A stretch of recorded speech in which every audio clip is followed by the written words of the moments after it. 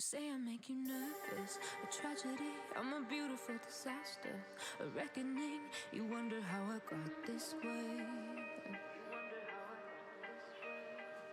You think I'm someone to be saved, someone to clean up and tame. Oh, some things never change, never change. Oh. You think I would look pretty on your arm once you cover up my bruises and battle scars, but it always ends the same. Can't bear the things I've had to face, got you crying on your knees in pain. Oh, some things never change, never change. Oh, you'll break your back to make me feel again, suffocate to make me breathe again, lose your mind from endless pain. Some things never change, never change. Oh, redemption never came. I stopped asking for forgiveness, cause you should know only fools tread where the angels fear to go, but you keep trying to get too close. Save myself by turning into stone, so save your judgment cause you just don't know. But some things never change, never change. Oh, they say I should feel guilty and change my ways, leaving crumpled bodies in my wake. Swear I didn't mean to make them break, swear I didn't mean to make them break. But they're so delicate and so mundane, and they keep coming like a moth to a flame. Oh, some things never change, never change. You'll break your back to make me feel again, suffocate to make me breathe again, lose your mind from endless pain. Some things never change, never change. Oh, redemption never came.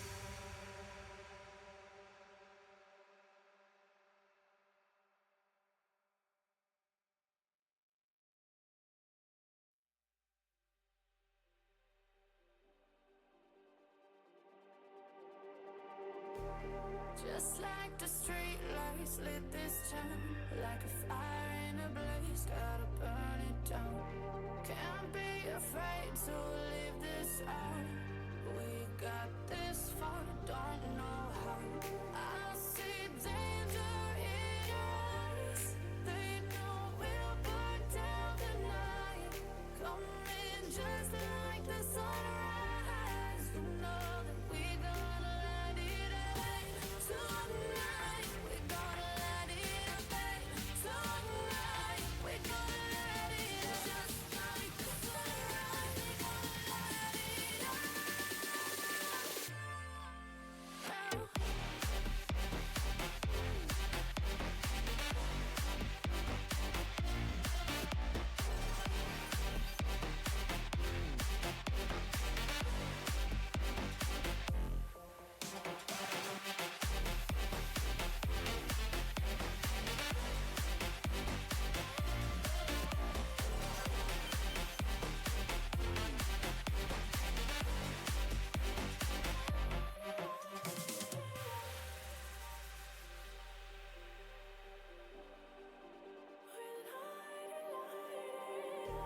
Just like a spark that's breaking out, can't make a stop, can't turn back now.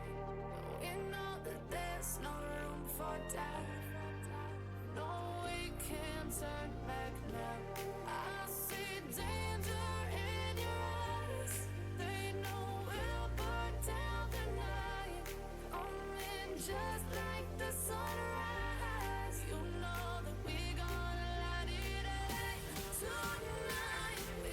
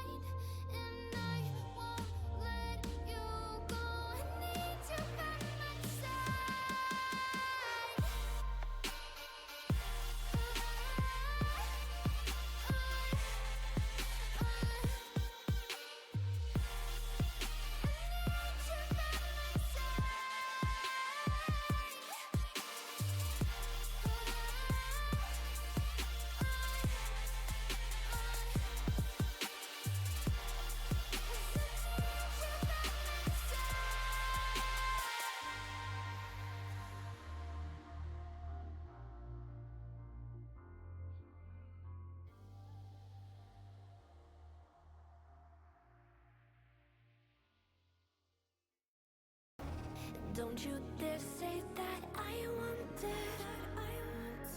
everything to fall apart when it's haunting me. 'Cause my only crime was hoping there is something more than this loneliness I feel.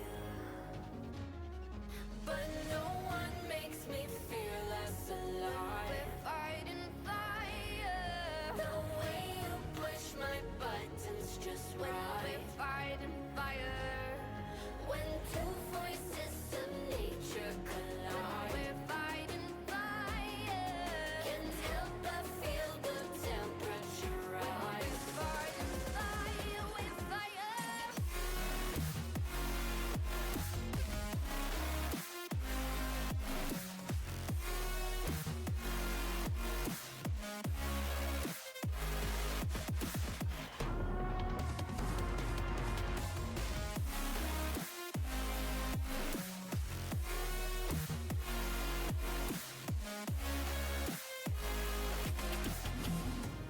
Maybe if we took a moment long enough to realize how alike we are, that not everything is broken. 'Cause you know me better than anyone by far. But no one makes me feel less alive. We're fighting fire. The way you push my buttons just right. We're fighting fire. When two voices of nature collide. We're fighting fire. Can't help but feel the temperature rise. We're fighting fire.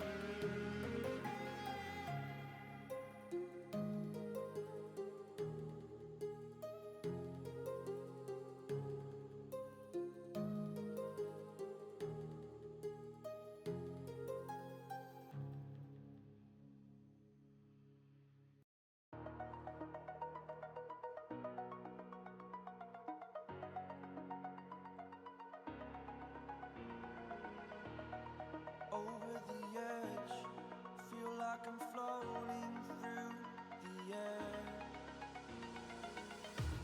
The pain I felt is paid for, all is said and done.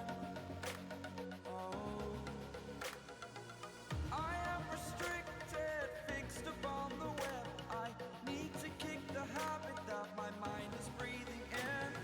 Break out, I've got to see. Spent all my life holding all of it closely. I played it innocent, a feel of discontent. I'm finally facing it all, fearless.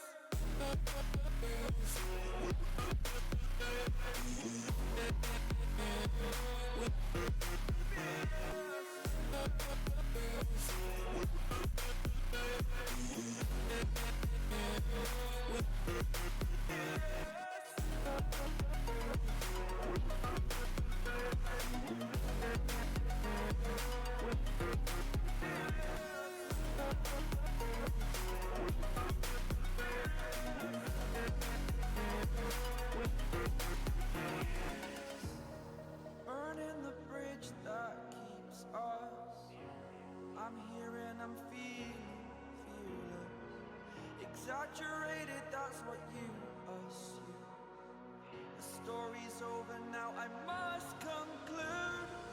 I am conflicted, watching where I step still, hanging in the balance. Not the life I want to live, I want to take it all. Standing tall, fear outweighed the person you are. Oh, break out, I've got to see. Spent all my life holding all of it closely.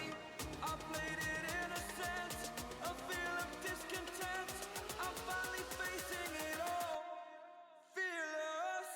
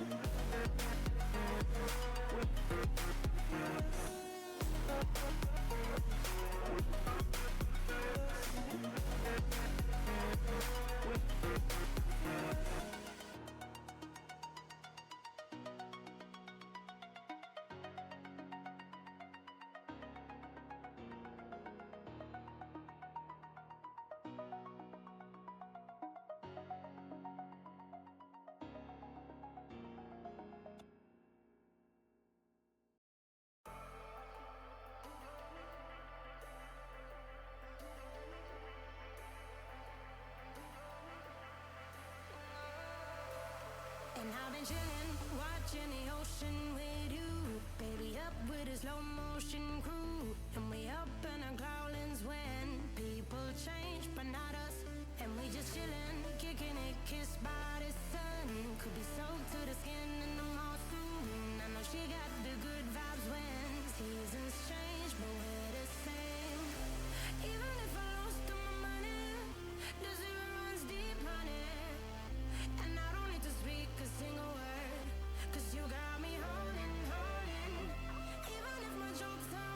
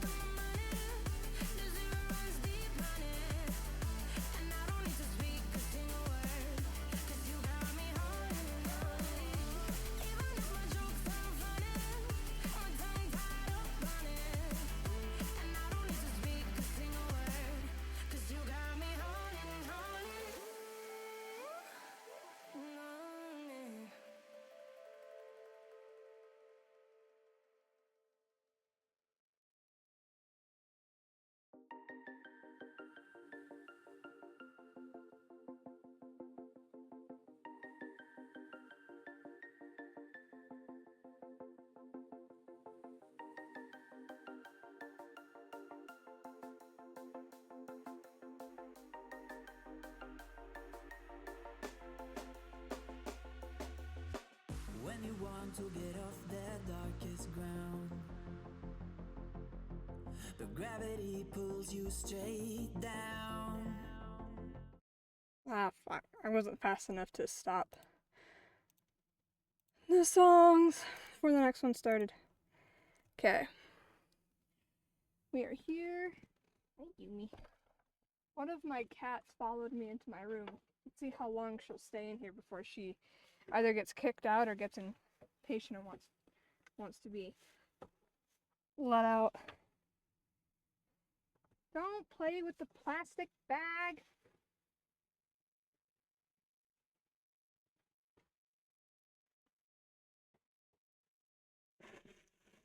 Does everyone want to see my cat? The blanket that I have to block this window fell down. I haven't put it back up yet. Come here.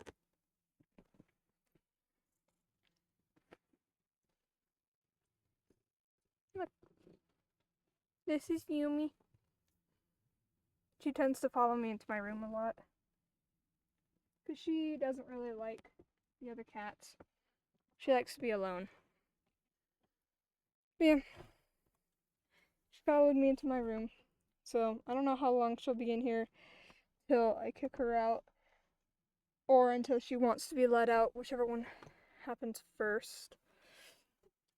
But sometimes she starts getting into things and doing things she's not supposed to, and when I'm streaming, I can't keep stopping to like give her attention to like stop doing something.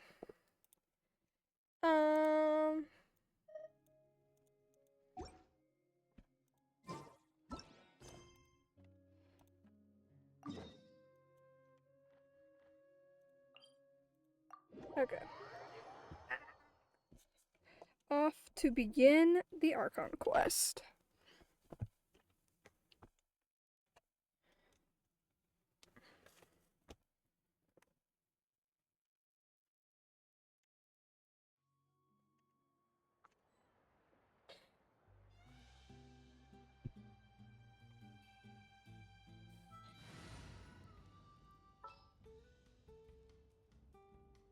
There she is. Just what will we come across this time?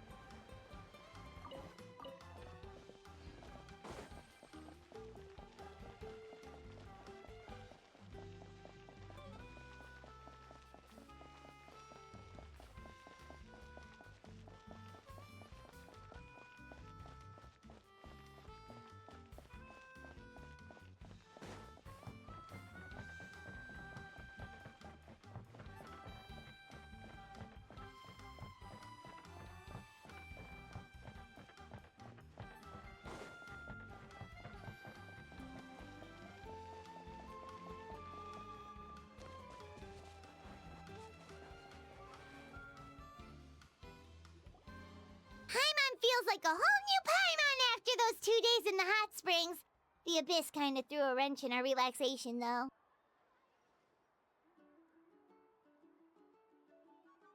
Still, spending time here really has felt like a vacation. The Kaholosaurs are so nice and so fun to play with. Their bellies are super bouncy.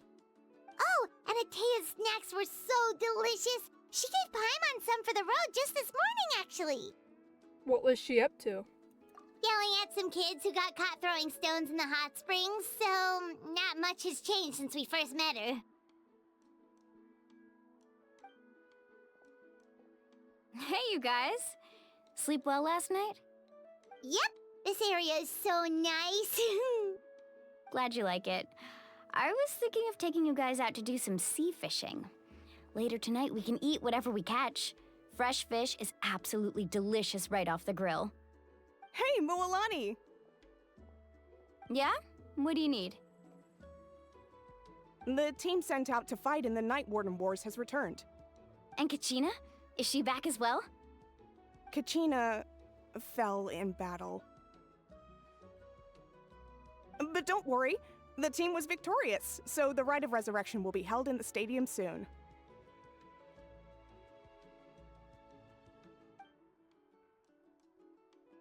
That's a relief. The Abyss is cunning, and it was her first time.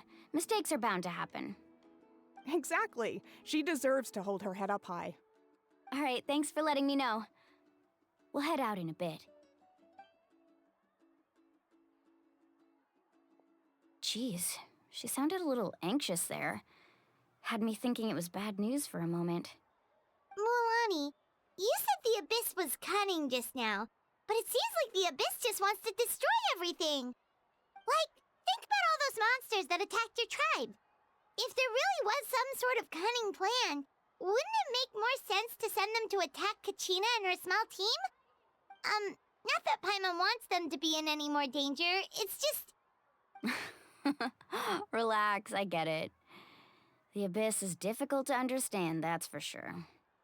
At a glance, it certainly seems like the only goal is total destruction. The Abyss isn't a living entity after all, so what capacity for logic or planning could it possibly possess? But through our long history of fighting the Abyss, we've realized things aren't quite so simple. 500 years ago, the Abyss invaded Teyvat. You know about that, right? During the age of Conria. That's right. Conria suffered greatly during that time. But so did every other nation in Teyvat. And Natlan was the worst affected of all. It took the combined efforts of the then Pyro Archon and heroes from every tribe to finally repel the Abyss. Even so, the effects of the invasion lingered for hundreds of years, only able to be reversed little by little. Our tribe's waters were contaminated. The Children of Echo's territory was overrun by dangerous sludge surging from underground. Unrelenting black winds tore across the lands of the Flower Feather clan. It was like each disaster was designed for a specific tribe. So the Abyss understood the foundation of each tribe. Exactly. We once thought that the Abyss's desire for destruction was a sort of primal instinct, but its methods are, in truth, marked by intelligence. We now believe the Abyss has invaded the Night Kingdom, and has the capacity to read the memories of this land at any given moment. And that's how it became so dangerous and cunning. Almost like it knows you inside and out. Yes, and that's why we've been unable to fully eradicate it, even after all this time. Luckily, the problems left behind by the Abyss have been successfully addressed by the various Pyro Archons we've had over the years. Now every tribe is prospering and things are looking up. I mean, just look at what we managed to do a few days ago. We totally fought them off.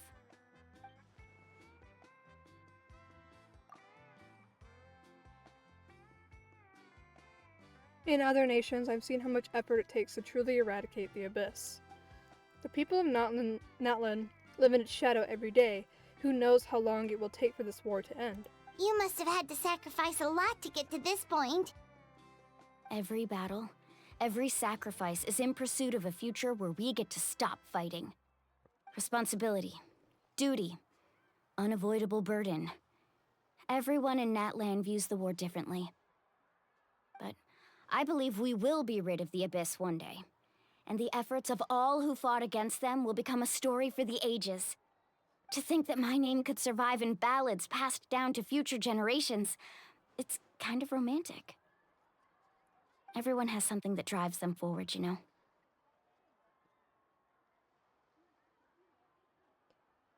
You make me want to contribute. Be my guest. Heroes are always welcome in Natlan. Anyway, let's head to the stadium. Our fishing trip can wait until Kachina's back with us. The sea's not going anywhere.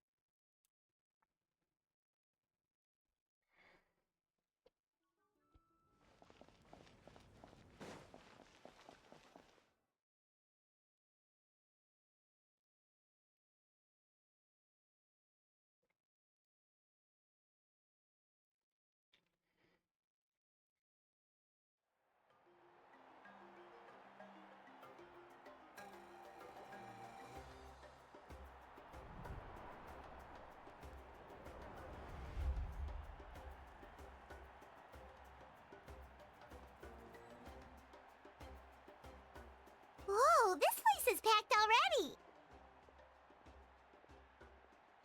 Of course. No one's gonna miss out on the chance to welcome our heroes back from battle. It's their moment of glory. Kachina's gonna be so flustered. She's never had this many eyes on her before.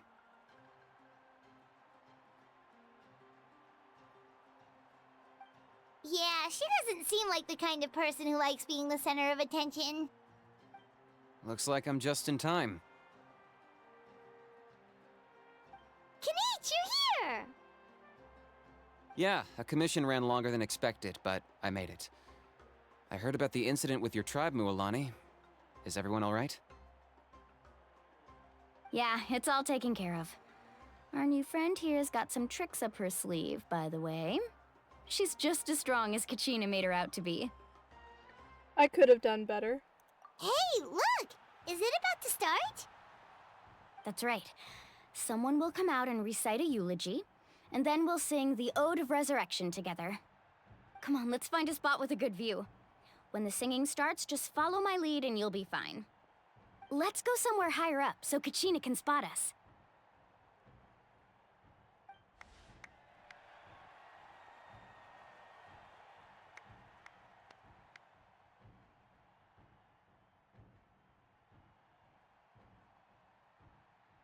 Warriors of Natlan, heed the call of life. We are the inheritors of memory and legend. Those who grew alongside sun and wind. Those who forged our own destiny and future. That is Natlan's fire, the lifeblood of our nation.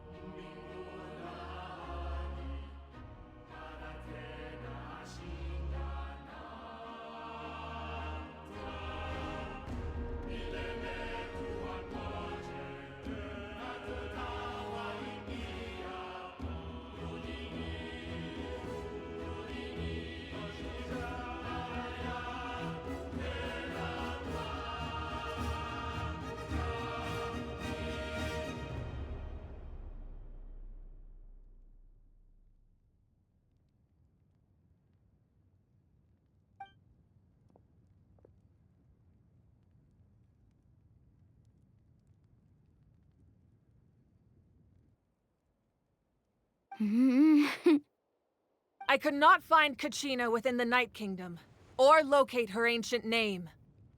What? What does that even mean? Usually once the ode is complete, the Pyro Archon and resurrected person will emerge from the flames. But something went wrong. What's going on? This has never happened before. Well, I think it's pretty obvious. Clearly, the team sent to fight the Abyss didn't win after all. Think about it. The Ode rekindles all victors. We've witnessed it countless times. Since the Archon couldn't find Kachina in the Night Kingdom, that must mean there's more to this victory than meets the eye. Hey! You just haven't gotten over the fact that Kachina beat you in the pilgrimage! Pathetic. The both of you. Your wild guesses are misplaced. We completed our mission. Maybe you did, but who's to say whether that little girl even contributed at all? Maybe she got scared and ran off. Why would the YUB recognize someone like her, even if she was on the winning team? How dare you insult a hero of Natlan like that? Kachina sacrificed herself to repel the Abyss. She doesn't deserve to be subjected to your vile rumors when she's not even here to defend herself. Calm down, Mualani. There's no point arguing with the likes of them. I can't just sit here and let them slander her like that. To insult a hero of Natlan, the person actually has to be a hero. You... Think about it, everyone. Who do you think is really at fault here? A girl who never should have even gone to war? Or the great Pyro Archon? Why would the rules of our nation suddenly stop working? That's true. If she wasn't revived, it must mean she failed to achieve victory. Maybe the Wyab interpret victory in different ways? I mean, that girl didn't look all that strong to me.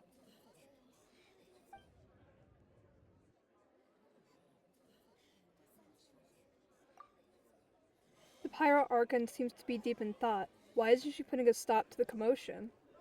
Kachina wouldn't have run! That's not like her at all! No! She's been waiting for this moment for too long. No matter how daunting the situation, no matter how scared she might feel, she's always the first person to stand up and face it head on. We don't even know what happened, so don't you dare try to use this as an excuse to vent your anger or slander her reputation. Fine. We'll find out what happens soon enough. Then, we'll see who truly deserves glory. That's enough. There is no doubt about today's victory, or Kachina's part in it. She is a hero worthy of our admiration and celebration. However, the failure of today's ceremony is undeniable. Kachina has not been rekindled, and I offer you all my deepest apologies as I continue to investigate this matter. To prevent further casualties, I have decided to suspend the pilgrimage until this matter is resolved. What? No one is all-knowing. No one is infallible, not even myself. But doubt is a means by which we seek the truth, not a weapon we wield against others. I didn't mean it that way, Archon. I just... If there are things you wish to clarify, then ask me directly. Doubt my answer if you wish, but now's your chance. You have concerns? State them. No, of course not. Even though I have said nothing to change your mind, then it would seem the truth never mattered to you at all.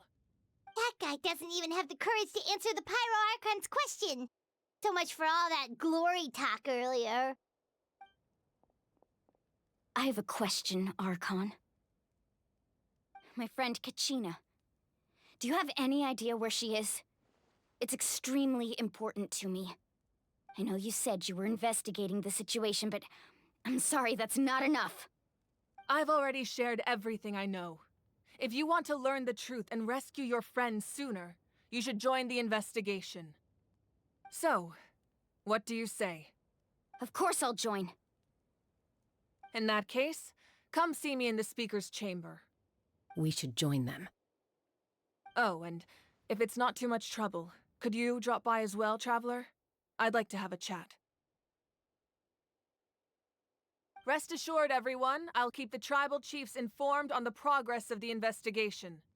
Once again, I apologize for the outcome of this ceremony. If there are no further questions, let's part for now. Did she just ask us to come along? I believe she did. Let's go. I'd like to know what's going on myself.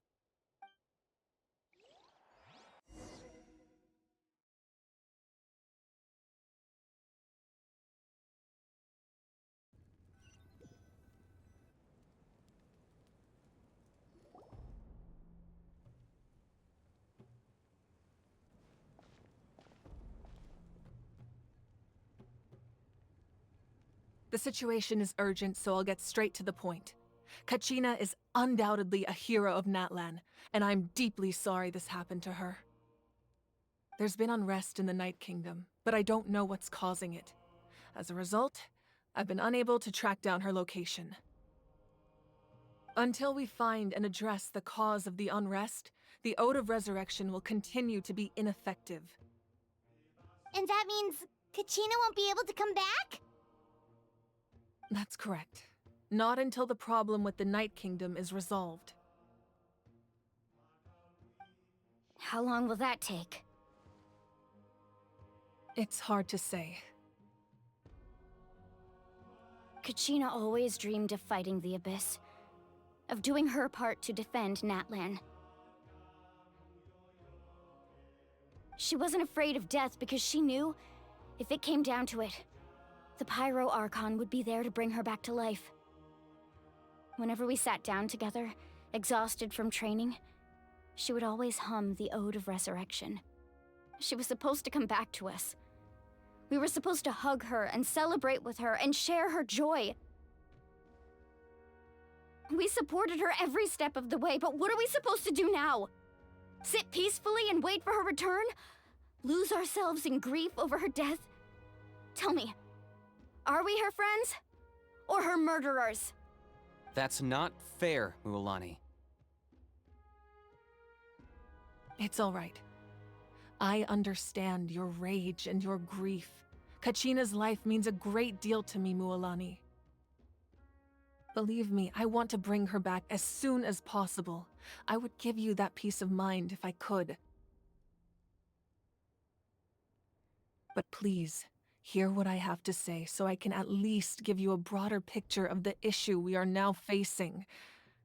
Considering the recent attack on your tribe, I believe the Abyss has found a new means of undermining the rules of our nation. You mean...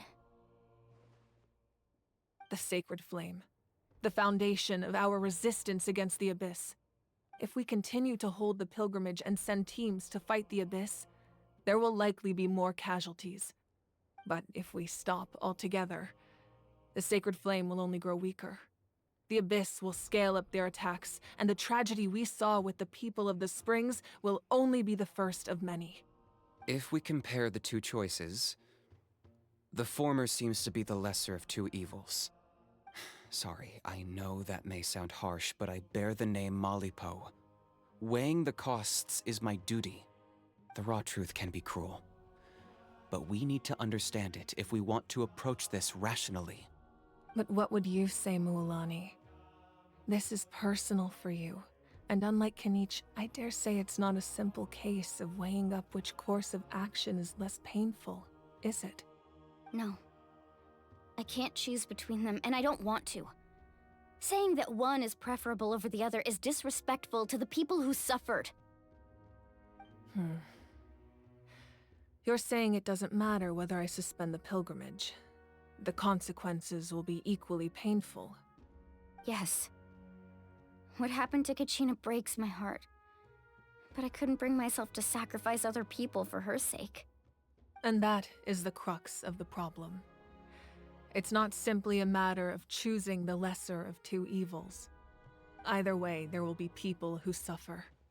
And the end result will be the same. Belief in the pilgrimage will waver. Once doubt has crept in, the people will no longer unite in battle against the Abyss. And that is exactly what the Abyss wants. Their ultimate goal isn't to break the rules that make the Ode of Resurrection work. It's to destroy the people's faith in them. To prevent what happened to Kachina from happening to anyone else, we need to suspend the pilgrimage. So that is my current plan. And in the meantime, I've made efforts to strengthen each tribe's defenses. Then, we have to find another way of strengthening the Sacred Flame to keep the Abyss at bay. This won't be easy. I'll need time to figure out the best approach. I understand your anger, Mualani, but I hope that provided some clarity at least. Wow. Hyman thought things were gonna get heated for a second, but the Pyro Archon took the time to explain everything so patiently. I owe you an apology, Archon. I let myself get carried away earlier, and I'm sorry.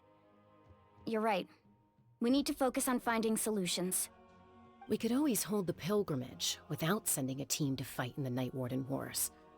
That way, we would still be able to fuel the Sacred Flame. I've considered that, but the two events have nearly always been linked. Without the chance to fight the Abyss, pilgrimage rankings lose their prestige, and competitor numbers will drop. With fewer participants, the amount of contending fire produced will decrease, and the vicious cycle will continue indefinitely.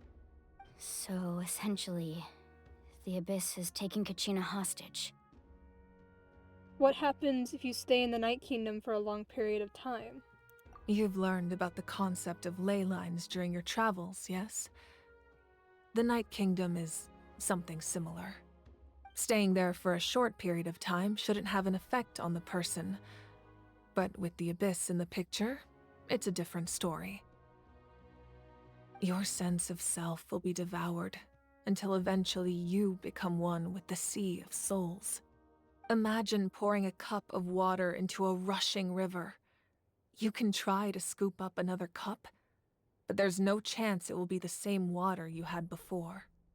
I won't sugarcoat it. That is the danger Kachina is currently facing. Just like you said, Archon. Both of these problems need to be addressed. You can focus all your efforts on dealing with the Sacred Flame. I will go search for Kachina. The Abyss poses the same threat to you as it does to her. It is very possible you will not return. Knowing that, do you still choose to go? Kachina's waiting for us to rescue her. That's all that matters. I failed to protect her during our campaign, but I can make it up to her now. I choose to go as well. Traveler? What do you think? I want to go. This isn't how it should end for her. I promise she would have the chance to learn from me. Understood. Then I'll support you in any way I can. The Masters of the Nightwind have a technique that can extract an ancient name from the ley lines. If we can find Kachina's ancient name, I can use the link between them to pinpoint her position within the Night Kingdom. Then comes the hard part. You need to visit the Night Kingdom in person and rescue her. But isn't the Night Kingdom a land of souls? Can we even go there? Under normal circumstances, only the consciousness can enter. But there is a way to go there in person. However, know that the Night Kingdom will attempt to repel you, and the Abyss certainly won't leave you be. That's fine by me. Same here. Fighting the Abyss is nothing new for me. It won't be a problem. So, Paimon's the only one who's scared? Well, if you're going, Traveler, Paimon's going too. Citlali of the Masters of the Nightwind once created an artifact that can be used to communicate with the Wyab. We call it the Spirit Speaker Stone. It was originally used as a ceremonial artifact wielded by the tribal chiefs, but that spiritual quality also means it can be used to search for an ancient name. That was the artifact I delivered to the Scions of the Canopy a few days ago. Didn't think I'd be hearing about it again so soon. Thank you so much for your help, everyone. Your thanks are unnecessary. I will offer you whatever aid I can, but your fellowship and courage are what will truly decide the success of this operation. Besides, you're the ones helping me. I can only focus on one thing at a time, after all. Traveler, I certainly didn't expect our first conversation to be so serious. I've heard all about your accomplishments. Ever since you arrived, I've been hoping to meet you and offer you Natlan's highest level of hospitality. Why? Why? Is that not what happened in the other nations you visited? No, certainly not. It's kind of complicated, but looks like we're really making a name for ourselves. Yeah, things were pretty complicated at the start. And, you know, in the middle. But our reputation's solid nowadays. That's more like it. After all, I've heard you're someone who transcends fate. You know quite a lot about me. Perhaps even more than you can imagine. But we can talk about that some other time. Ideally, this would be the perfect night for a drink and some musical ambiance. But there are important things to be done. Oh, I almost forgot. Atea was wounded in the fight against the Abyss. She wanted us to give this to you. It embodies fond memories and my strength of will. That's what she asked us to tell you. She said you'd know what that means. I didn't think this day would come so soon. The flames of her life force. I can feel them flowing within the talisman. If things were different, the two of us could have enjoyed the hot springs together while she gave this to me in person. We're supposed to be hot spring buddies after all. But don't worry. This talisman means a great deal to me. I'll take good care of it, and once this is all over, I'll pay Atea a visit.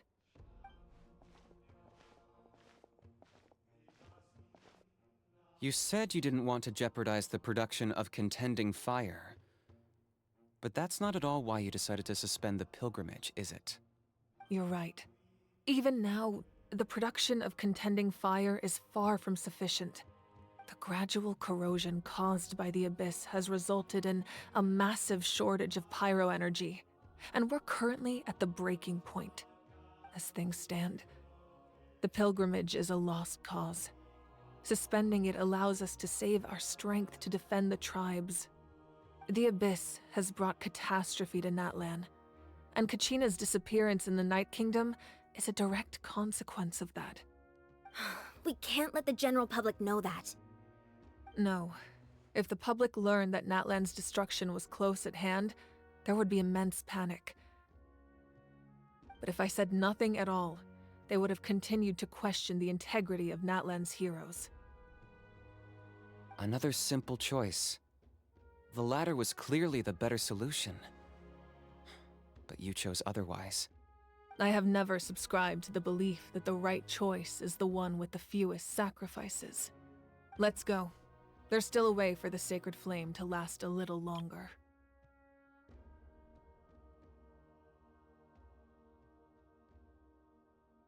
You mean? Yes. Come with me.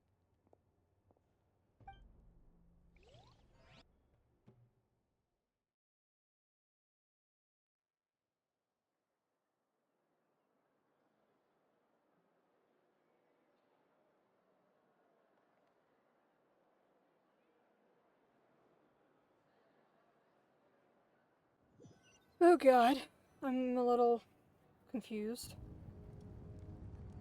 The sacred flame must never go out. Not only does it strike fear in the Abyss, but it's also the pillar of Natlan's stability. So until our heroes are ready, I will sacrifice my power to keep it burning. But that can only last so long. I think we should focus on the remaining ancient name-bearers. Don't let desperation cloud your judgment.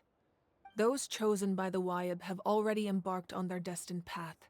It is for them to decide how that journey ends, not us. All we can do is support them. Even so, for you to make this sacrifice, it's not right. If not me, then who? No other is capable of sustaining the sacred flame. I possess great strength, but I'm not above my people. This is part of my duty.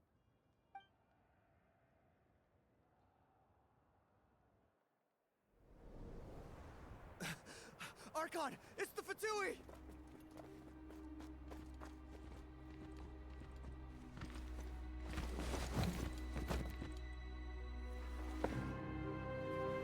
The Archon of Natlan.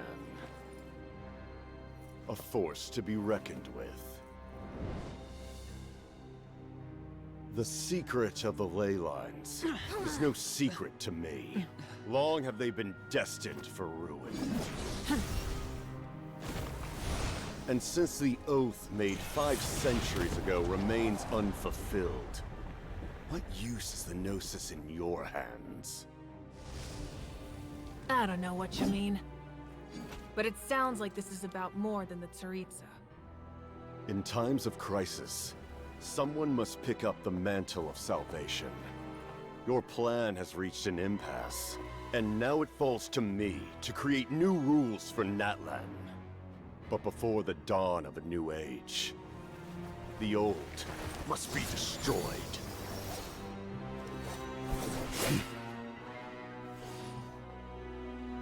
I assume that's the end of your speech? Good. People like us. Let our blades do the talking!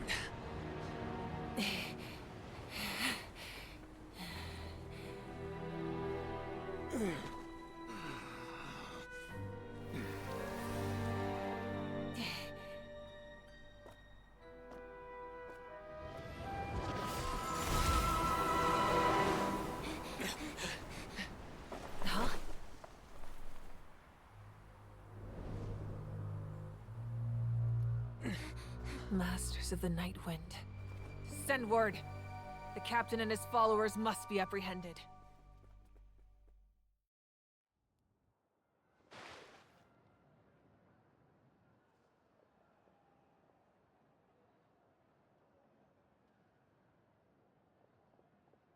Are you alright, Archon? He was a formidable opponent. Exactly what I would expect from the first of the Fatui Harbingers. I never imagined someone could match you in combat.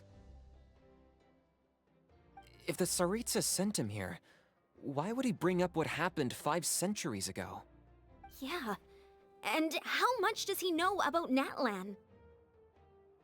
The Harbingers are all driven by their own personal goals. The only purpose that unites them is collecting the Gnosis. But I'm sure the captain has his own reasons for being here as well. Whatever his motive, we should shift our focus to the Fatui. If they attack again, and we're not prepared, we're done for. No, we're running out of time. The wound I inflicted should hold him back and weaken him for the time being. Besides, I'm sure you noticed, the power that came to his rescue just now came from the Masters of the Night Wind. In other words, there are traitors among us. Not necessarily. This could prove to be a very valuable turn of events. When we exchanged final blows, I sensed an unusual presence within him. I'll need to investigate further. Kanich, go to the Masters of the Night Wind and look into who could have aided the captain. Speak to Citlali. She should know. Of course, I'll head out right now. Do you still intend to... Yes, but fear not.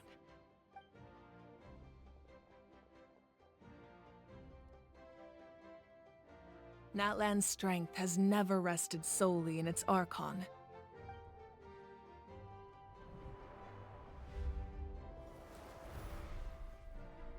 Together we foresaw the only path that leads to our nation's future. We must trust in that vision now.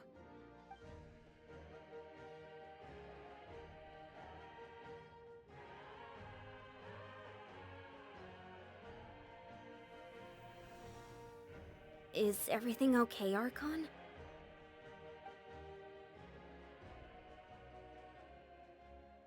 Completely fine. Just lamenting the fact that I never got a picture when I could still turn my hair into flames. Too late now. I just hope the others have a safe journey.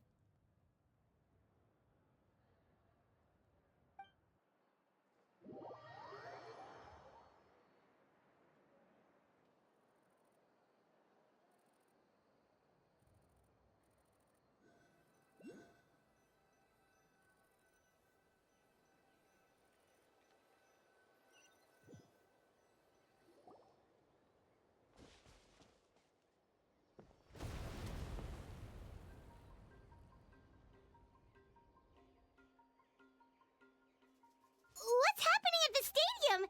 Did something explode? It feels like the Archon unleashed her power. She must be fighting a formidable opponent. Should we go back and check what's going on? Kachina doesn't have that much time. Have faith in the Archon. She wouldn't lose in a one-on-one confrontation. Once we find Kachina's ancient name, we'll head right back. Okay, let's just keep climbing. Emon really hopes nothing goes wrong.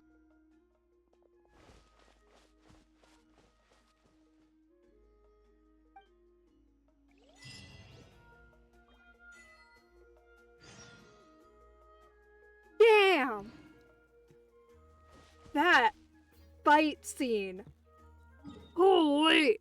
Because when Notlin was being released, everyone was like, well, Capitano's like the best fighter of all of like the Fatui. So him fighting the Pyro Archon, the Archon of War itself, should be like an amazing battle to watch. And oh my god.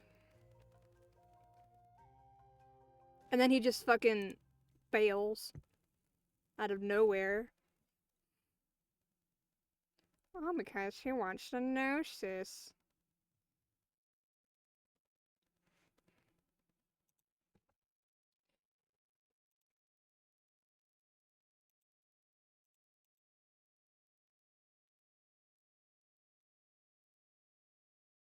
My mouse is being weird. I think it needs to be plugged in, actually. That's probably why it's being weird.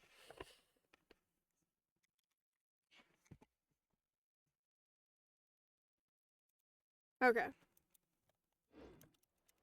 Wait, where am I? Scions of the Canopy. I am right there. Okay. So he's having help from some dude in one of the tribes, basically. Can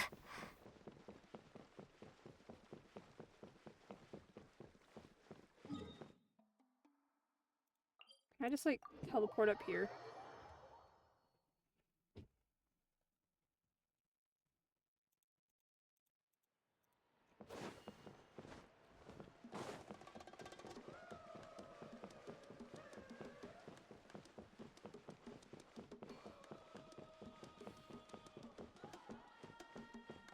That's Wyna, the tribal chief. Let's head over to him.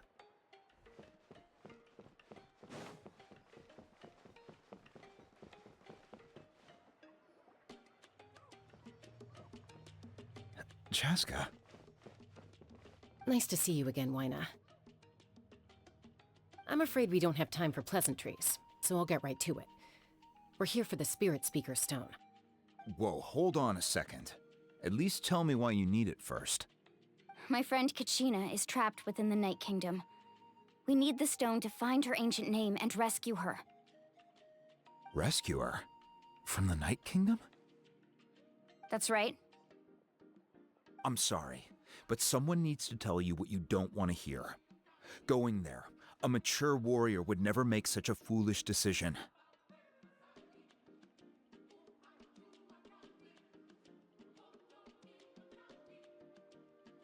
The nature of battle is unpredictable. You never know how it's going to end. Losing a friend is tragic, but when that happens, the best thing you can do is focus on how to prevent further casualties. I appreciate what you're trying to say, Chief Wyna. But if the price of maturity is abandoning a friend in need, I'll choose foolishness any day. If Kachina's still holding on, then so will I. I thought you might say that. Is something wrong, Wyna? This doesn't seem like you. Life isn't complete without taking risks. That's always been your mantra. It's nothing. The Night Kingdom is a dangerous place. Can't blame me for checking if you were up to the task. If you're that determined, far be it from me to stop you. Here's the stone. Keep it safe, okay? It's not like we have a spare. Thank you. Huh. Seems like you two go way back. But aren't you from the Flower Feather Clan, Chaska? Oh, Chaska's a peacekeeper, so she's famous throughout the tribes. She's always the one people call to resolve conflicts, so we slowly got to know each other that way. Her younger sister Quichi's always hanging around our tribe, too.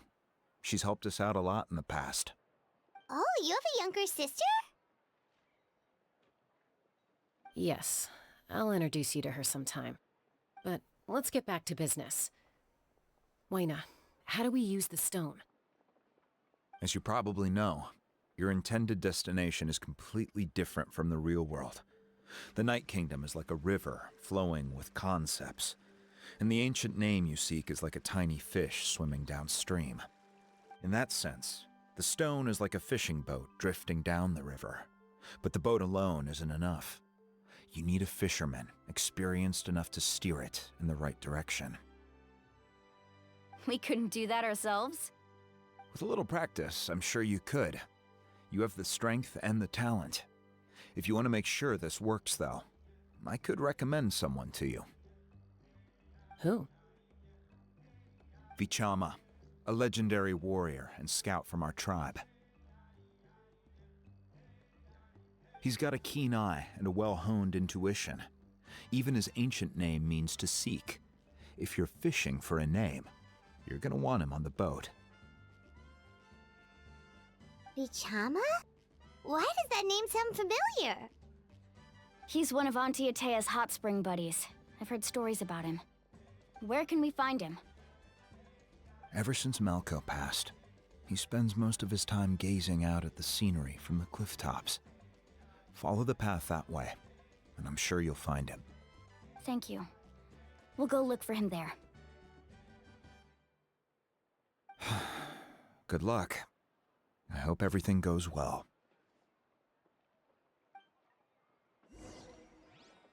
Chaska's gonna be like a character, right? That we can wish for at some point. I think so, anyway.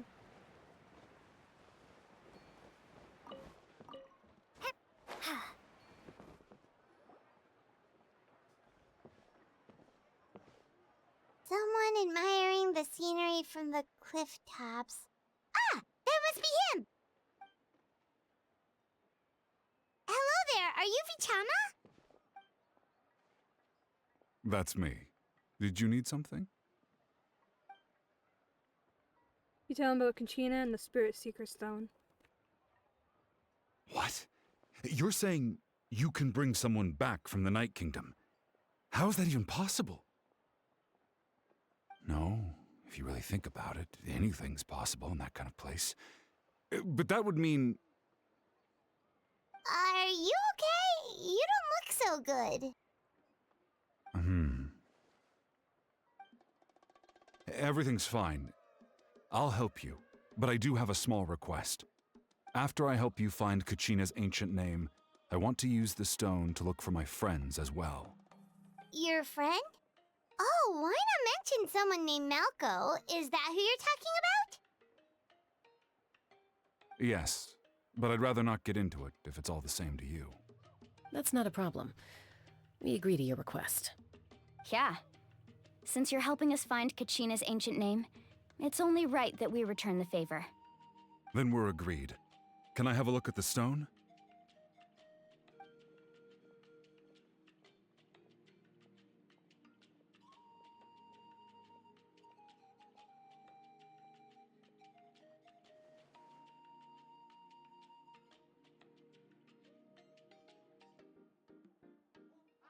Huh.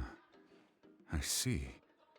From what I can tell, it functions almost like an abyssal pylon. Both connect the Night Kingdom to the living world. Once the connection is established, the abyss will come surging through the opening like a predator honing in on the scent of blood. So we have to be sure not to use it in a tribal settlement. Wow, you got all that just from looking at it? I just picked up on the basics, really. I still have no idea why it works. You said someone named Lali invented this. They must be a genius. I'll go find an open area and start setting things up. In the meantime, I need you to get 2 things for me. We'll go right away. What do you need?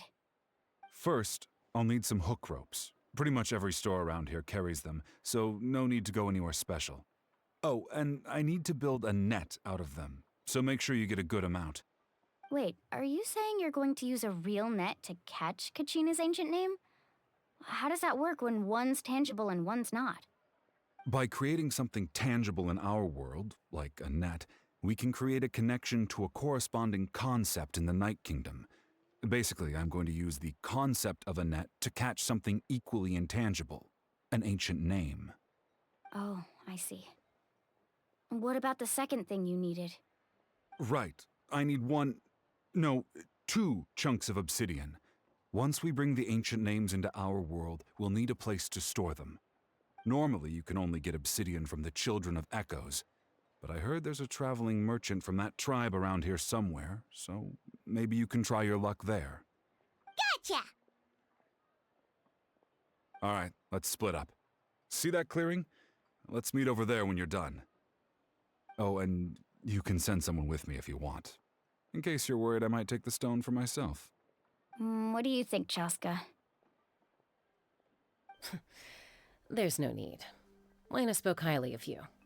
That means you're trustworthy. I appreciate it, even though that doesn't mean much to me anymore. Anyway, it'll take some time to set everything up, so no need to rush. I'll see you in a bit.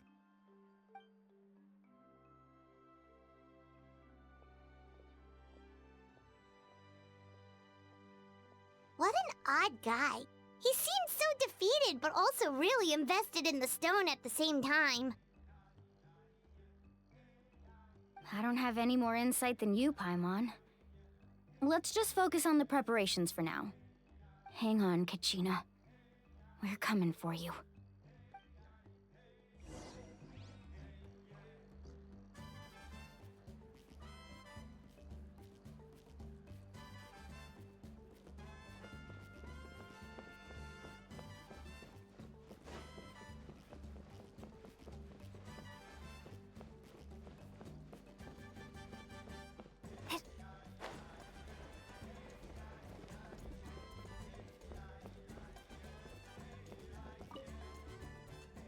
Hello. Do you have any hook ropes for sale? Hook ropes? As in rock climbing equipment? Yes. How much for your whole stock? Oh, the whole thing? Let me see. That would be 30,000 mora in total. Deal? Deal. Wait, really? What, you want me to drive down the price? We just need these as fast as possible. Thanks. Oh, no problem at all. I'll even pass along some information on the house.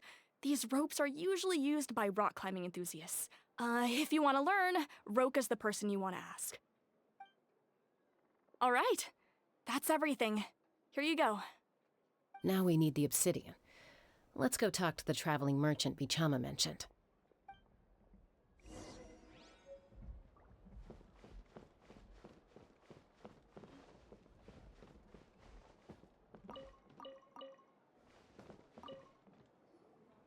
Excuse me, do you sell obsidian? Why, yes. I've got a chunk for sale right over there. Perfect. Is that the only one, though? We actually need 2. That might be tough. Tell you what, I'll take a look through these boxes over here and we'll see what we can find. Thank you so much. We'll wait here.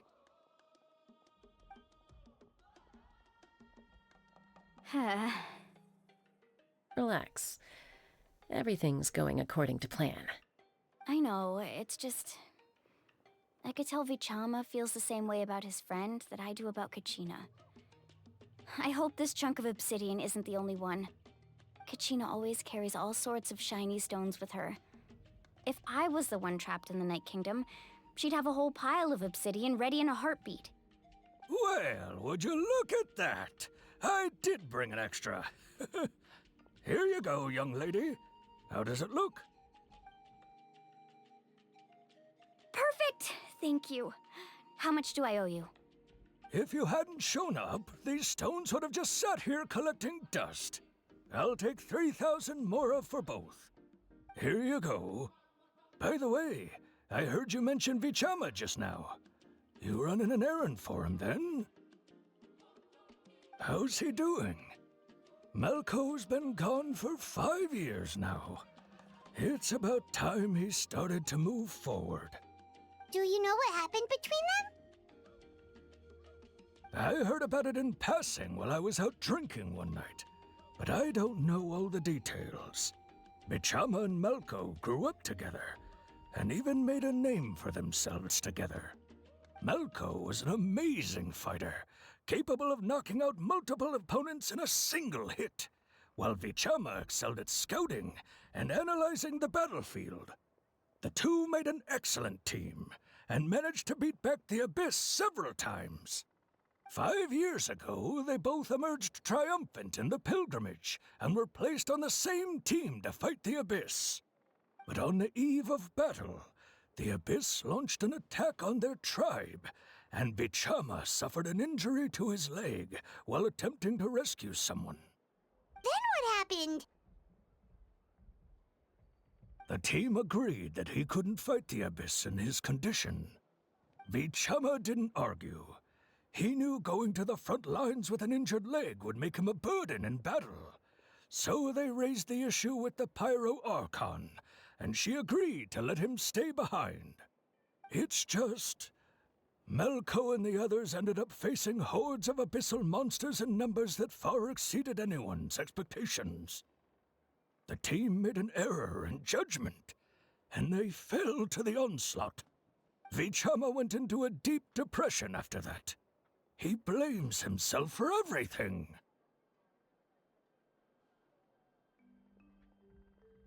It was an impossible situation. It doesn't sound like it was his fault. Oh, you're not wrong. But it's possible he chooses to blame himself. Not because he did something wrong, but because he wasn't able to do anything at all. I've tried convincing him to move forward, to stop dwelling on the past. But the shadow of Malco's death hangs over him still. The Abyss has caused so much suffering, and some wounds never heal. I wish there was something he could do to make himself feel better. But, anyway, that's the gist of it. Maybe you could help him talk things through sometime. I would really appreciate it.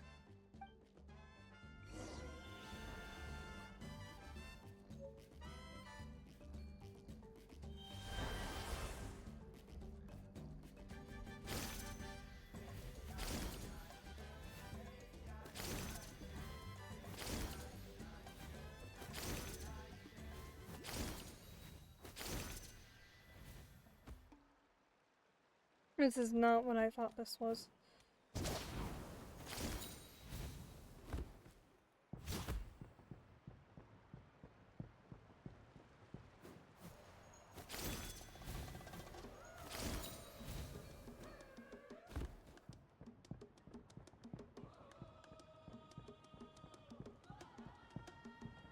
Oh wait, where even is he?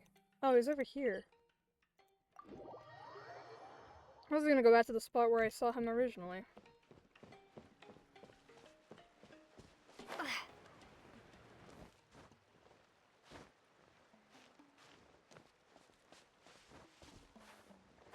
Okay, well, I just fucked up. I fucked up. I could have used that Saurian.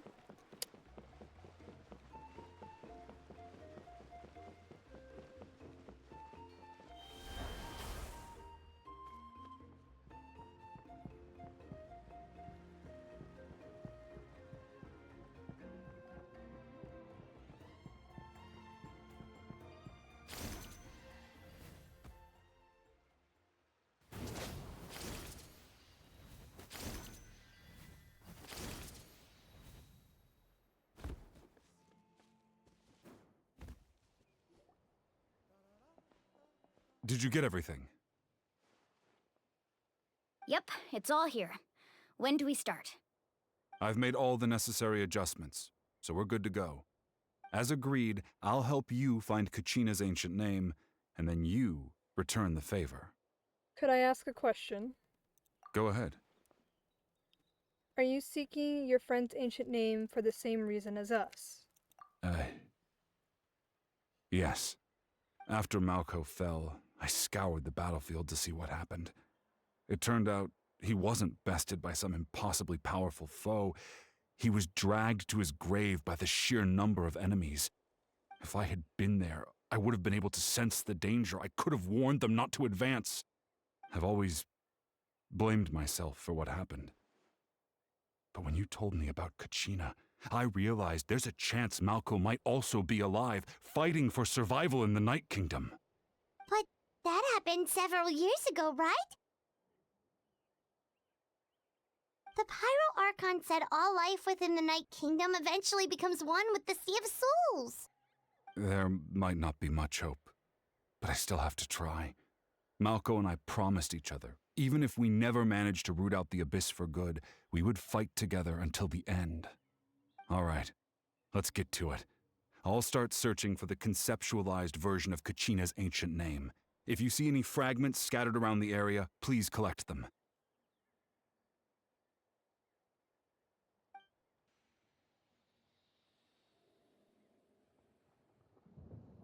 Make sure you prepare yourselves for battle. As I said, the stone will link the mortal realm to the Night Kingdom. The Abyss will likely emerge in response. Look at that golden thing. It must be one of those fragments Vichama mentioned. Let's get closer.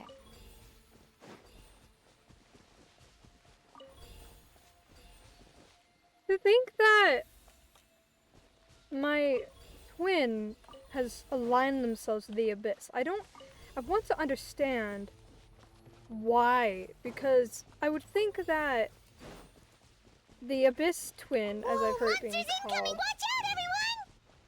the Abyss twin, as I've heard it being heard them being called, because it all depends on which character you play.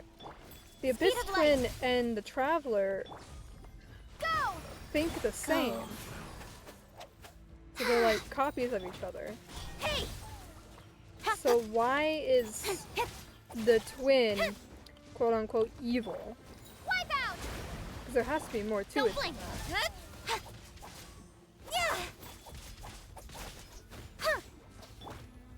Solidify!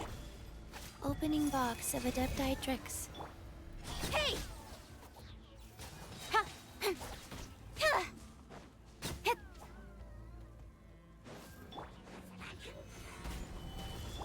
Cut to the chase.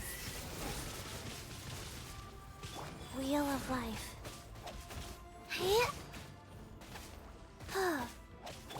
Speed of light.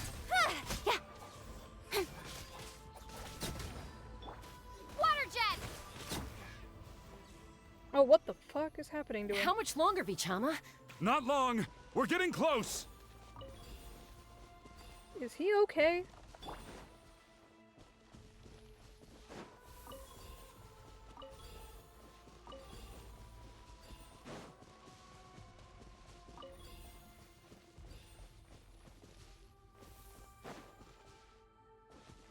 Why not grab it?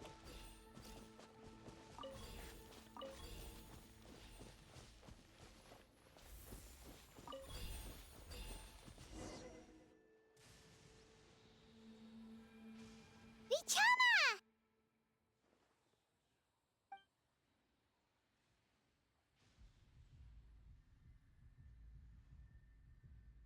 Quick! Take it!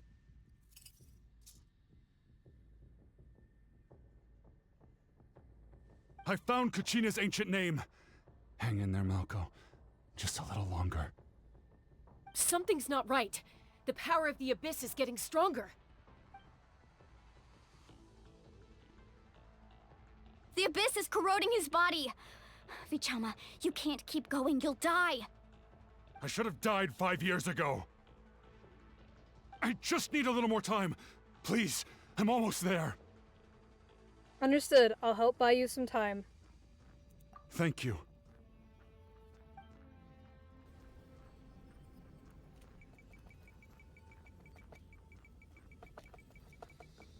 Whoa, watch out! The power of the Abyss is strong.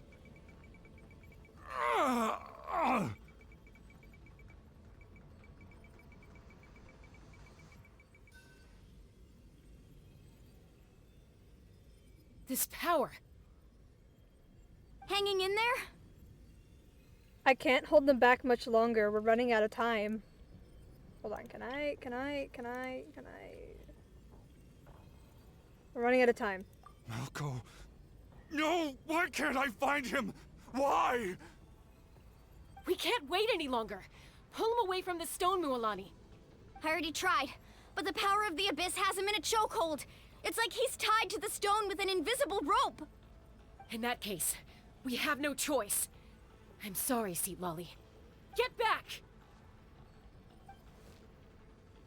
Chaska, wait!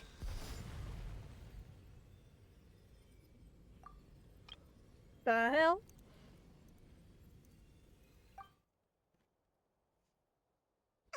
Ouch! What happened just now? It looked like the Spirit Speaker Stone was... The stone's power was spiraling out of control. The only way to stop it was to destroy it. You were all caught in the shockwave of the explosion. You might feel dizzy for a while, but that's normal. Give us a heads up next time, will you? You're lucky we managed to dodge it in time. I thought I said to get back. Yeah, barely a second before you made it go poof. Not everyone has your reflexes, Chaska. We were this close to getting dragged into the explosion. Okay, I'll be more careful next time. At least Kachina's ancient name is still in one piece. Wait, where's Vichama? Vichama! Vichama! I couldn't find Malko's ancient name. It must be completely gone by now.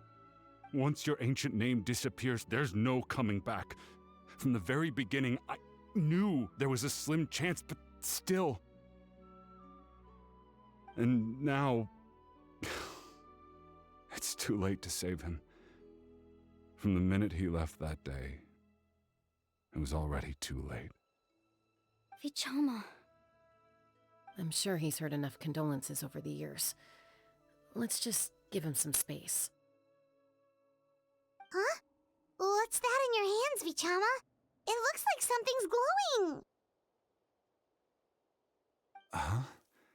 This is...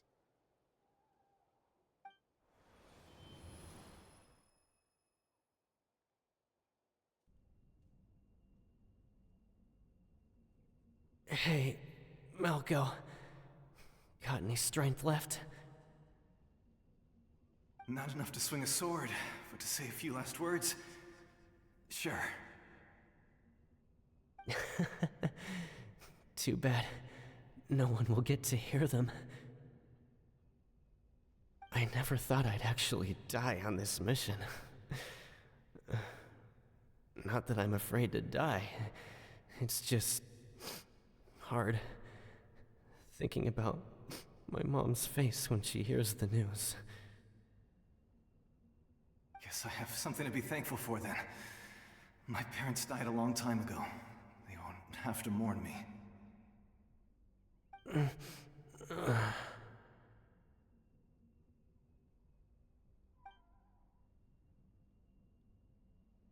Pisak! Always had to beat me at everything, didn't you? Right to the end, you were never one for goodbyes. Maybe you're right. Maybe no one will get to hear our last words. But just in case... Vichama, I'm so glad you didn't come with us. Don't be sad. Just keep on living. For the both of us.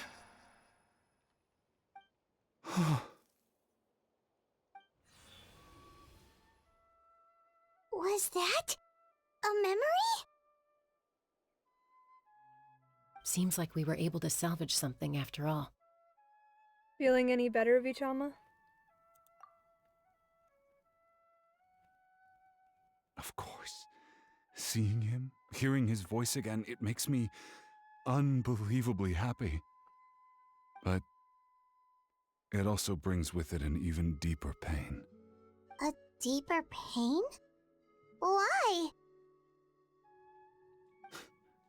Malco was always the type to put on a brave face. But in that memory just now, his hands were shaking, and his smile was forced. Really?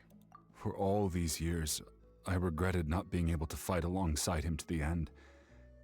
And now I know, at the end of his life, he was thinking the same thing. Vichama. I'm fine. Actually, I heard Chief Wyna wasn't really on board with your plan to go to the Night Kingdom. When you asked for my help, I hesitated too. I knew helping you find your friend's ancient name meant leading you one step closer to danger. But I also understood why you had to try. Everyone has regrets in life, but not everyone gets the chance to make up for them. Once allowed to fester, guilt strips us of our most valuable qualities as warriors. In that sense, we might as well choose the braver path from the very beginning. I'm more courageous. You mean fighting while injured? If I could do it all over again, I would have followed Malco to the front lines no matter what. Even with an injured leg, there were still things I could have done. That way, even if the outcome stayed the same, I still would have fought alongside him to the end. There are critical junctures in life, and if you don't seize the chance to act, there's no going back. That's something I had to learn in hindsight. But you're still at the crossroads of your journey, so I hope you can walk away without regrets. Thank you, Vichama. I feel even more determined now. Kachina will come back to us. I'll make sure of it. I promised I would find her, and I intend to keep that promise. That's good to hear. Strange. My body, it's... Once abyssal corrosion enters the body, a portion will fuse itself to your internal organs. Even though the Traveler possesses powers of purification, the corrosion can never be fully eradicated. Thanks to her, though, you are only briefly exposed. Slowing your breathing and controlling your emotions should help you keep the symptoms in check.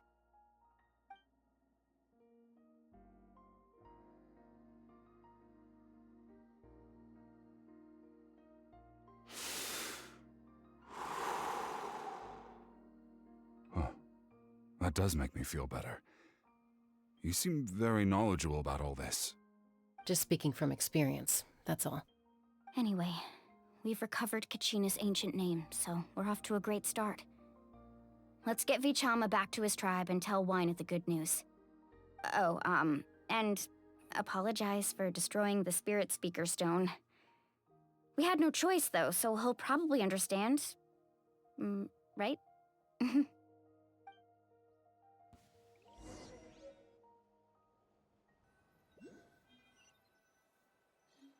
I liked the song that was playing in the background.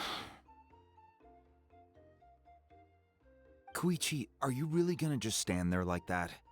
I don't know what you want from me. I think you know exactly what I'm trying to say, Uncle Wyna. I can hear it in your voice. Honestly, it's just one thing after another with you two. They're back. Koichi? What are you doing here? Don't play dumb with your own sister. You know exactly why I'm here. My apologies, everyone. I just need to borrow Chaska for a few minutes. You come with me. What? I'll be just a moment. Who is that? Koichi, Chaska's younger sister. Although the two aren't actually related by blood, it's kind of a long story. Right, she did call herself Chaska's sister just now, but it feels like there's more to the story. It's not really my story to tell, but I guess it's not a secret. You see, Chaska was actually raised by cuckoo sores. She was afflicted with a rare disease when she was a child, and abandoned in the wild as a result. The Abyss found her out there, all on her own. and tried to devour her. But in the end, all that did was trigger her will to live. That strength of will pushed her to survive. But it also planted a seed of conflict within her. Eventually, she was adopted by the Cuckoosaurs. Wherever they went, she followed, getting into fights right and left. For some reason, Paimon can totally imagine that. Well, when Chaska finally returned to human society, it was Koichi's parents who adopted her. At the time, Chaska still had a habit of getting into fights, so Koichi was always taking her around, apologizing to everyone. Ah, I remember those days. One of those fights was definitely with me. But, you know, kids. You're fighting one minute and your friend's the next. Eventually, she found a way to rein in that desire to fight. And now she's who people call to resolve conflicts. She's known as the Peacemaker. It sounds like she still argues with Koichi, though. Don't siblings usually stop fighting when they get older? That's partly my fault. Koichi asked me to stop Chaska from doing anything dangerous, but you probably know by now, once Chaska makes up her mind, there's no changing it. Oh, I get it. No wonder you tried to talk us out of going to the Night Kingdom. Chaska even said that wasn't like you. I'm all for your adventure. You need to take risks when you're young, because by the time you're my age, you couldn't attempt something like that even if you wanted to. Better try now than live with regrets later. That's what I say. Still, I can understand where Koichi's coming from. In the end, nobody wants to sit back and let a loved one put their life on the line.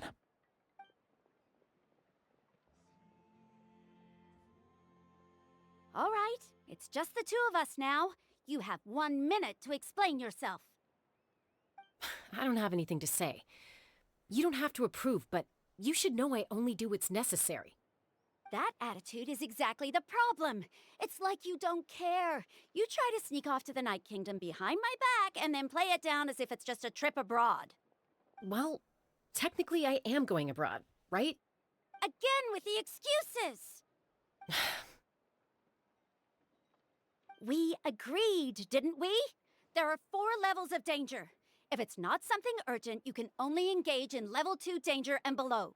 You can only go up to level 3 if a situation is so dire there's absolutely no alternative. But a trip to the Night Kingdom? If that's not a level 4, I don't know what is. And you were just going to sneak into the place without saying anything. What do you mean, sneak into the place? I always planned on walking in there with my head held high. You bought off Uncle Wina, didn't you? He promised me he'd stop you from doing anything dangerous. Oh, it's like he didn't even try. You feel like he went back on his word. What if I told you my mind was made up, and there was nothing he could have done?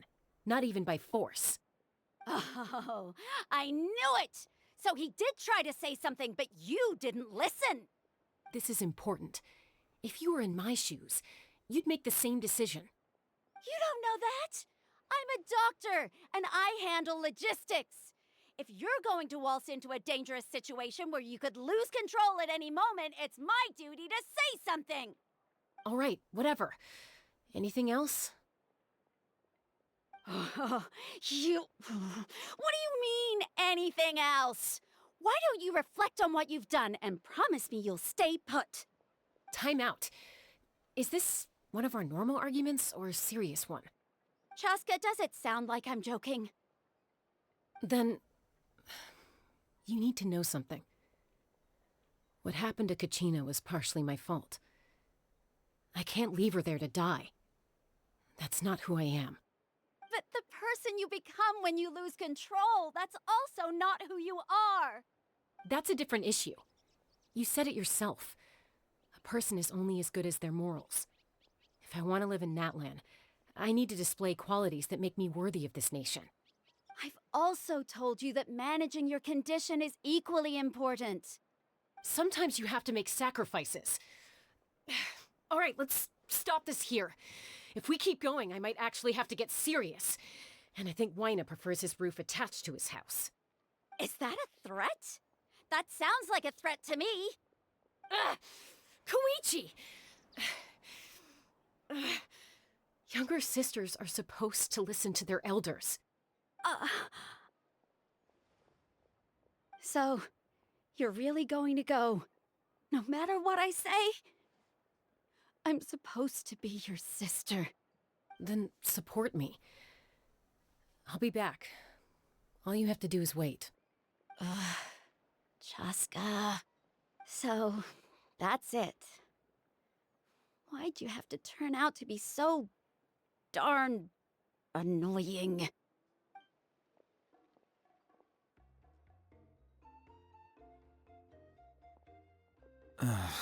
You two are something else. Something you wanted to say? I know you aren't related by blood, but you two sure are similar. Really? You know, I said that very thing to Koichi not too long ago, and she reacted the exact same way, down to the very tone of voice. It's not my place to get involved, but I will say this. Try to spend a little more time with your sister. You're tough kids. That doesn't mean you have to go it alone. Thank you. Anytime. All right. If you're done with the Spirit Speaker Stone, you might as well hand it over. According to Kinich, it's an important ceremonial artifact, so it'd be safer to keep it with me. About that.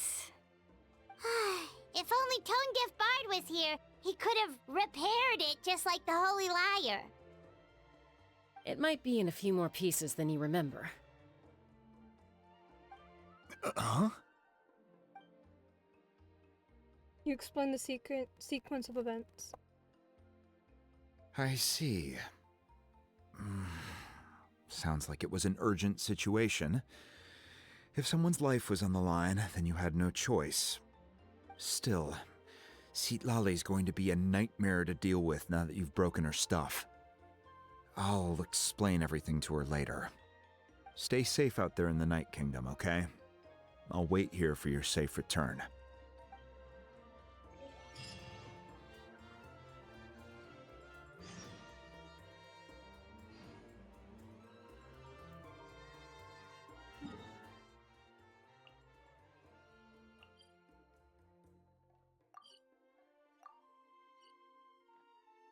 How are you supposed to get there? What?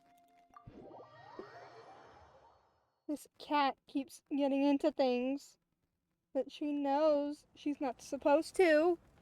Yumi. I'm talking about you. Little rat.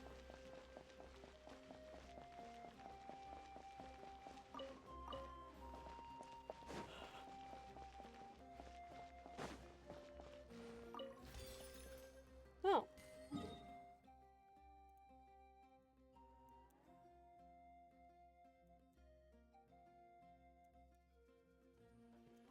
Oh, well, there was...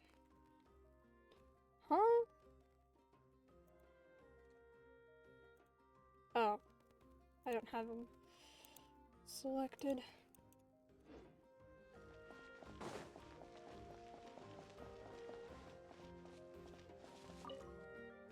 Why is there a camera here?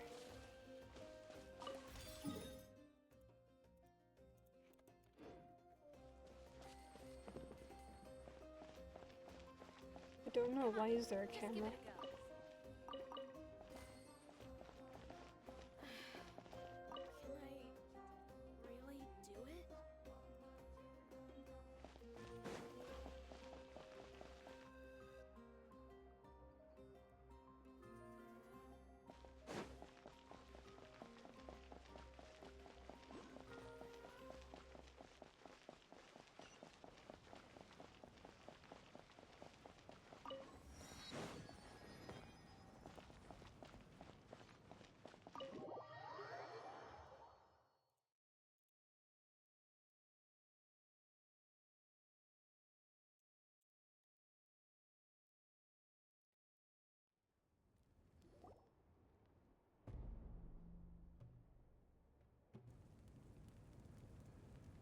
We're back! We found Kachina's ancient name, too! What happened at the stadium? Well, it's fairly complicated. Let me give you the condensed version. You learned the Pyro Archon's battle against the captain, as well as her The sacrifice. Fatui again? We can't go anywhere without them causing trouble. But what if the Fatui finds out you've lost your power? Won't they try to take advantage of the situation? That's why it has to be our little secret. No one else can know, or we're asking for trouble. Look, I wish I could offer you some sort of consolation, but I won't lie to you. With multiple factions closing in, there's nothing comforting about the situation we're facing. Still, all you need to do is focus on your goal. You can leave the complicated matters to me. I can also step in on the Pyro Archon's behalf. There's a limit to what I can accomplish, but I'll help you however I can. There's no need to be so modest, Yan-san. Your incredible strength has long been a well-known fact. You're the pride of your tribe.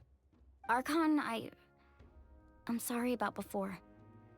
You have so much on your plate, so much that you have to worry about. But all I could do was focus on my own feelings. You have nothing to be sorry about. We all get overwhelmed by our emotions, myself included. Your reaction to Kachina's disappearance, I understand that feeling very well. Well, now that we have Kachina's ancient name, let's go track her down. Follow me.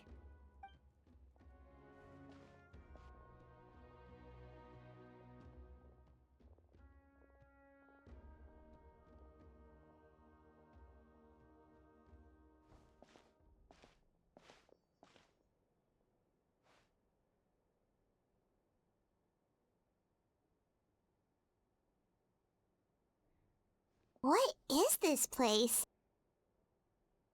Hey, isn't that Atea's talisman? Good eye. This is where I store all the various mementos I've collected. Whoa. I've never seen this place before. There's so many things in here. It looks like there are items from every tribe. Collecting them must have taken a lot of effort. I suppose you could think of it as a hobby of sorts. In Natlan, everyone grows up listening to the stories of heroes, and physical items do a far better job of preserving those stories than our own memory. Now, I still have some preparations to make for the ceremony, so feel free to take a look around in the meantime. If you're curious about an item, I'm more than willing to tell you about its origins. Alright, we'll have a look. I like her. She's cool.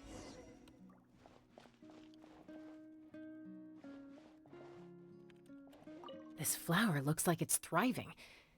You must be good at taking care of plants, Archon. This fishing basket looks familiar.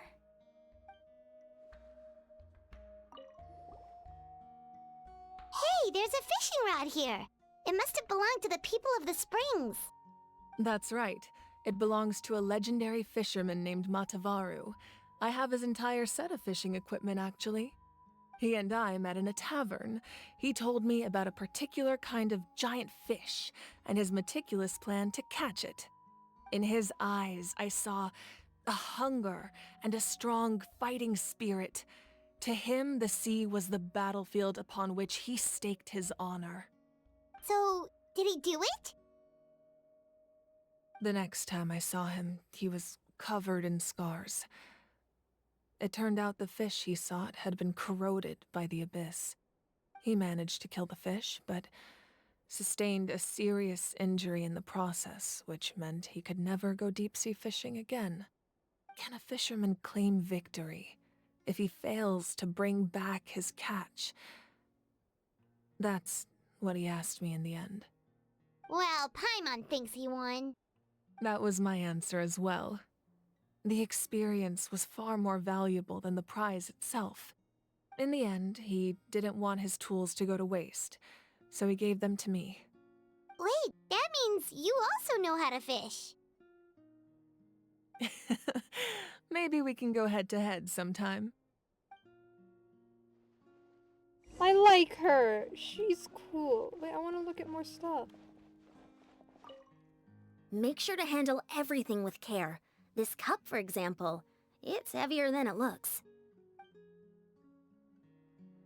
What is that? Observe belt. Whoa, that belt is bigger than Paimon's head! The Collective of Plenty are known for their bodybuilding competitions and contests of strength. This belt is a symbol of great honor within the tribe. The association with strength might also have been the reason the original belt was extremely heavy. It was difficult for even 2 people to lift. And even if a warrior had the strength to put it on, wearing it for any length of time would still leave them gasping for breath. Sounds like it. So the owner of the original belt, Kitera, commissioned a craftsman to make a copy identical in appearance but far lighter in weight. That is the belt you see before you. He would often wear this version when training in order to protect his waist. Or he made a lighter version so he could wear it all the time and show it off. I would say both are good reasons to have it lighter. Observe jar. There are so many jars and potions around here. Do they have anything to do with alchemy?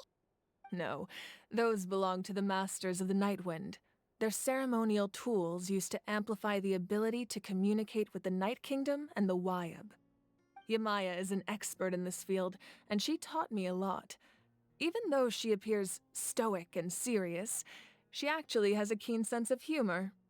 The tools you see here are quite traditional. Her students found them outdated, so she passed them on to me. The contents of the jars aren't all that special. Oh, except the big jar in the middle. That's what she really wanted to give me. Ooh, must be something really cool. What's inside? Grape juice. Huh? It's quite tasty, although probably expired by now.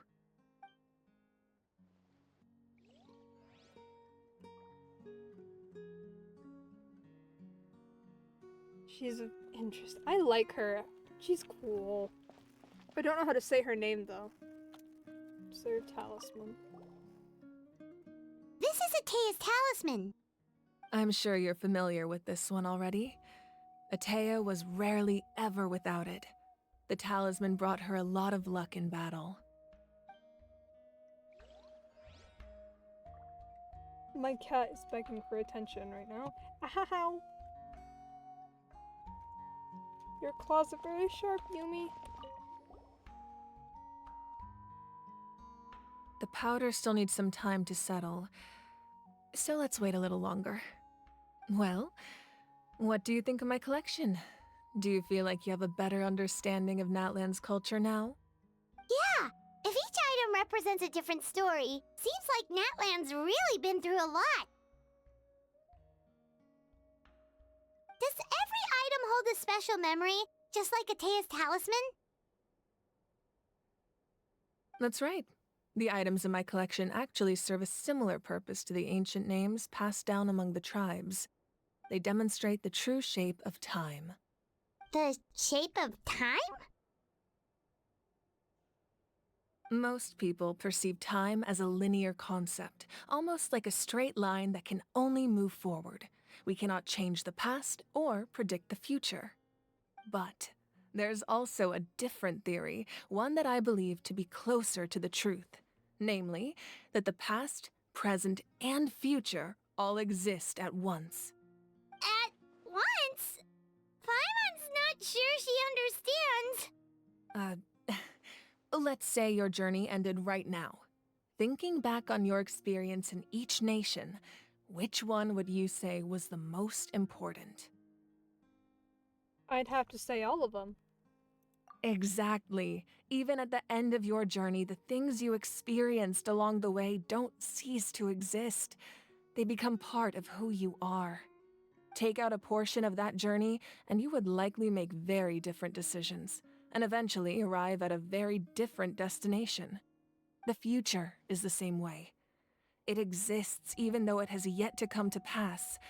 We just lack the means to perceive it. Of course, there are those with the power to foresee the future. They simply call it by a different name. Fate. You're quite familiar with that concept, I would imagine. That does kinda make sense. the future hasn't happened, but already exists. Humanity excels at living in the present, but too often we forget the past and neglect the future. So ancient names record the past, while the pilgrimage and the Night Warden Wars lead us to a better future. Only by uniting the people of Natlan across countless eras can we fight back against an enemy as formidable as the Abyss. To come up with such a set of rules, the first Pyro Archon must have possessed a level of insight I can only imagine. So the first Pyro Archon created the rules of Natlan? That's correct. At first, he was a mortal man with no special power. After he ascended to the Divine Throne, he used it to borrow power from the heavens and establish the rules of Natlan. Namely, a framework through which ordinary people can ascend to Archonhood. By holding the pilgrimage, we're able to determine the strongest among us, and when that person ascends to the Divine Throne, their inner flame will awaken. In addition, the sacred flame will grant them significant knowledge and memory of this land. After all, that's how I came to know everything I just told you. So, it all comes down to the power of the Divine Throne and the rules. Wait, is that a family portrait? Yes, that's my mother, father, younger sister, and the little saurians we raised. I turned a piece of my dad's leather armor into a canvas and commissioned a famous artist to paint our likeness. Your sister is so cute! It looks like the two of you are really close. Paimon was having a hard time thinking of an Archon as an ordinary person, but seeing this portrait, it kind of makes sense now. It really doesn't look like there was anything special about you before. Oh, wait, is Paimon allowed to say that? A little late for that question, don't you think? Sorry! Paimon's so sorry! Paimon's mouth works faster than her brain sometimes! It's all right. I'd never get upset over something like that. No matter what others may say, my past is a precious part of my identity. I'm forever proud of the life I used to lead. Becoming the Archon doesn't mean you sever ties with your family. The position just comes with a lot of responsibilities, so it impacts how often you get to see them. My father made the most delicious stew, so my sister would often bring me a large pot of his cooking, and we would sit on a blanket and eat it together. One time, we didn't close the door securely, and the saurians we were raising ran into the room and knocked over the entire pot. My sister immediately burst into tears. The two troublemakers were going for the meat, but when they saw my sister's distress, they froze on the spot. I still remember the way they laid there, sulking like a pair of children, even after making such a mess. It was frustrating, but in the end, all I could do was comfort my sister and move on. Wow. You forgave them just like that? Isn't that what being a family is all about? I think about that story a lot, actually. As the Archon, I made a vow to defend this nation, and experiences like that, they remind me exactly what I'm trying to protect. Well, what happened after that? This portrait looks pretty old. Your sister must be all grown up by now, right? I believe she ended up working as an architect and artist. She built many houses and crafted many beautiful works of art. Anyway, that's enough about me. Now that the powder is settled, we can begin. Ian-san, Mulani, Chaska, over here, please. Place the ancient name up there, and then we'll begin.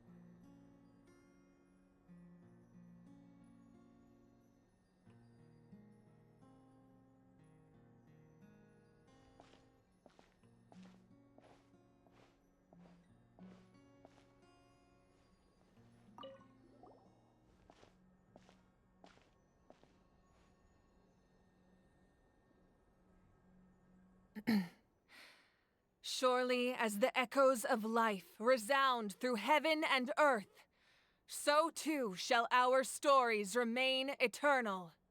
Ancient name, take us to your fated bearer. Allow her to answer our call.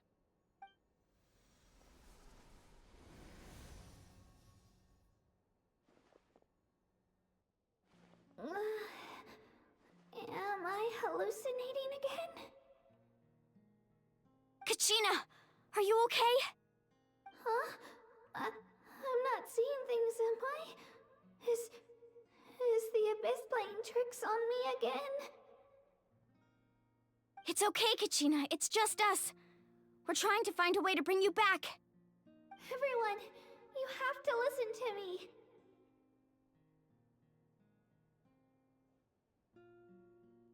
I've been investigating the Night Kingdom this entire time, and I figured out what's wrong. The Wyab is being affected by the Abyss. I was waiting for the Wyab to send me back, but then this really strong monster came in and it almost killed me.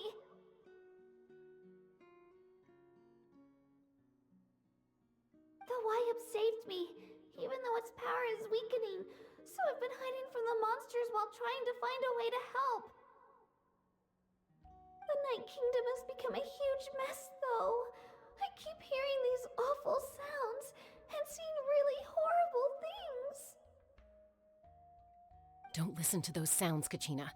The Abyss is trying to strip you of your sanity. All you need to do is stay safe and wait for us. We'll be there shortly. It's okay.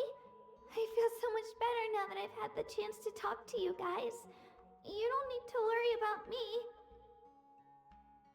I've never been strong or special at all, really. So I don't blame anyone for forgetting about me or leaving me behind. Just knowing you care is more than enough. I'll find a way back. You don't have to put yourselves in danger to come rescue me. You're always like this, Kachina. Now's not the time to act tough. We're coming for you, and that's final. I don't know what lies the Abyss has been feeding you, but I'll tell you something right now. Nobody here sees you as a burden. You're a victor of the Night Warden Wars, a hero of Natlan. All you need to do is wait for us to rescue you, and you'll get all the applause and recognition you deserve.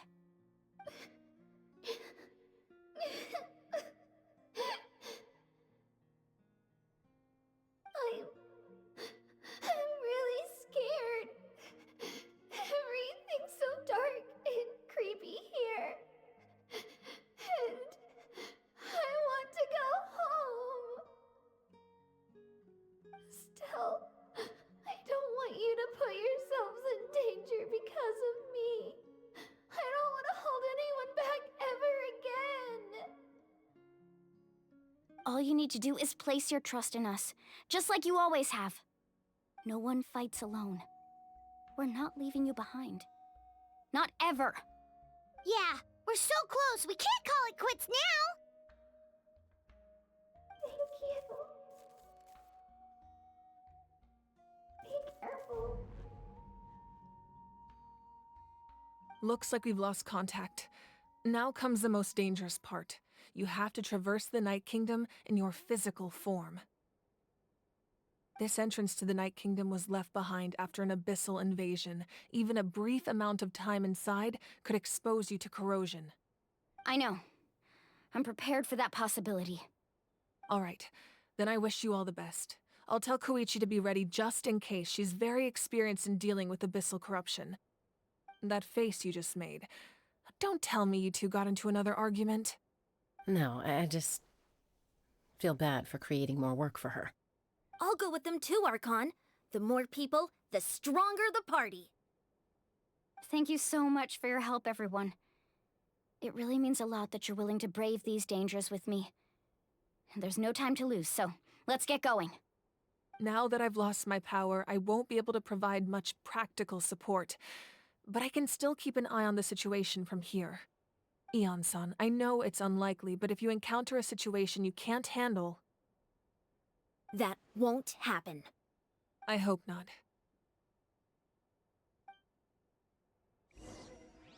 What's the story with Eon-san? And also, is Eon-san a man or a woman? Or neither? I don't know their identity. And the voice and the child size is not helping. Be careful out there. I'll observe the situation from here. Alright then.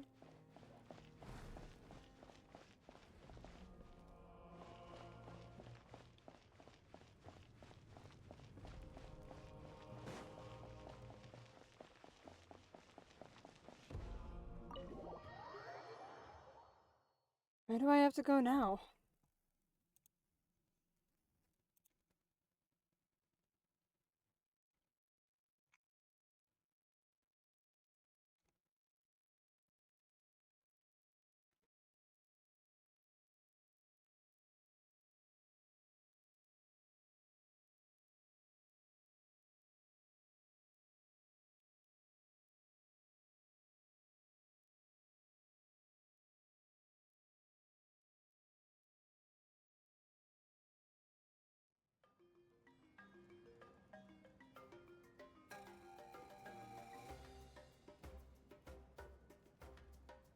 Okay, we're in Echoes of Life, I think.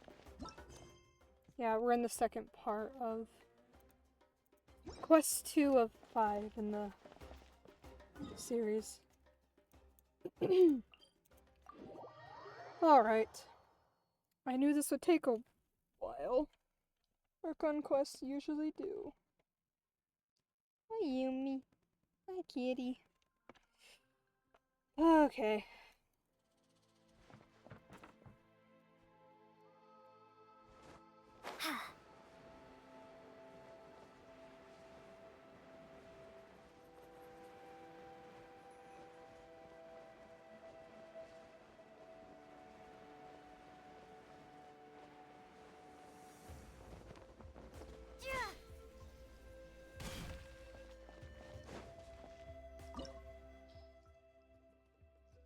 Pyro. Do I need... I don't... I think I'll be fine. I'm gonna imagine I'll be fine. I hope. Because I really don't want to do it all over again. Well, it's Hydro and Pyro. I have Hydro with Lumine, but I'm hoping it'll give me a character that has Pyro.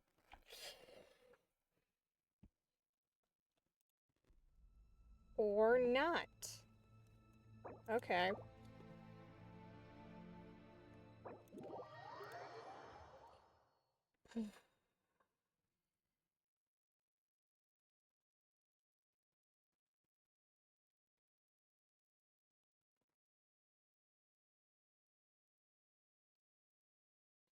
We'll just put Yanfei in place of Kuching.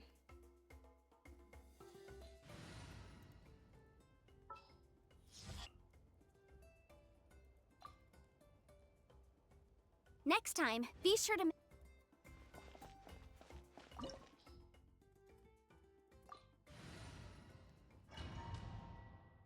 Have we... I wonder, will I find out at least by the end of this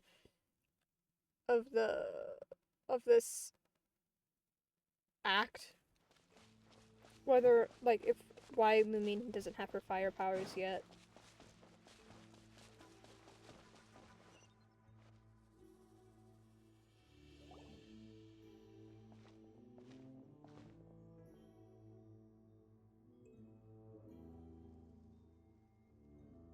So we're underneath Natlan right now? It looks nothing like Paimon was imagining. That's because in the distant past, Natlan was home to an incredibly advanced civilization ruled by dragons. Humans only established their own society after the fall of the dragons. So these are Saurian ruins? I think she means actual dragons. Wait, you mean like the elemental sovereigns? They had their own advanced civilization? Yes, a really long time ago. Very few records have survived until now, so no one really knows what the devices here are for. These ruins have been abandoned for a long time, but with the recent increase in Abyss activity, the installations around here have somehow been activated again. So what you're saying is, we're not in for an easy trip to the Night Kingdom. No. It's going to be obstacle after obstacle from here on out.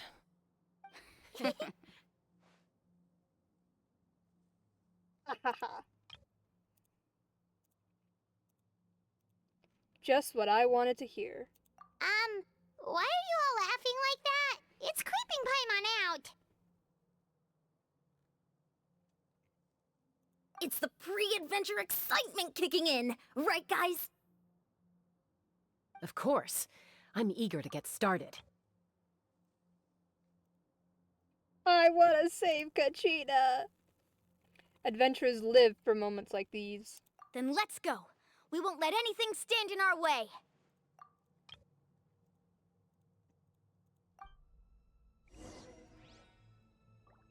I want to save Kachina.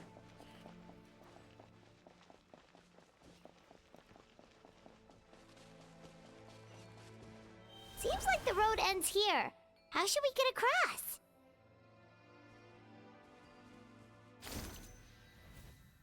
As a professional trainer, I think you could stand to build up your endurance, Paimon. Professional trainer?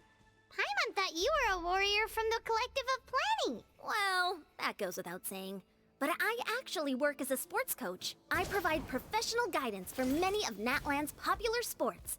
And I don't just mean physical training. I design nutrition plans as well. Ah, so basically no sugar, no soft drinks, no grilled meat. Yeah, we'll be here all day if you list them out one by one. It's much faster to just focus on what's good for you. Such as? Vegetable juice. Want some? You know, Ian-san, Paimon feels like the two of us might not see eye to eye. I like Ian-san.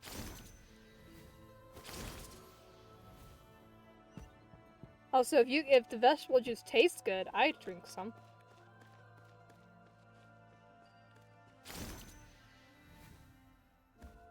Those guys look familiar. We've fought them before. Let's go. Show no mercy.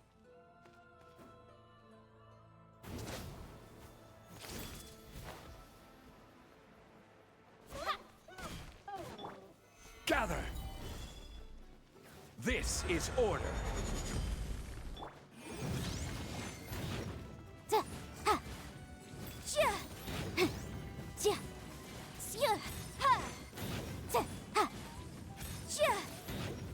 Life goes on.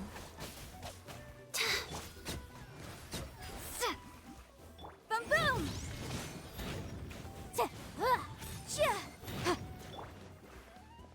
Bombs away! Stabilize!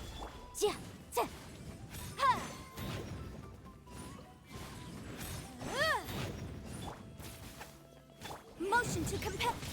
Water jet!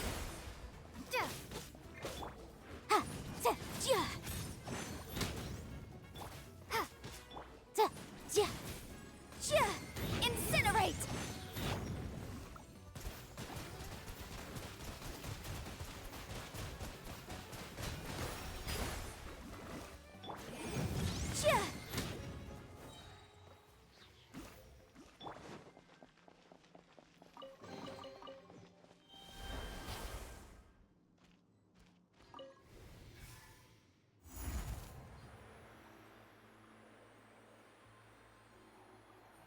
Whoa, the place we need to go seems really high up.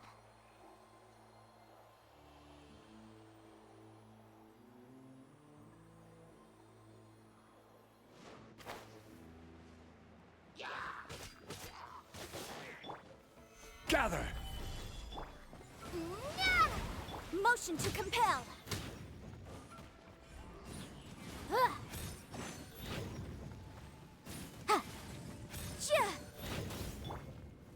Stabilize! I will have order! Sacred name, Fortune Preserver.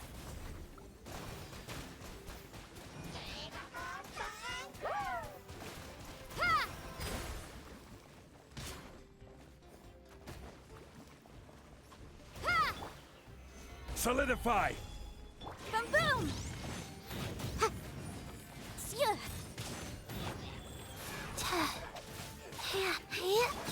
Go!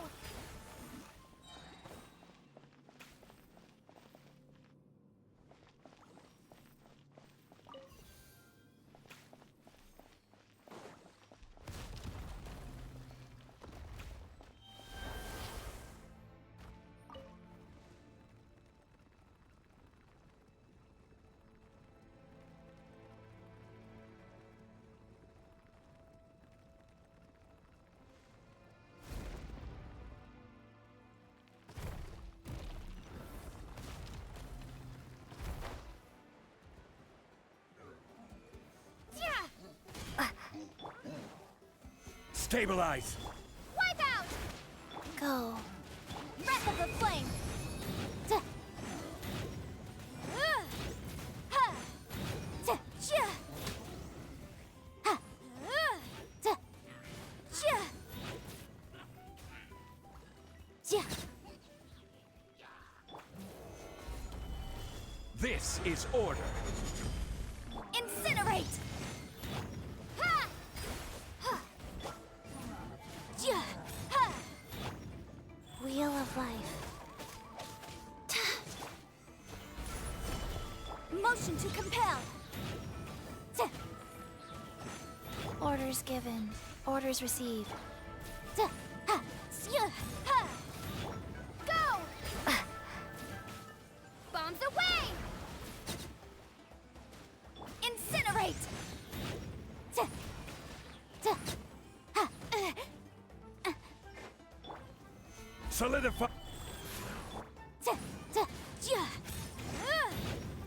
Chia. Ha.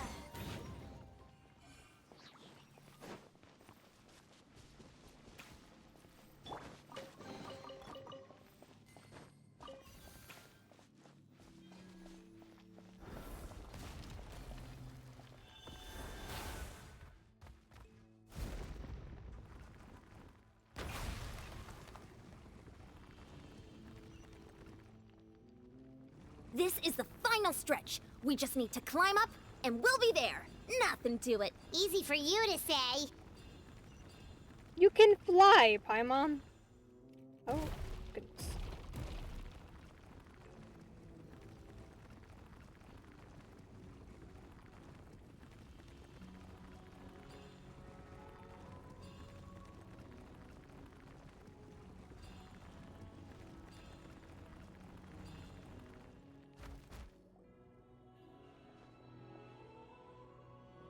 This must be the entrance the Pyro Archon told us about. The one ripped open by the Abyss.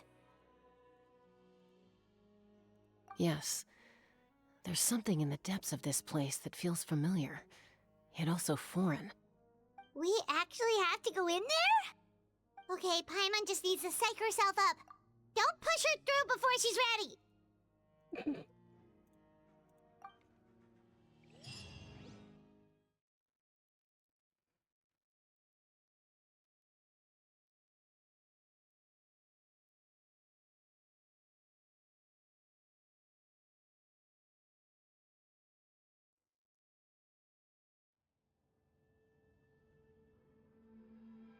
Hey! You don't have to drag Paimon! You're pulling too hard!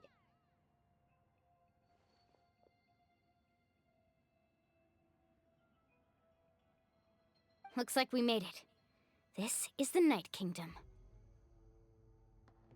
Terrifying. It looks so different from what I imagined in the stories. There's abyssal energy everywhere. That overflow of energy is probably what trapped Kachina here in the first place. From this point forward, everything we know about the real world no longer applies. Anything can happen here. Paimon's more worried about how we're gonna make it out. We obviously can't go back the way we came. Do you see that patch of light on the ground? It's shining down from that fissure in the sky. Oh yeah, right in front of us. So that's coming from up there? Oh, it's so high up. Did we really fall that far down? Just like I said, our real-world knowledge doesn't apply here. We fell all this way, yet came out completely unscathed. If this was the real world, we'd have to climb our way back up to the entrance. But here, all we have to do is stand underneath the light and offer a prayer. That's it? Don't try to run away. You really think that little of Paimon? That's not even why Paimon asked! So that means all we need to do is find Kachina and bring her to this location. Exactly. This light is streaming in from the real world. It's a link between the two realms. The terrain looks difficult to navigate, and the visibility's not great either. How are we supposed to find Kachina in these conditions? Yeah, these floating black things don't look super friendly either. Those are all manifestations of abyssal power. Be careful. Who?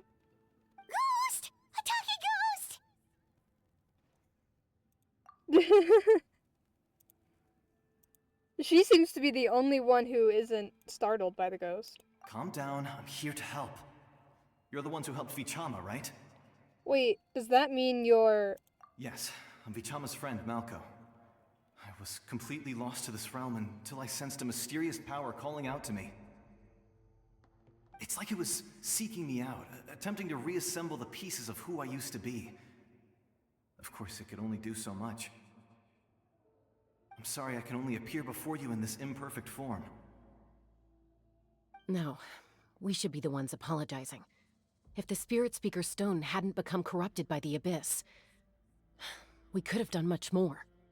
But we had to destroy it. Otherwise, Vichama and his tribe would have been in danger. Of course. Thank you for protecting him.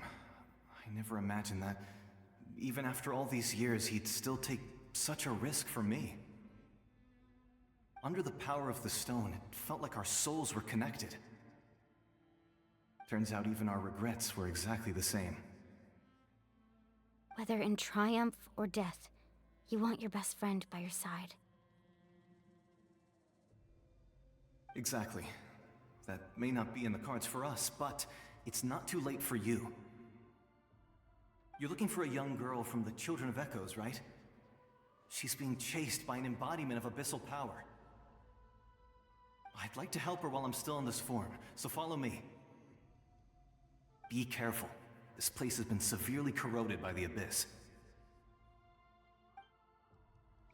Paimon didn't realize it had gotten this bad. It's like a seething volcano ready to engulf our world at any moment. They look like spirits! Oh my gosh! Quick, get back here! Stick close to me. My power will be able to ward off attacks for the time being. Okay. He sounded so annoyed, like, get the fuck back! Get the fuck back over here! Like a mom with her kids. Let's try another route. This way. His shield is breaking.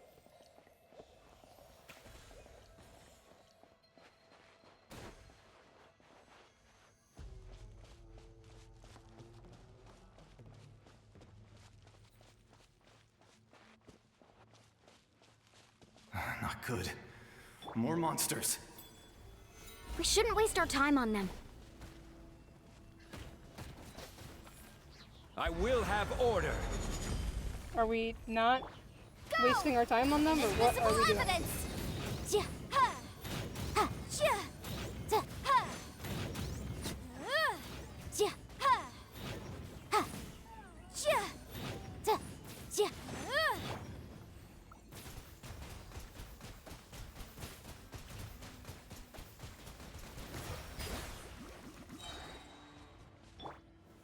Gather! Rise. Boom boom!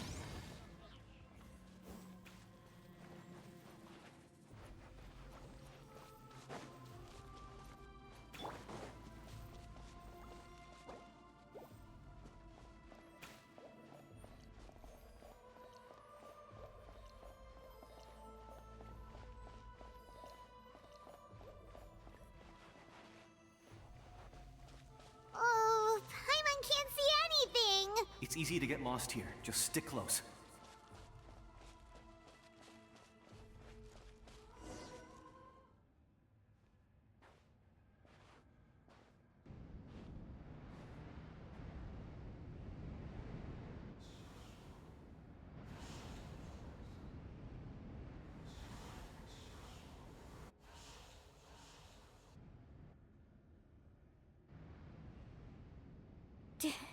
Did you hear that?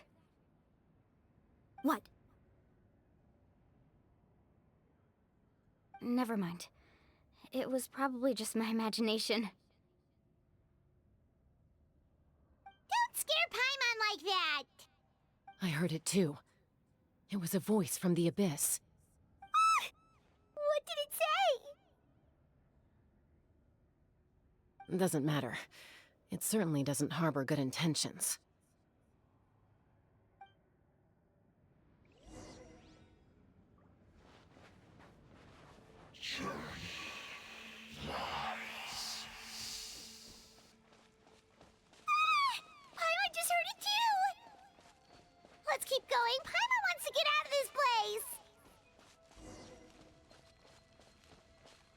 Kachina!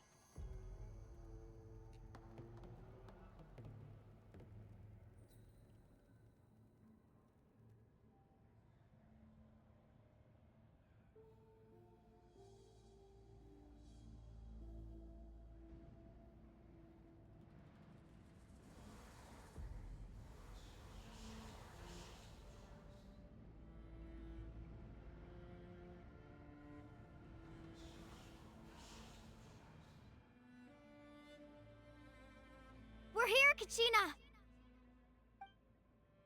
Oh, honey, you made it! Looks like our reunion will have to wait until we take care of these monsters. Good idea. Let's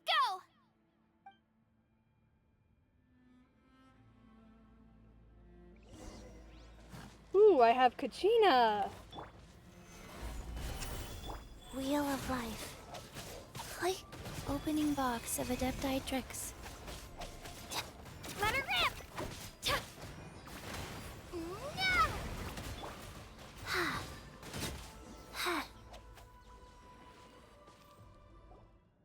You're here! You're finally here! Thank you so much! That monster can appear from anywhere. It almost caught me a bunch of times. The Wyab's power helped keep me hidden, so I just tried to stay out of sight until you got here. Atta girl. You did so well. And most importantly, you weren't hurt. Should we start heading back then? Actually, I have a request. Will you come visit the Wyab with me? I can't exactly put it into words, but something's wrong with the Ode of Resurrection. And I know it has something to do with the contamination from the Abyss.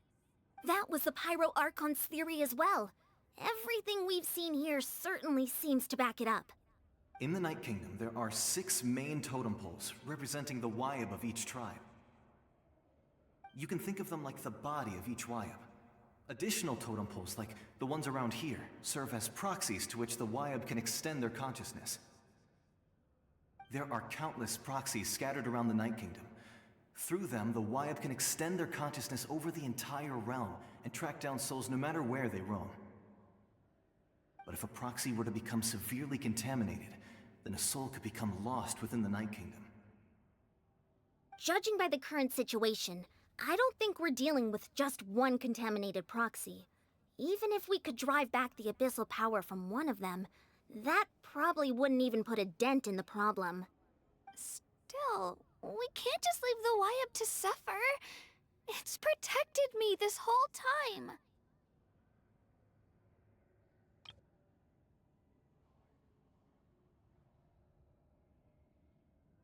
I agree. We might even manage to draw out the monster that's been hunting Kachina. I just realized my mic was muted when I said that, but anyway. Getting rid of the monster might slow down the deterioration of the Night Kingdom.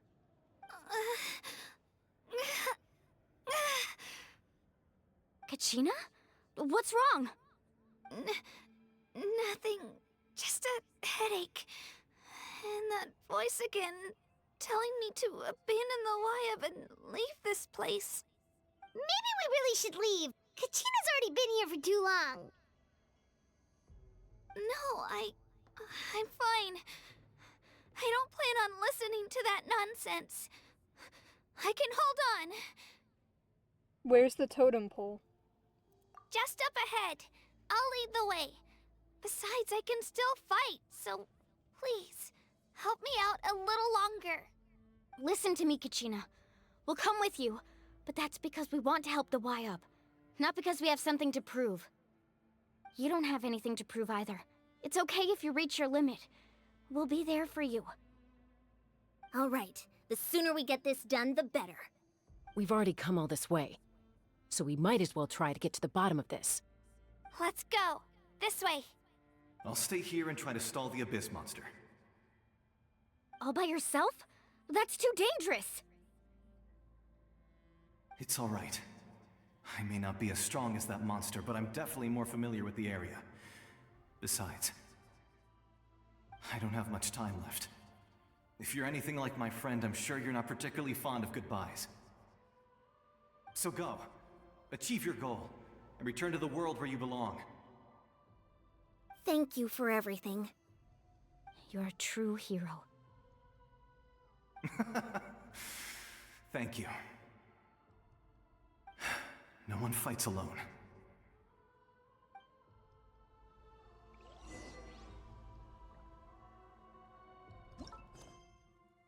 Into the eternal Does your head night. still hurt? Let me help you walk. I'm fine. You should know I'm made of stronger stuff than that.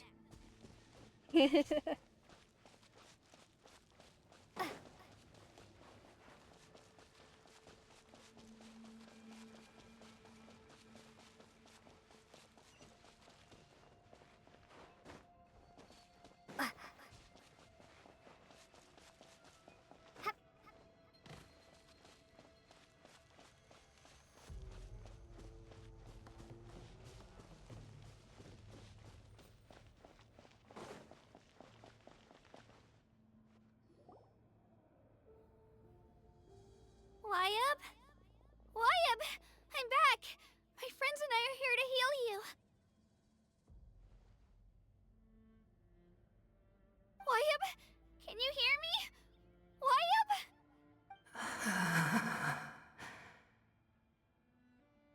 So we were right. The contamination is already too severe. It's preventing the Wyab from answering our calls. Alright, get ready everyone. Time to purge the abyssal energy from this place. I'll help too. Careful. We've got company. Already? You really think that puny soul could slow me down? Courage in the face of futility is pure folly. He tried to get in my way, so I disposed of him. You killed Malco? He would have dispersed with or without me. Rather than worrying about him, I would urge you to focus on yourself.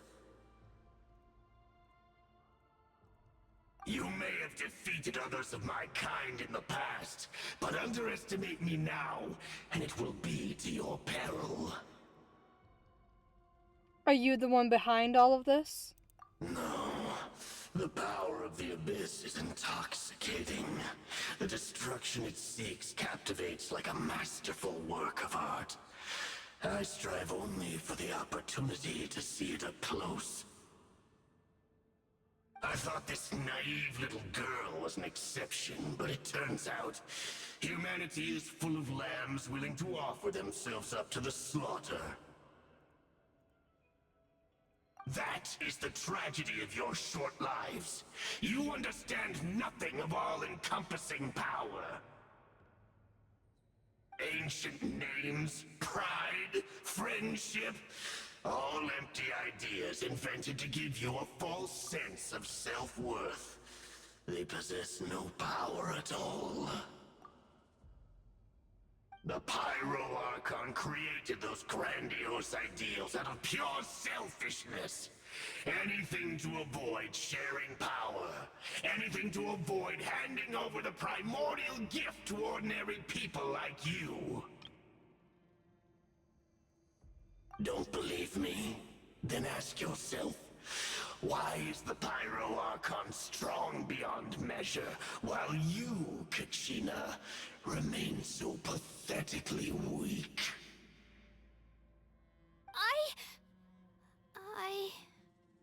Kachina!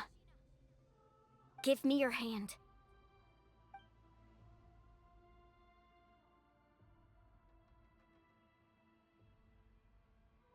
Feel that? I'm right here next to you. Thanks, Moalani. You're right. I have nothing to fear. Because I'm not alone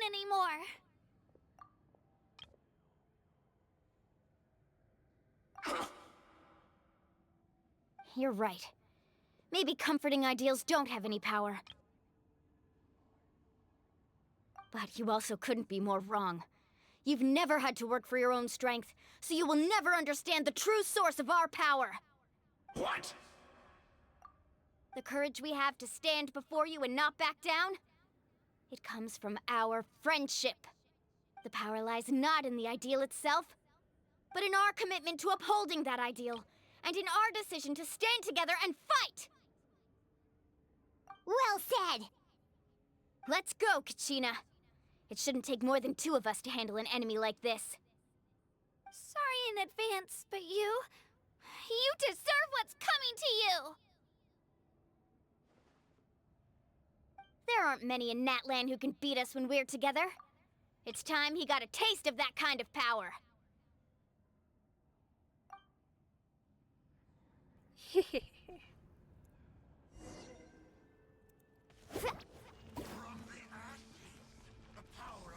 Let's shred, Darcy! Right here! Drilling down!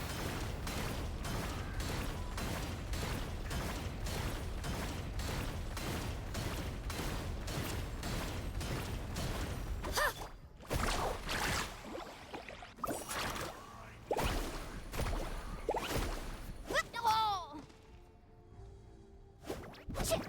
Ho! Ha! Right here!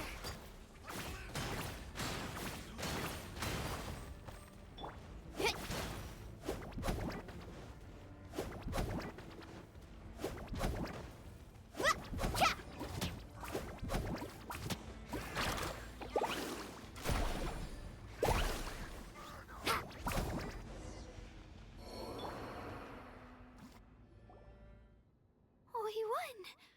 We actually won! Turns out he wasn't any stronger than the ones we fought in the past. Seemed weaker, actually, in my opinion. That's what he gets for underestimating you two. Fantastic work, Kachina! Absolutely fantastic! This makes me so unbelievably happy. I'm happy too, Mualani. Together we really are unstoppable!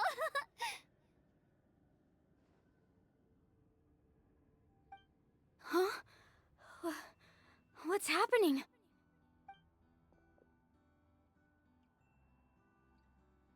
My ancient name is glowing? But I thought I didn't bring it with me. It's probably a projection from the real world, but that doesn't explain why it's glowing all of a sudden. Wait, does that mean you're...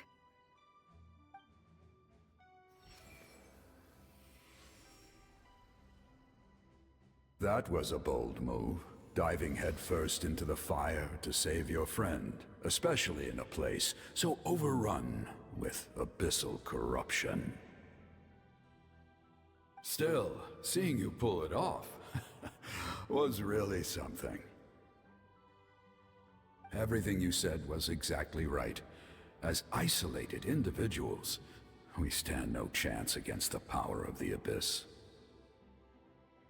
It took years' worth of scars and lots of unnecessary suffering for me to understand that for myself. The Pyro Archon's plan will unite us as one. Everyone has a part to play. Only then will we have the power to defeat the strongest of foes.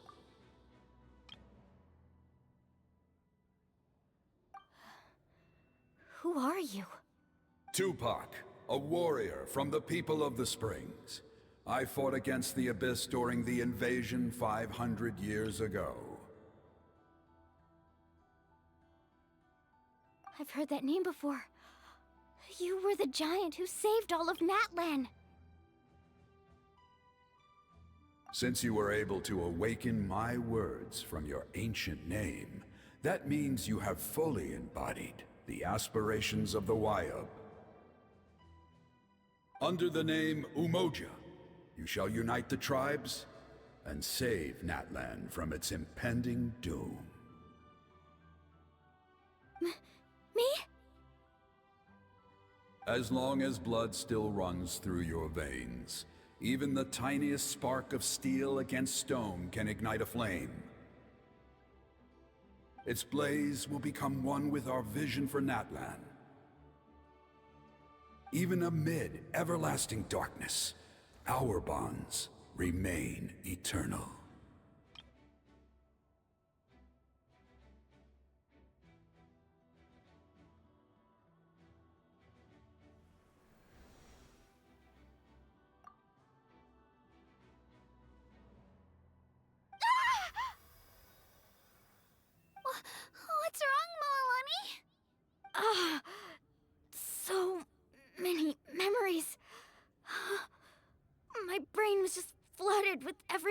parents knew. So that's what happened. What do you mean? Did you just figure something out? 500 years ago, they foresaw the very crisis we're facing now. Efforts to save Natlan started all the way back then. We can go over the details once we get back. We shouldn't linger here longer than we have to. Does that mean you already know about this whole thing? I know bits and pieces, but I had no idea Mualani was also part of the plan. This sounds like something that's going to need a lot of explaining. Let's focus on saving the Wyatt first.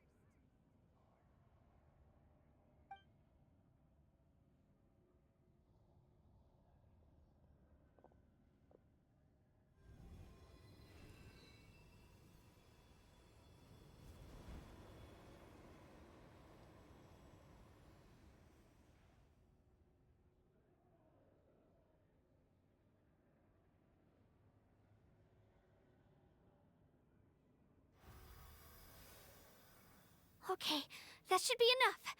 Wyatt? Wyatt? Can you hear me?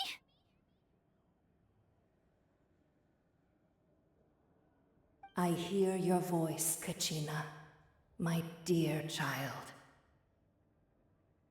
Great. Well then, I'm afraid it's time to say goodbye. I just wanted to make sure you were okay before we leave, but we can't afford to stay here any longer. I was going to ask why you bestowed an ancient name upon someone like me, but it's okay. I'll keep searching within myself for the answer. I'll never stop trying to improve my strength. One day, I'll live up to the hero you saw in me. You are already an outstanding child in my eyes, Kachina. No matter what happens. Huh? You are all my most beloved children. It has always been my honor to protect and nurture you. Your ancient name is just that. A name. Much like your parents chose to name you Kachina, I also gave you a name, but it need not define you. Focus on who you want to be. You are already worthy of your name. Now, you need only devote yourself to becoming a better you. The story of your ancient name is for you to continue. Just like your parents, my love for you will never change, no matter what the future holds.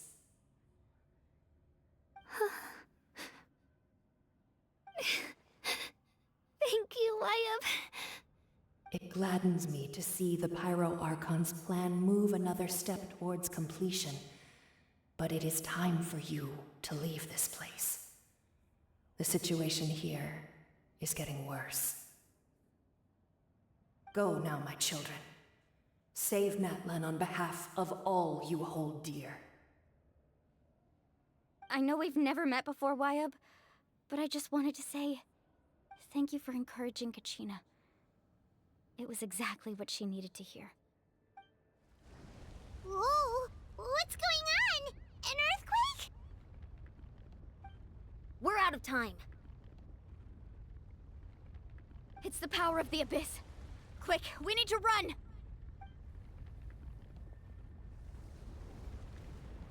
It's a Seelie! The Seelie opened the way for us!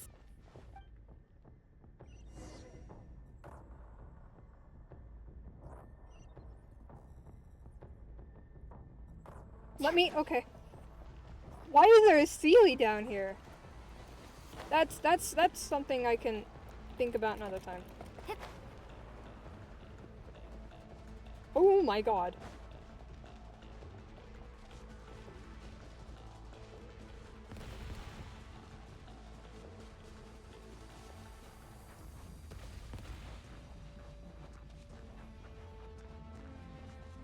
The opening in the sky! It's closing! We need to hurry, or we'll be stuck here!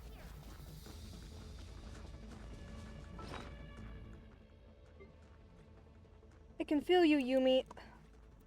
She keeps, like, batting at something behind me.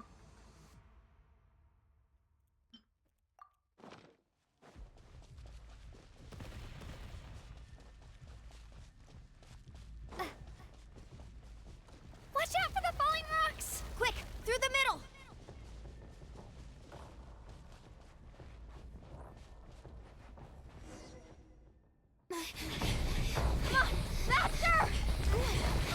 We'll never make it!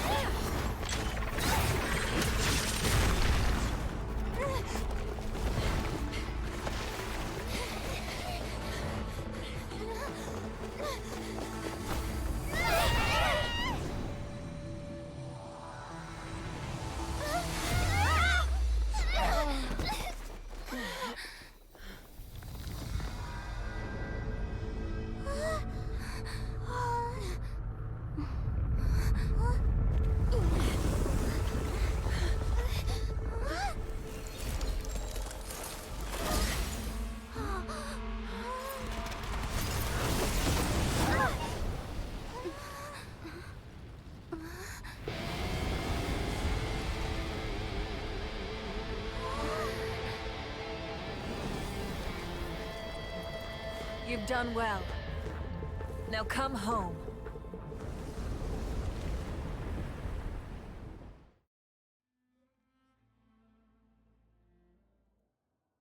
Hey! Yumi, I mean, what the fuck was that?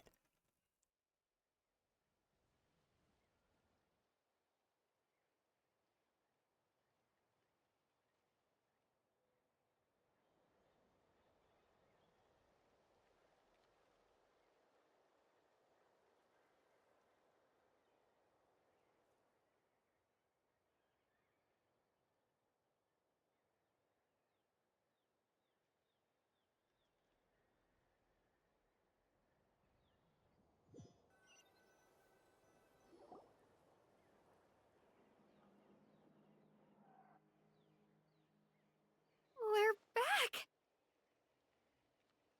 The Pyro Archon saved us. But she's not here.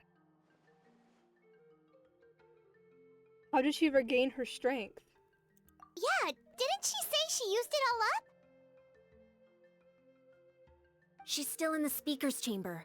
What we saw in the Night Kingdom was just her consciousness. So you're saying her consciousness did all that? Every great display of power comes at a price.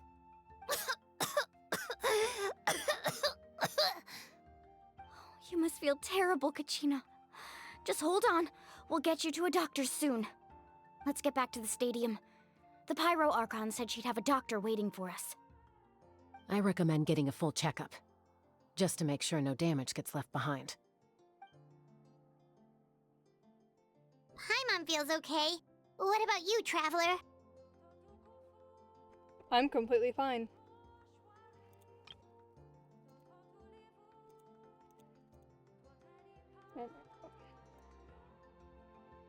Right. You always seem to do pretty well against the Abyss. Let's get going. We need to share what we learned in the Night Kingdom as well. Right. The Wyatt mentioned something about the Pyro Archon's plan. What is it exactly? I'll let her explain everything. We're all a part of the plan now. Every move we make from here on out will decide Natlan's ultimate fate. What?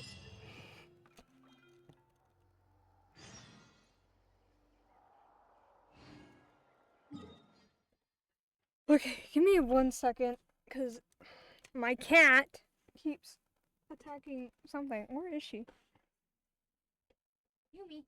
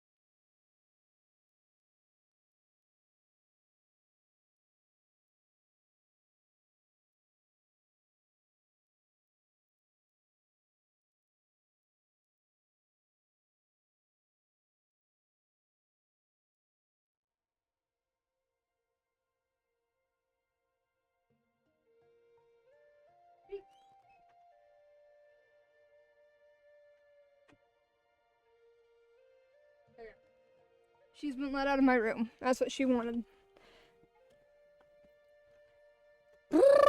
That was insane.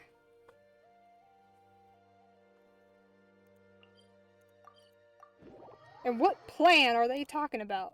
We don't even have the entire quests out.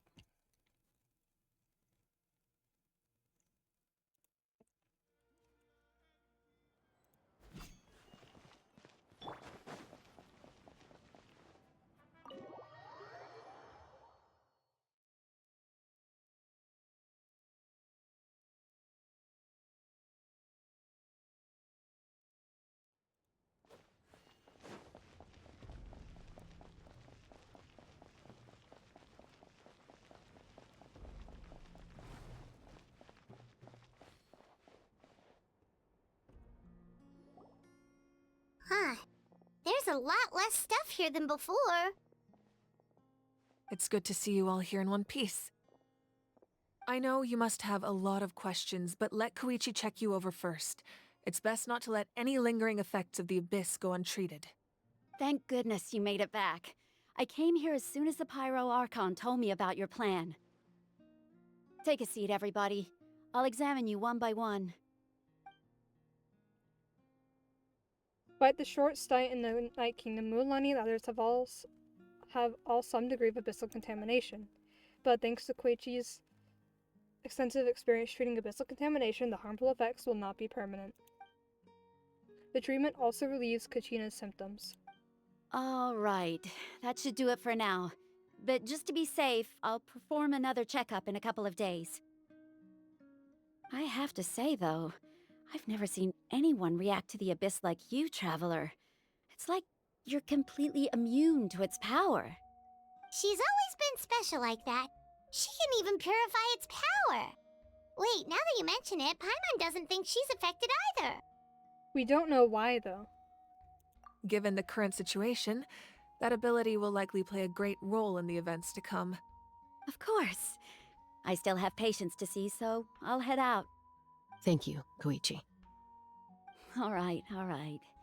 We might not see eye to eye, but we both had good intentions. Just give it time. I'm sure we'll figure things out between us one day. Yeah.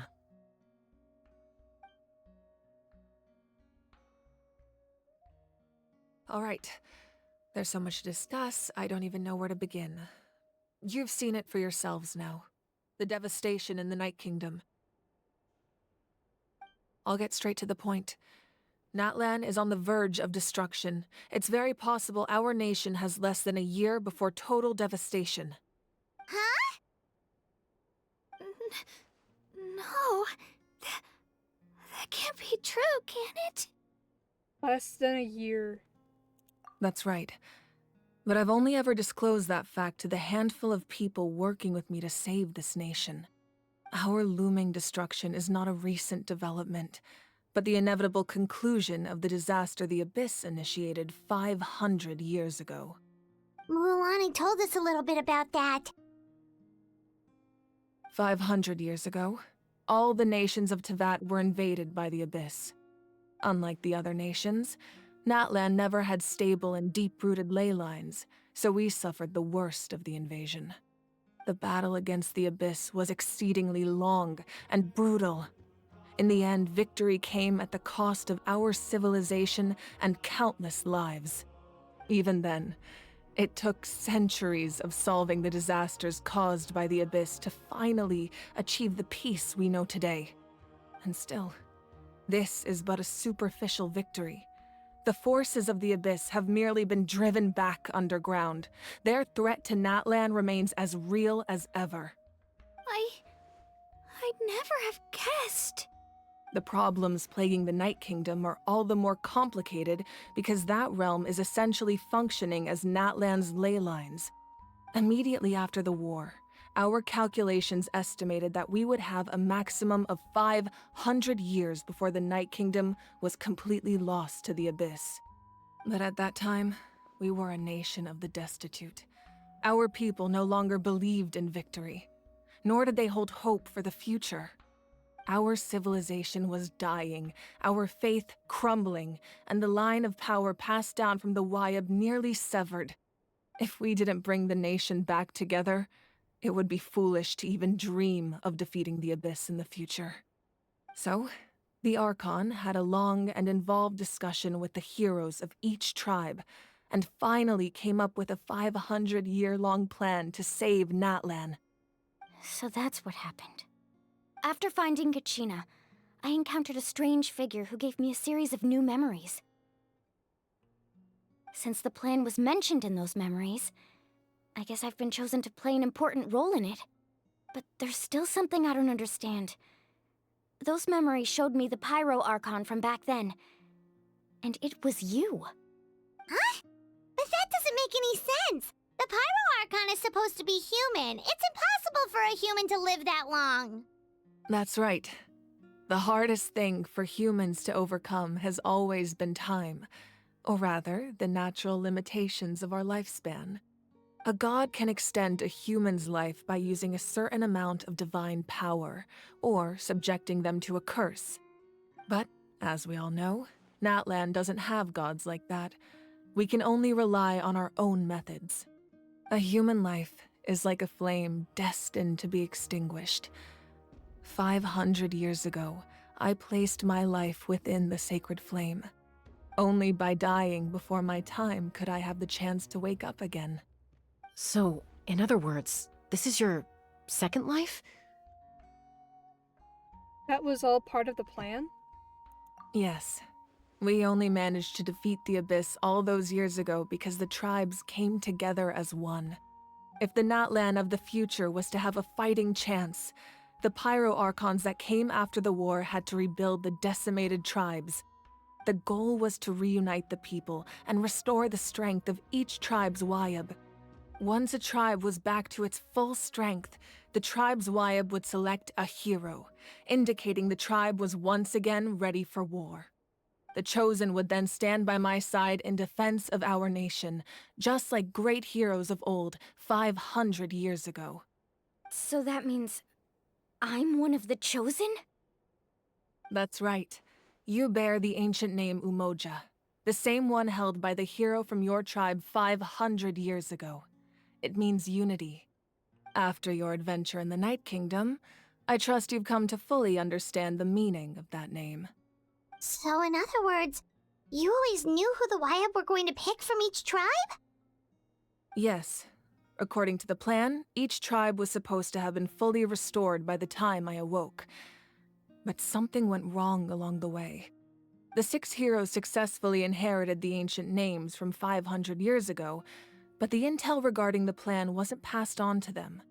Once again, it comes down to the deterioration of the Night Kingdom. Communication between the Sacred Flame and the Wyab has been blocked. Just like how the Ode of Resurrection failed to bring Kachina back. Exactly. It's just another tactic the Abyss is using against us. The Abyss may not possess intelligence, but its methods certainly aren't easy to counter. If we want to unblock that information from being passed on, my presence alone isn't enough. The ancient name-bearer must establish a greater connection to their name. So, I've tried my best to help them from the sidelines. Currently, Shilonin of the Children of Echoes, Kinich of the Scions of the Canopy, and Iansan of the Collective of Plenty have all been acknowledged by their names. During your adventure, you too earned the acknowledgement of your Wyab, Mualani. In the process, you gained the memories stored within your name. That leaves 2 people left. Well, we have less than a year! Yes, but we have no choice. We cannot start the plan until all the heroes have been gathered. That's also why I haven't been able to take action despite the urgency of the situation. But if you knew this whole time, why didn't you just tell me about my role in all this? Wouldn't that make everything go a lot faster? Perhaps, but the opposite could also be true. Knowing your destiny too early could mean failing to realize your full potential. Just like your determination to save Kachina, I hope your commitment to this endeavor comes from your own strength of will, rather than a sense of obligation. So I suppose you're not going to tell us who the final 2 heroes are then? That's right. Their time is yet to come. Putting pressure on them beforehand will only hinder their development. But what if they don't make it in time? I can only trust in the judgment of the Wyab. I have never believed I could solve this crisis alone. In fact, it was precisely because I chose to trust and rely on others that we managed to get this far. Natlan's salvation lies not in its Archon or any singular individual, but in us all. Does that mean you... You're quite perceptive, aren't you? I thought I might get away with avoiding the topic. Huh? Oh, right! All of the stuff you stored here before, where did it all go? Even though I sacrificed my power, I still needed a contingency plan to ensure you would make it back from the Night Kingdom. After all, I was the one who allowed you to take that risk, and Mualani has an important role to play in my plan. In addition to their sentimental value, the items I stored here held a much more important purpose: fuel. Fuel? So back then, that's why you... Yes. The stories embodied by those items are certainly important, but there's an even more significant trait they all share. Every item belonged to a hero of Natlan. Over time, they became imbued with a certain amount of contending fire from being carried in battle. On their own, each item's power is limited, but together their combined effect can prove quite useful in a dire situation. By burning those items, I was able to activate the contending fire stored within them to open the boundary between the two worlds. It was a rather crude approach, so all their power was depleted in an instant, as you can see. But weren't they all precious treasures? What about their stories? That's exactly why I dragged you all here. No matter what, I never wanted the Pyro Archon to have to use that power. Oh, I'm so sorry. You have nothing to be sorry for. You all deserve my thanks, actually. If you hadn't saved the totem pole, that area of the Night Kingdom would have been forever lost to the abyss. And then, it would only be a matter of time before the Children of Echoes was met with disaster. Besides, when those heroes entrusted their belongings to me, or the Pyro Archon of their time, it was out of a desire to contribute to Natlan's survival. If they knew those items helped save the present-day heroes of Natlan, they would not mourn their loss. Even when you put it that way, I still feel bad. There's no need. Remember what I told you about time? The people and the events of the past are never truly lost to us. We simply carry them with us in a different form. In that sense, we didn't lose anything at all. If you still have regrets, let them fuel your resolve in the battles to come. Your deeds will become new legends and nurture new forms of power just like the items once stored here. Well, we'd still like to return the favor. Well, if that's the case, just treat me to a drink sometime. Now that Kachina has returned, we can finally hold the victory feast and celebrate your team's triumph in the Night Warden Wars. And we could all use the rest, that's for sure. Plus, you'll be able to silence everyone who doubted you once and for all, Kachina. Still, now that I know the danger we're facing, having a victory feast doesn't feel right. Try not to let it get to you. It's important to stay calm. Worrying about it will only affect your judgment. All right. You should head out. I'll join you in a bit.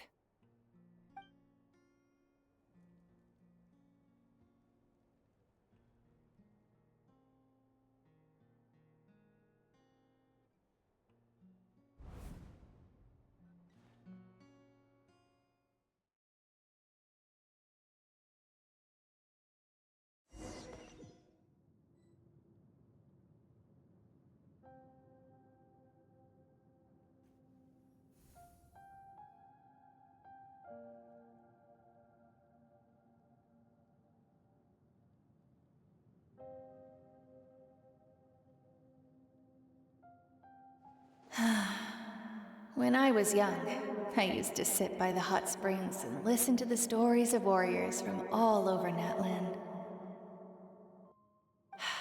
They attract people from all walks of life. Friends come easy here, no matter what tribe you're from. The people of the springs have never claimed the hot springs as their own private property. They are there to bring all hot spring buddies together.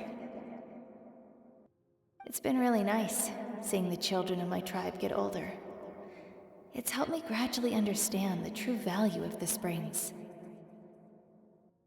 I've witnessed their energy, their determination, their absolute passion for life. Even when they cause trouble, I never managed to hold on to my anger for long. It's unbelievable how quickly they worm their way back into my good graces. I'm certain Mualani will become a great warrior when she grows up. She possesses infinite potential. I can see it. One day, when I'm no longer in fighting form, I'll come here and tell stories to all the children, just like those warriors did for me. So, you better get busy, Pyro Archon, or I'll end up running out of stories.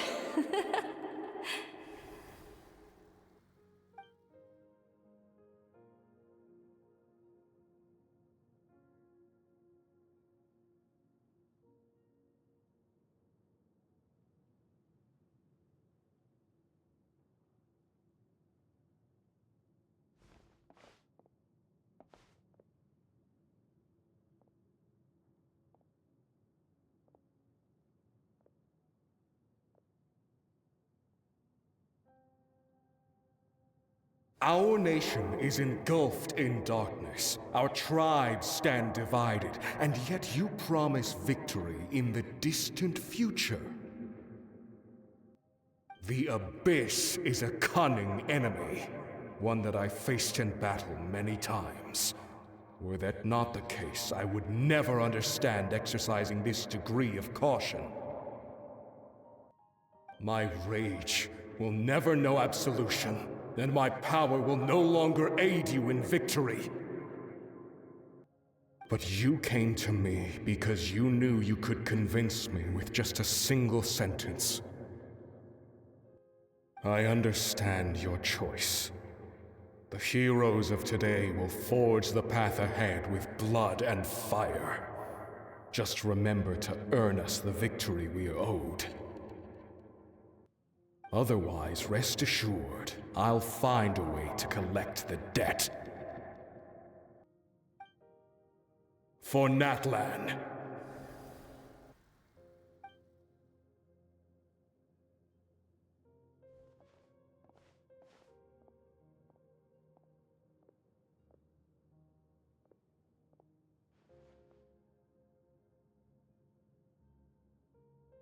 So, you're gonna head 500 years in the future to serve as the Pyro Archon again?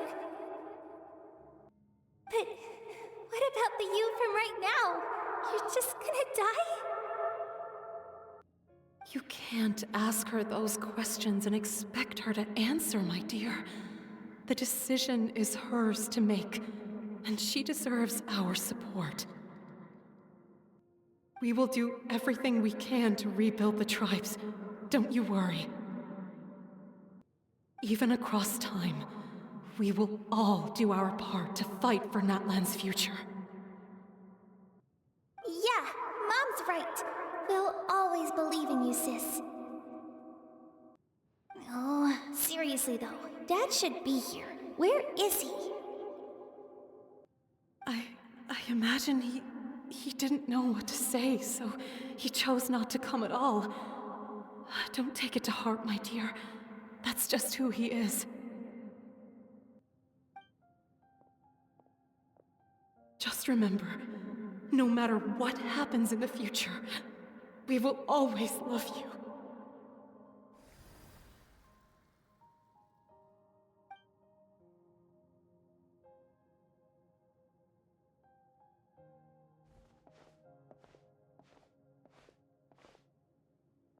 I'll come find you one day. I know I can't live that long, but I'll think of something. There has to be a way for us to meet again one day. If there's an answer out there somewhere, I'm gonna find it. So, don't forget about me.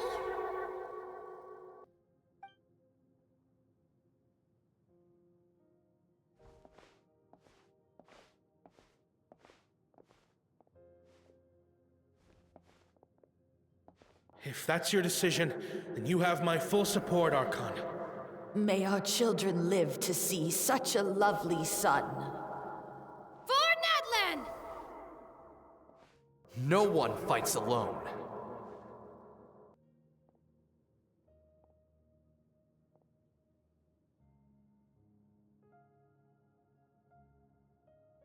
The rules are my legacy. They shall grant us the strength to overcome the next tragedy. War forged the 6 tribes, taught us how to fight, instilled in us what it means to love.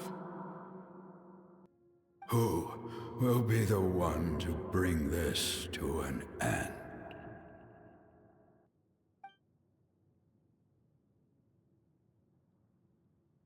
We are the inheritors of memory and legend. Those who grew alongside sun and wind. Those who forged our own destiny and future. That is Natlan's fire. The lifeblood of our nation.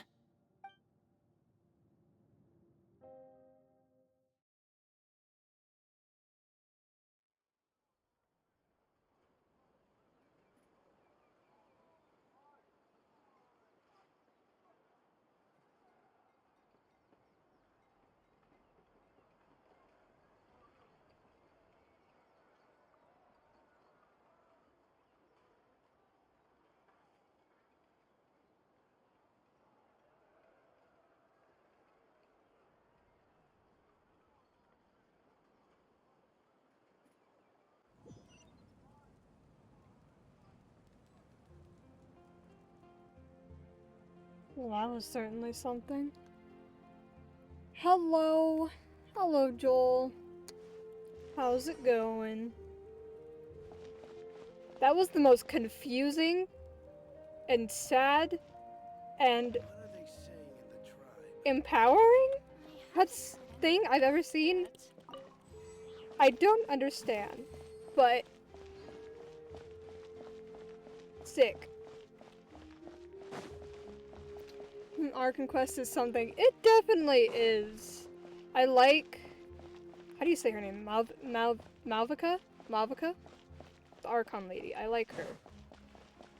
She's cool. Where am I even going? Why am I walking?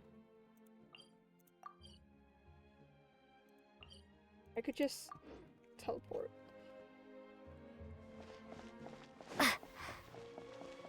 Mavika? Mavika? Is that how you're supposed to pronounce it? I haven't heard a single NPC pronounce her name. They just call her the Archons. I don't know how to pronounce it. Mavika. Hey, Koichi! You here for the victory feast too? Mavika. Mavika.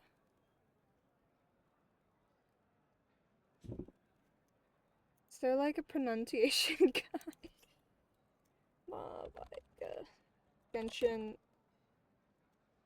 pronunciation. That's nope.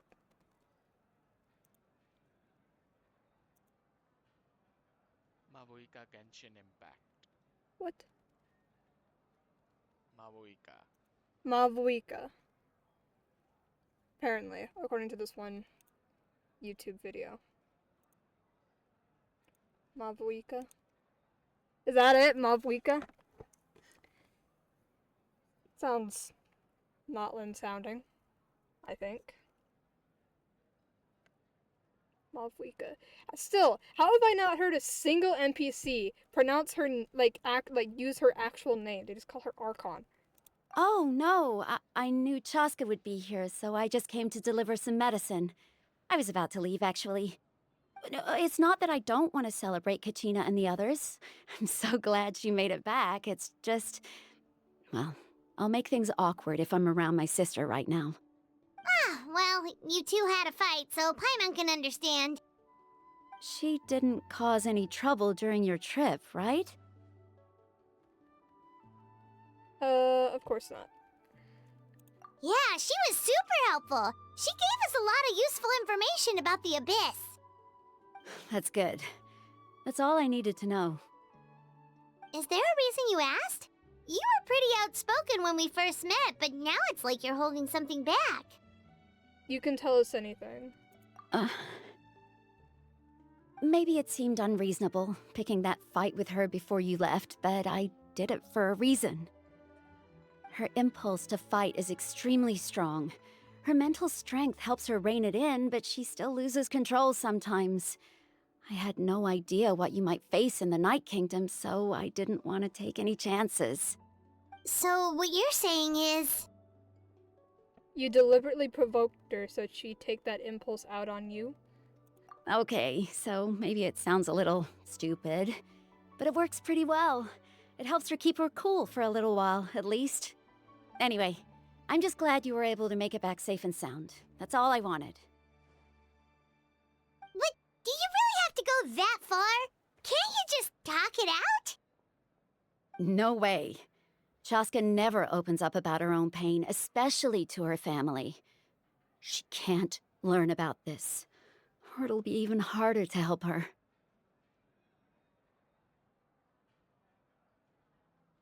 Thanks for confiding in us. I appreciate the understanding, and don't worry. I'll find a way to help her ease this burden. Anyway, I need to get going. Enjoy the celebration. Oh, and if you ever need a doctor, you know who to find. Huh. Who would have thought there was a deeper reason behind their arguing? They're trying to look out for each other in their own way. In the end, it's all the Abyss's fault. Paimon's had enough of them. Fuck the Abyss. I don't like the Abyss. Why is the Abyss twin allied with the Abyss? I don't understand. I don't understand. Like when I was doing the bedtime story quest and I got to like talk to Ether and just the conversation and everything. It seems like he's ashamed of it or something. And my theory at the moment is that he's aligned with the Abyss because they're the only force capable of combating Celestia or something along those lines, but still, I don't understand. Why? How have the 4 previous nations just allowed Fatui doing all their shit? I think my theory, basically, I've been watching a lot of theory videos, but my theory is that the Archons don't actually like Celestia. So, like, well, that explains the Gnosis thing. That doesn't really explain the criminal activity, though. I don't know. The Archons are strange.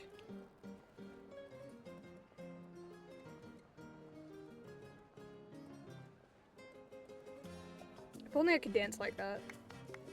I wish. Let's give a huge round of applause to our brave young warrior, Kachina!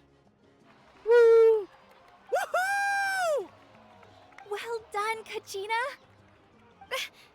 Thank you, everyone. I'm so glad I finally made it. I always knew you could do it. With so much potential at your age, you have a great future ahead of you. You're one to talk. Don't think I didn't know you were the first person to abandon your team. I'll be dealing with you when we get back. I had no choice. My friend invited me. I couldn't just say no.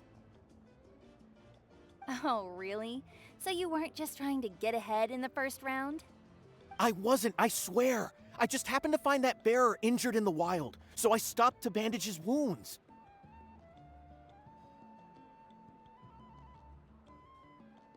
When he insisted on repaying the favor, what was I supposed to do? I'm just one person. I figured Kachina would have no trouble replacing me. But the fact of the matter is that after your departure, everyone else started thinking about swapping teams too. I'm really sorry, Kachina. It was wrong of us to abandon you like that. It's amazing that you still made it all the way through to the Night Warden Wars. That's the highest honor. Kachina really sold the show, especially in the opening part of Act 1 of this Archon quest. She did! And she's only a 4-star character! She's like the Ningguang of Notlin. Like the Notlin act. To me. like, I feel like she deserves to be a 5-star considering how important of a role she's playing in the story. Because to me, it feels like the 5 stars should be the characters that played the most important role in the story, and then the 4 stars are more like those side characters that still have, like, visions. But that doesn't seem to be how Hoyoverse is doing it. But that's what I think. But I love Kachina. And everyone gets her free, which makes me happy. Even though I don't know how to build her. So, what about you guys? Did you make it far? Our team captain drank too much the night before the competition and turned up late to the stadium on the day. We got disqualified. That's what you get! I bet they write the story before they finish the design the character's gameplay and stats. I mean, that would make sense if they do it that way. I just wonder, because, like, I've heard everywhere that they've already completed, like, the entire, like, story for, like, they've already finished writing the story for Genshin, so it's already laid out, like, how it's going to turn out. Also, I feel like I should move the chat box to the top. But, there we go. But still, it's like, I wonder if the people who are designing, like, the characters and, like, their play style, like, in the game, not, like, the story version, like, the game play style of characters, the designers of those don't have a full grasp on the actual lore story. Because that would explain it. Like, if they don't understand the lore story of it, that would explain why some characters who deserve to be 4-star or deserve to be 5 stars are 4 stars and vice versa. Because I've seen people say that Siegeween should be like a 4-star character instead of a 5-star. I don't really have an opinion on that. It's just one of the examples I've heard of, like, a character that should have been a 4-star instead of a 5-star. Because, like, all the Archons are 5 stars, which makes sense. And then there's, like, other really important characters that are 5 stars. I don't know. I don't have many 5 stars. Probably have a big book with the story in a general direction, and then they work on little details and smaller things when the chapter gets closer. Probably. Be like, oh yeah, we're gonna make this person do this one little thing. Or like how they have like all those little like side stories that don't really play an important part on like the lore itself. Like they had a story written but didn't have a design for Kachina and the others yet. Yeah. That would make sense. And then the people that do that probably don't have the full grasp. I don't know. I imagine it's very, very, very difficult to design a game, so... Serves you all right. No sympathy from me. Ah! Yes, exactly! That's what you get for abandoning Kachina! Fuck you! Anyway. Alright. There's no need to be like that, Uncle Pakal. Games are so huge nowadays. Yeah. I need to try Zenless Zone Zero soon. When I get caught up on the quests, we're gonna try it. Dear friends, I'd like to say a few words. Firstly, I'm grateful to my friends and our great Archon for helping to bring me back. This traveler and her companion Paimon are some of the strongest people I've ever met. If they were allowed to participate in the pilgrimage, I have no doubt that they'd win the whole thing. They've agreed to let me learn from them. With their help, I believe I can become even stronger still. They're like big movies, games, music programming, a lot of promotion and camera works. Yeah. Like, I imagine there's a lot of work that goes into making a game, especially a game as big as Genshin. Because they have Honkai that they're doing, and then Zenless Zone Zero, and I think they have a 4th game they're doing as well, so I can't even imagine all the work that has to go into all of those 4 games individually. It's insane. I could never do it. And let's not forget my good friends, Moalani, Chaska, Kanich, and Ayan-san. They all helped the Traveler and Paimon figure out a way to bring me back from the Night Kingdom. Honkai 3rd, Genshin, Honkai Star Rail, ZZZ, yeah. Oh, that's 2 other games I need to look into. And they have such intense stories, too. They too deserve to be called our heroes. So, please give another round of applause for them. Thank you so much. After 6.8, Genshin should reboot akin to Honkai 3rd, so Genshin 3rd. I don't even know anything about Honkai, other than some of the characters seem to reference Honkai characters. But I literally know nothing about Honkai. I know nothing about Zenless Zone Zero either. I just have it installed because I was going to play it, but then Notland happened. Well said!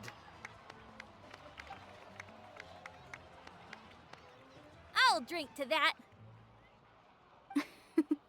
How does it feel being a hero, Kachina?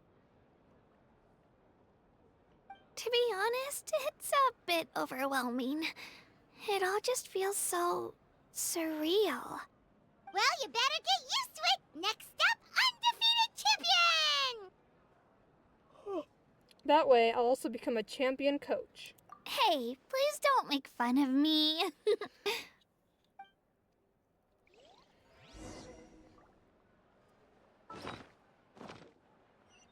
I meant to push V and I pushed B instead. Ooh, can I talk to characters?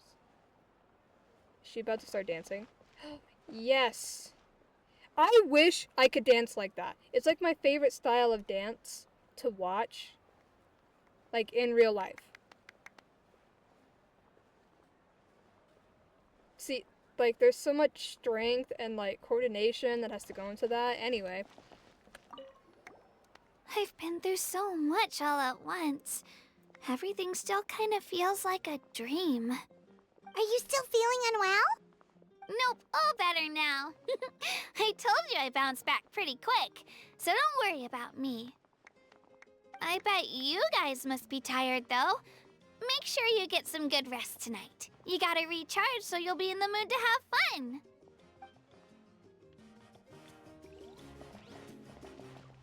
Any other characters I can talk to? Can I talk to you? No.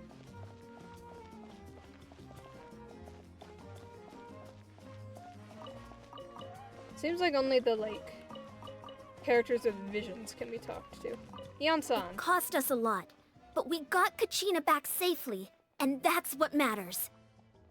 There'll be even tougher challenges coming our way in the days ahead, though.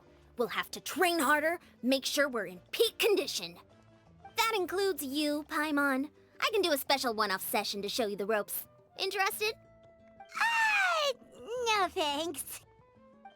I want an Eon-san. They look cool. I think they're an Electro user. If anything, based on how they were in the cinematic is anything to go off of.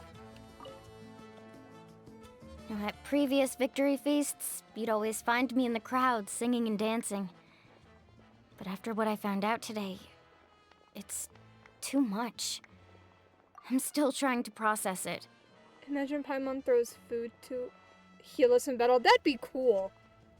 Oh, that would be a cool, like, mechanic. Like, you can, like, give her, like, a stack of, like, food items. And then when you're low on health, she just, like, throws one at you. And then you, like, eat it. And it heals you. That'd be a cool mechanic. Seems kind of random, but it does sound like a cool mechanic. It does feel weird seeing you so out of sorts. Mountains Fall isn't set in stone though, right? It's important to try and enjoy moments like this when they come along. Would be cute. It would be cute.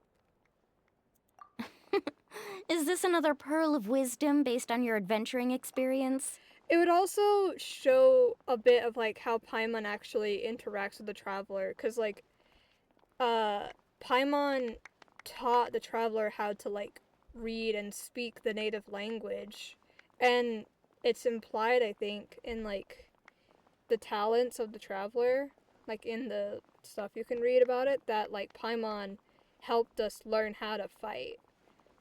Like lore-wise. Like obviously in the game she doesn't really do much for us, but it would also show more of the like, Paimon isn't a useless character, like she actually has significance. Because there are people who don't take into consideration outside of the, outside of just the gameplay. Paimon's best guide and teacher. Yeah, I've heard that she, like, genuinely taught the traveler how to, like, fight and how to, like, read and speak the native language. That's what I've heard. Well, Paimon agrees with the Traveler. Everyone's come together to celebrate Kachina's achievements. That's gotta be a first. You're right. Kachina looks really happy. And now I'm being the moody one. Ugh, enough doom and gloom. Time to shake it off. Yeah. Oh, where'd she go? Oh, there she is. I really started liking Paimon during Summer Quest when she cried. I started liking her, I think. It was around, like, Inazuma, I think. So also, it was around Inazuma time when I really started paying attention to the lore, and then Sumeru, I got really into the lore. I think if I go into the talent, I can show what I'm talking about. Where is it? I've seen it talked about. I don't know. Yeah! It's in, like, under all the talents, it says something like this, like, you studied the ripples in the water with Paimon. It always says, like, with Paimon. Yeah. For, like, all these talents and stuff. Except for this one, apparently. So, like, she has taught the Traveler stuff. And, like, helps you. Because I've also seen... Oh, Jesus. I've also seen people, like, making, like, automatics and edits and stuff of, like, the Traveler being mad at Paimon for always, like, agreeing to do quests and stuff without talking to the Traveler first. But I'm like, I think it's just that. I think that's just a gameplay thing to some degree, because the Traveler, like, rarely actually is voiced during quests. So I think it's like a gameplay thing. And also, I think the Traveler is just kind of not very talkative. Alright, Kachina. Let's party! I'm a little embarrassed. Don't be.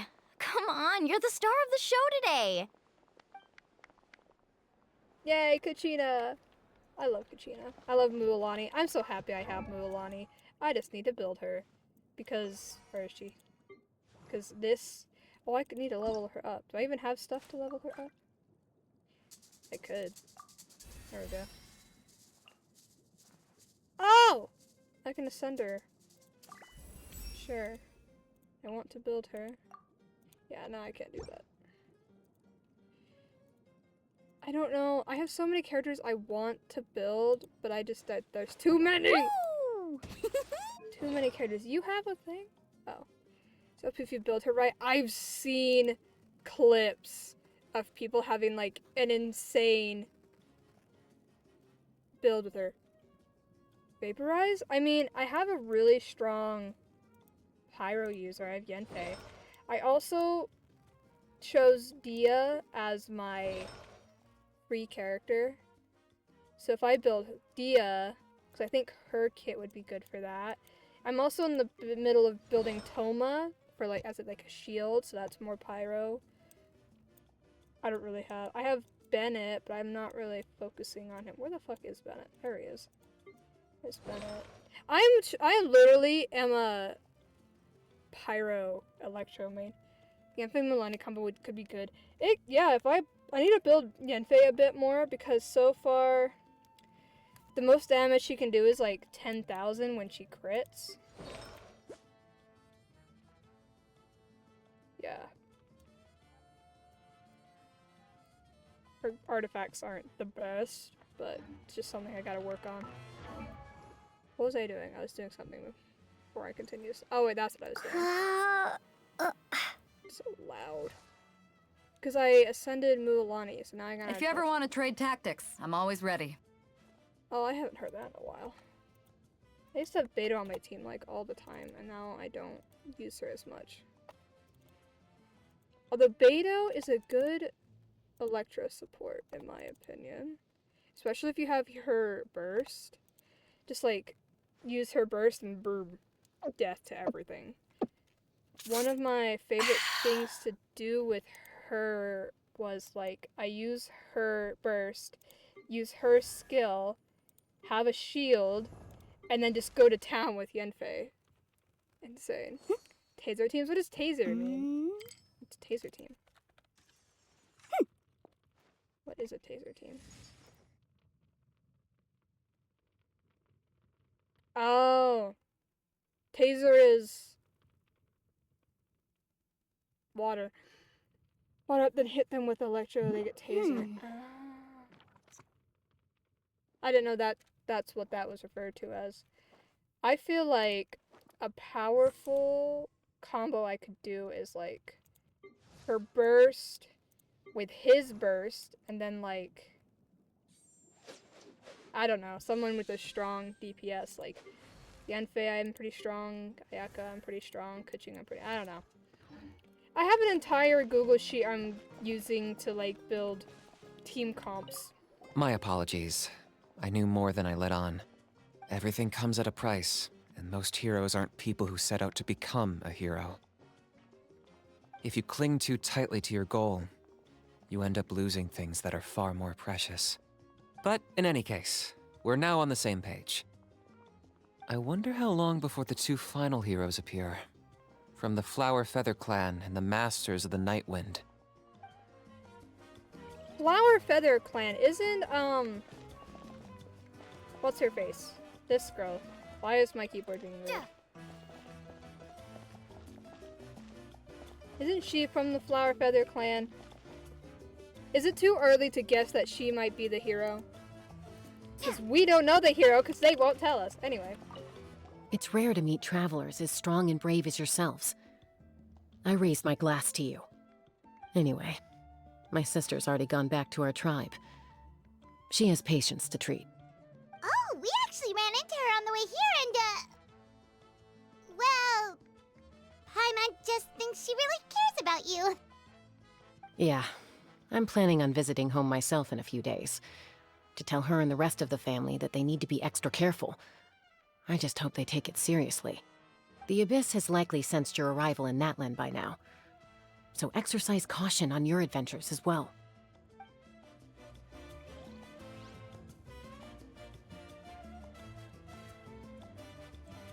Okay. And now we can talk to her. Ah, you're here. Have some fruit juice. I got it specially for you two. How did you know? That's Paimon's favorite! You look like you've still got questions. Ask away.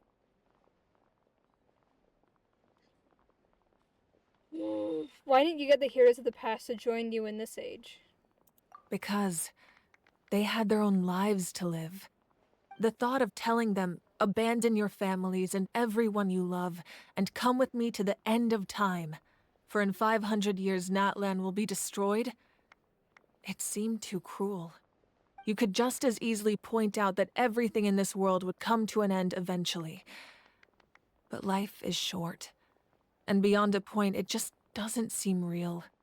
Imagine if I said, let's leave right now, and go save the sun because it'll flame out in a few million years. It would sound quite ridiculous. I couldn't make them shoulder that burden with me. Besides, every generation will have its heroes, this one included. The plan could still work without them. Or, of course, without me. But since I was the one who came up with the plan, I felt duty-bound to see it through to the end. Paimon's suddenly remembering that portrait in your room. Was that your family from back then? Yes, it was. So when you asked me who my sister grew up to be, the truth is that very little information survives. From what I've been able to piece together, I can conclude with a reasonable degree of confidence that she ended up as an architect and artist. She played an instrumental role in rebuilding the scions of the Canopy tribe, designing and building many houses. But of course, none of her buildings are around anymore. Still, it was an impressive achievement, and I'm very proud of her. So that's the life you had to leave behind. You feel loss keenly. It seems to stir up feelings of regret in you. But this is something I have long since come to terms with. This is a war, and there can be no war without loss. I am already far more fortunate than those who lost their lives to the Abyss. The people of Natlan look to me as their Archon, and the weight of their expectations is mine to bear. I must see our fate through to the very end, no matter what I may find there. That's actually what I wanted to ask. If you're already aware of fate... Yeah, doesn't that mean the way everything ends has already been written, including your plan? I suppose, but so what? Don't forget, time takes many forms. The past, present, and future coexist, and all are equally important. Even if the future ends in destruction, there's still no reason to give up on the here and now. And it's precisely because we humans cannot know our fate that we will never give up on our struggle. This is a pivotal moment. We are still 2 heroes short. Well, 3 to be precise. There's one further hero who I'm hoping to get on my side, whatever it takes. Surely you don't mean me. I get an tired energy. She seems to be tired of being ageless to me at least. It sounds similar. I think it would be similar to like what Farina had gone through. Cause she was cursed with immortality until Focalor died. But the thing that made it even extra hard on her was the fact that she had to keep her role, like the fact that she wasn't actually the Archon, she had to keep that a secret from literally everyone for 500 years. Like, not a single person knew about it. Not even Nouvelette. That would suck.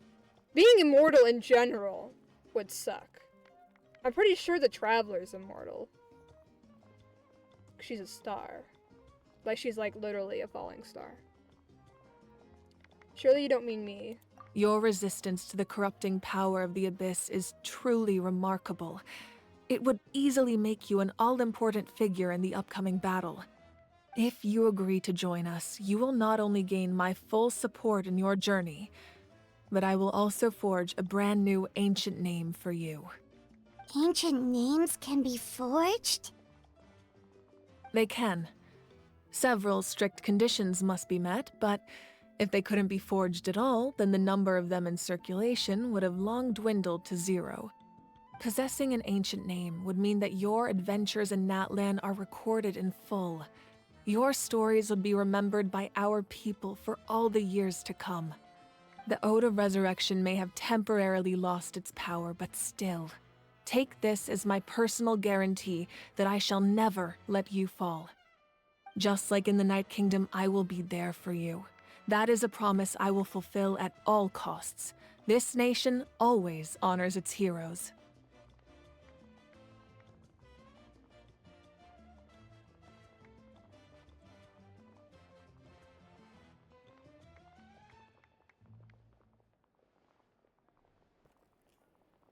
I realized I was muted that whole time. Anyway, sense of presence around the event they saw and go many different racing great people and friends must be tiring. I think that would be like, I think you would go insane. I think I would go insane. I think most people would go insane. I think that's why they're chosen to be Archons, actually. Okay, well, Zhongli is an Adeptus, so he was always going to be an Immortal. Venti was a Wind Spirit. Raiden is a Tengu Warrior, I think. Nahida is a piece of Irminsul. Farina is a Oceanid. So they're all like beings that like live forever. I think, do Tengu warriors live forever? I don't remember. But I feel like mortality would suck. Like, most people would go insane. Like, Zhongli is over 6,000 years old. And he's still kicking. I can't even imagine how much he's gone through and seen and stuff. Because he's gone through a lot of pain.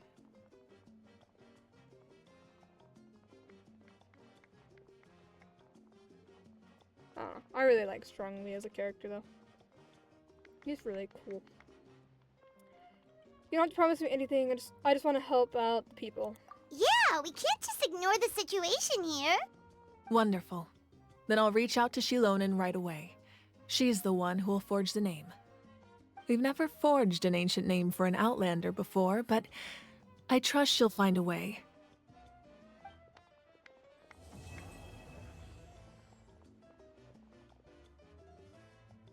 My lord, we've received word that the Pyro Archon has lost much of her power.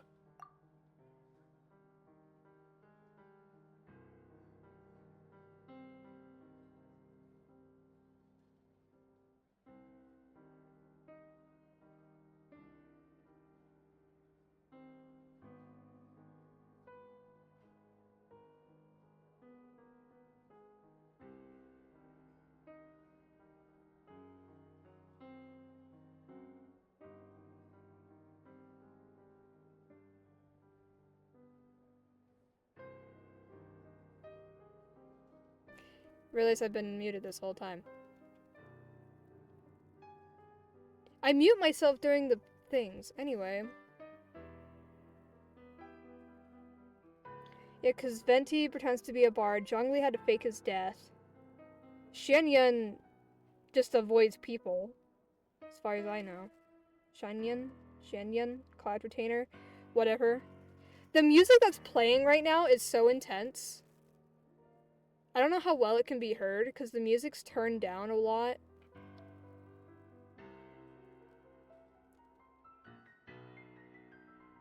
This is intense. And it's all piano.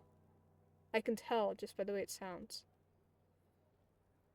Cloud Retainer, she went to Liyue to live among human now, so she's opening up. Yeah. She also raised Ganyu and Shenhe, if I remember correctly. And at least Shenhe was like very detached from humanity or something. But she also was like full of total like yang energy and something, so I don't know. Although your injury complicates things, this is most certainly the opportune time to seize the Gnosis. Victory and defeat are rules, not outcomes. I have never taken advantage of an opponent in a time of weakness, and I don't intend to start now. As for you, I must confess, I did not expect that little trick of yours to save the day. No matter how dense the fog, as long as the sun remains, we cannot turn day into night. She could have dispelled it. She simply chose not to.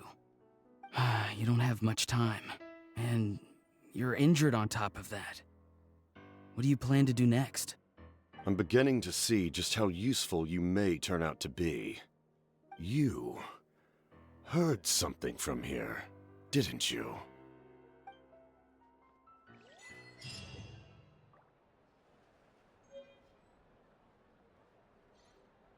What? What?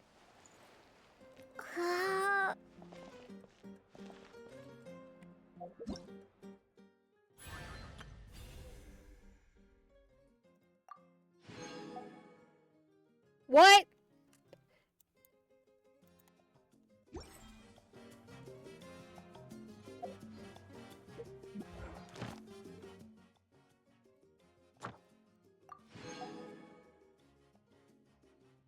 I 500 primos. I know. I forgot about that.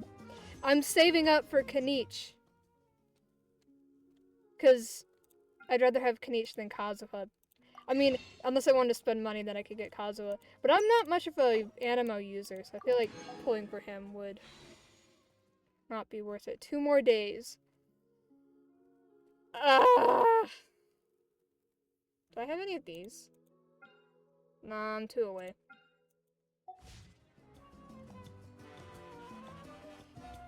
Anima plus EM buffer and... Yeah, damn. I know Kazuha would be so nice to have. I just... never... I never have luck when it comes to getting the characters I want before getting to 50. And it's so difficult to get to 50 get to 50 wishes, so I'm just like, you know, I'll just save up for the new character. So I got 60 now.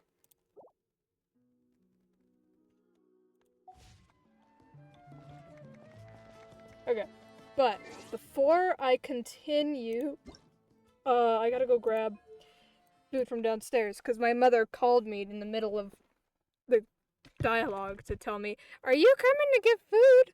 I'm like, "Yes, Mom, I'm almost done with my quest." But yeah, I'll be right. I gotta go grab it. I don't even know what she made. I could just smell it though. Nope, not that one. That one. Okay. Be like a few minutes.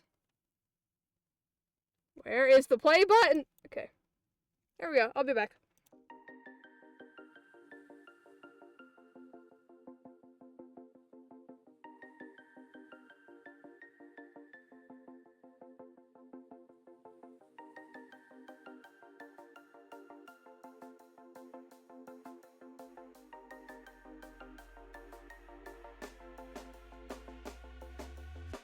When you want to get off the darkest ground, but gravity pulls you straight down. Earth from a bird's eye view. You should grow feathers and see this too. When you want to get off the darkest ground, but gravity pulls you straight down.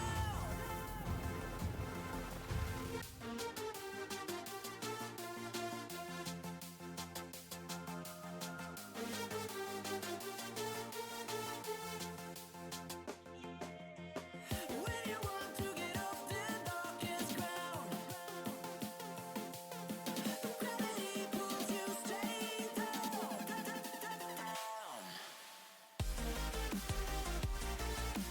Clear sky.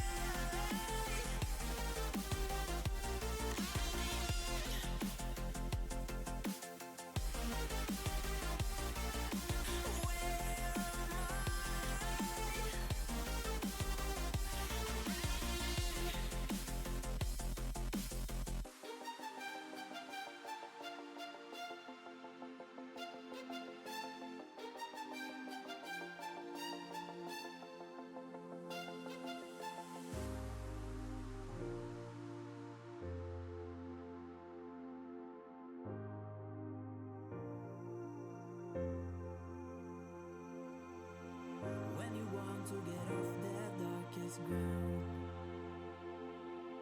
but gravity pulls you straight down. Earth from a bird's eye view. You should grow feathers and see this too. When you want to get off the darkest ground, but gravity pulls you straight down.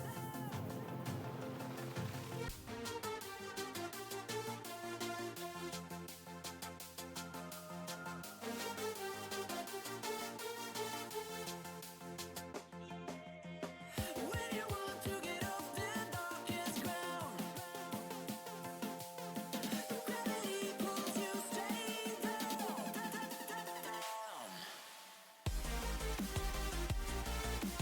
Clear sky.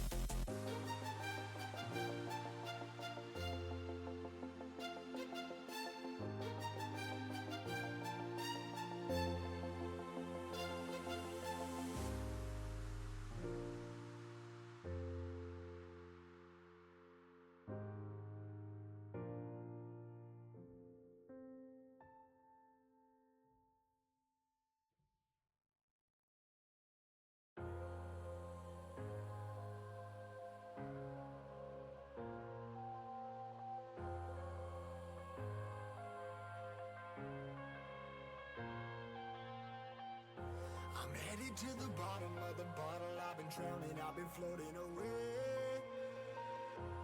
Every other dollar that I got in bed, I'm probably winning to the way I ain't okay.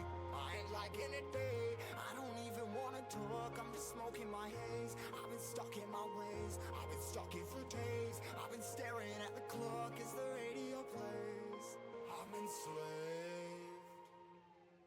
Yeah. Rolling another, I'm stuck in my seat for the whole control of my speech. Yeah, I've been trying to get off this couch for a minute and a whole week.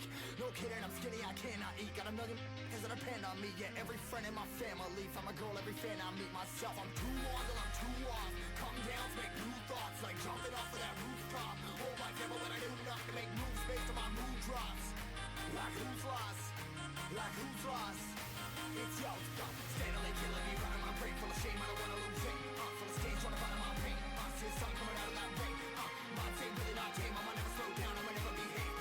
Stuck inside this prison, inside this cage. It's taking over.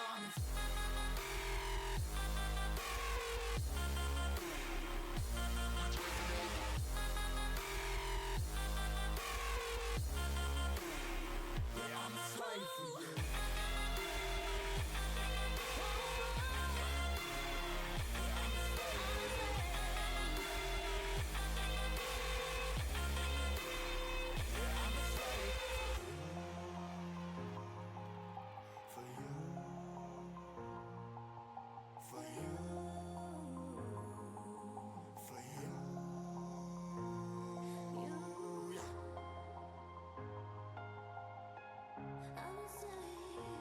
Slave for you.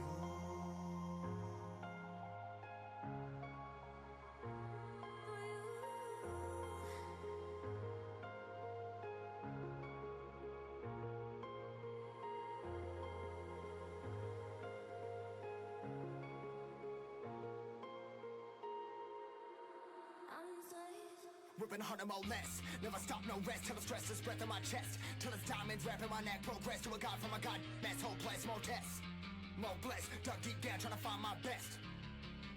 Find a beast, had to kill a conquest. I'm next. I'm too on till I'm too off. Come down to make new thoughts. Like jumping off of that rooftop. Oh my God, but when I do nothing to make moves based on my mood drops.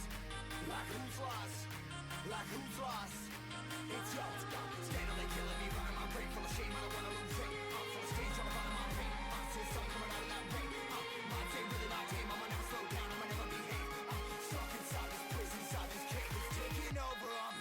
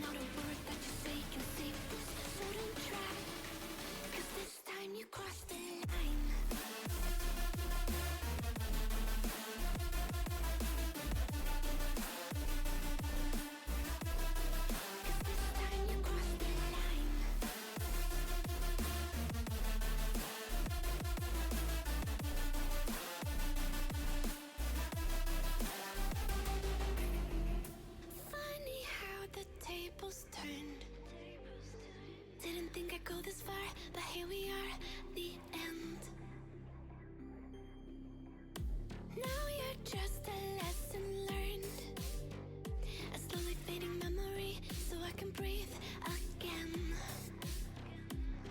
Gain our trust and you chose to break it. Ask for truth but you only fake it.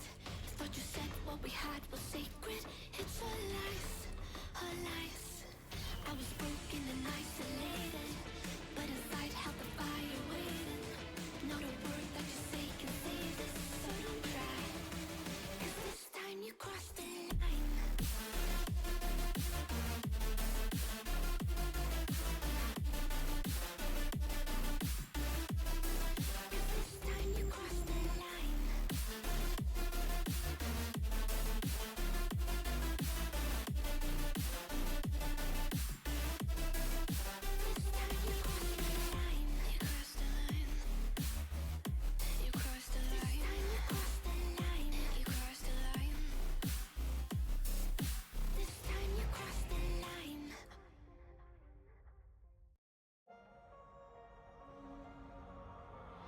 I know we grew up a little too fast. I miss the days that we chill and relax. Where did the time go? It all passed. Now I need to go back. I had no worries, but always had plans. Only thing I did was dig out the trash. Now it's much harder to laugh. Hard to get up and then work on my craft. I need inspiration. Don't need no validation. No more medication. Just try some meditating. I don't need you to save me. Feel like all of you hate me. Everything's been so hard with all the situations lately. I just need to numb the pain for a minute. I just wanna run away on vacation. I don't know what else to say now. I just need to numb the pain.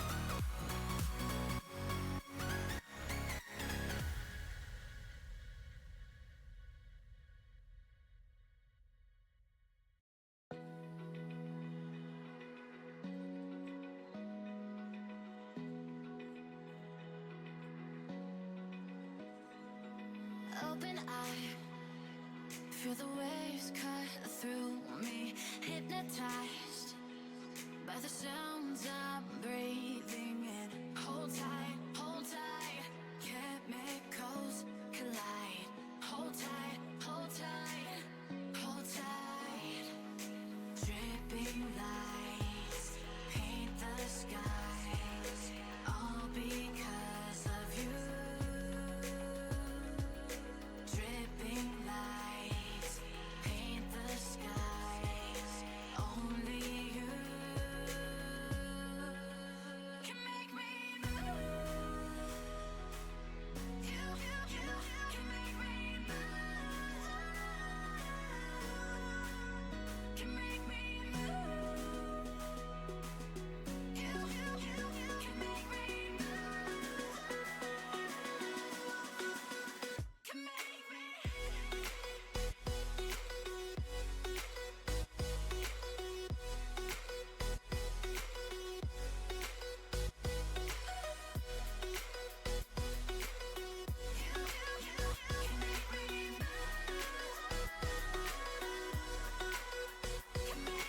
So alive, make it last forever. Stop in time, yeah, I'm surrendering. Hold tight, chemicals collide. Hold tight, hold tight, hold tight. Dripping lights paint the skies, all because of you. Dripping lights paint the skies, only you can make me move. You can make me move. Can make me move.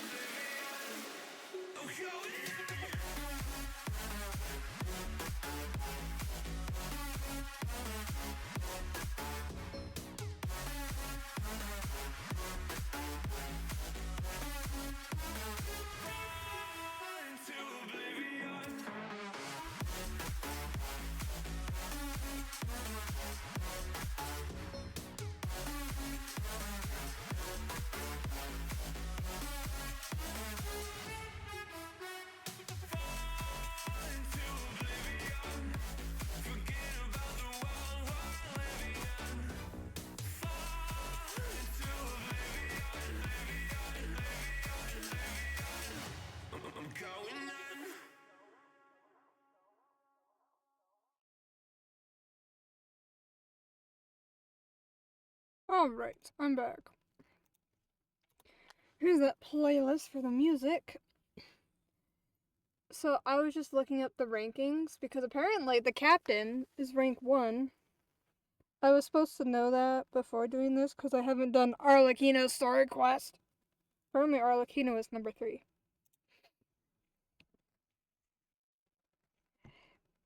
But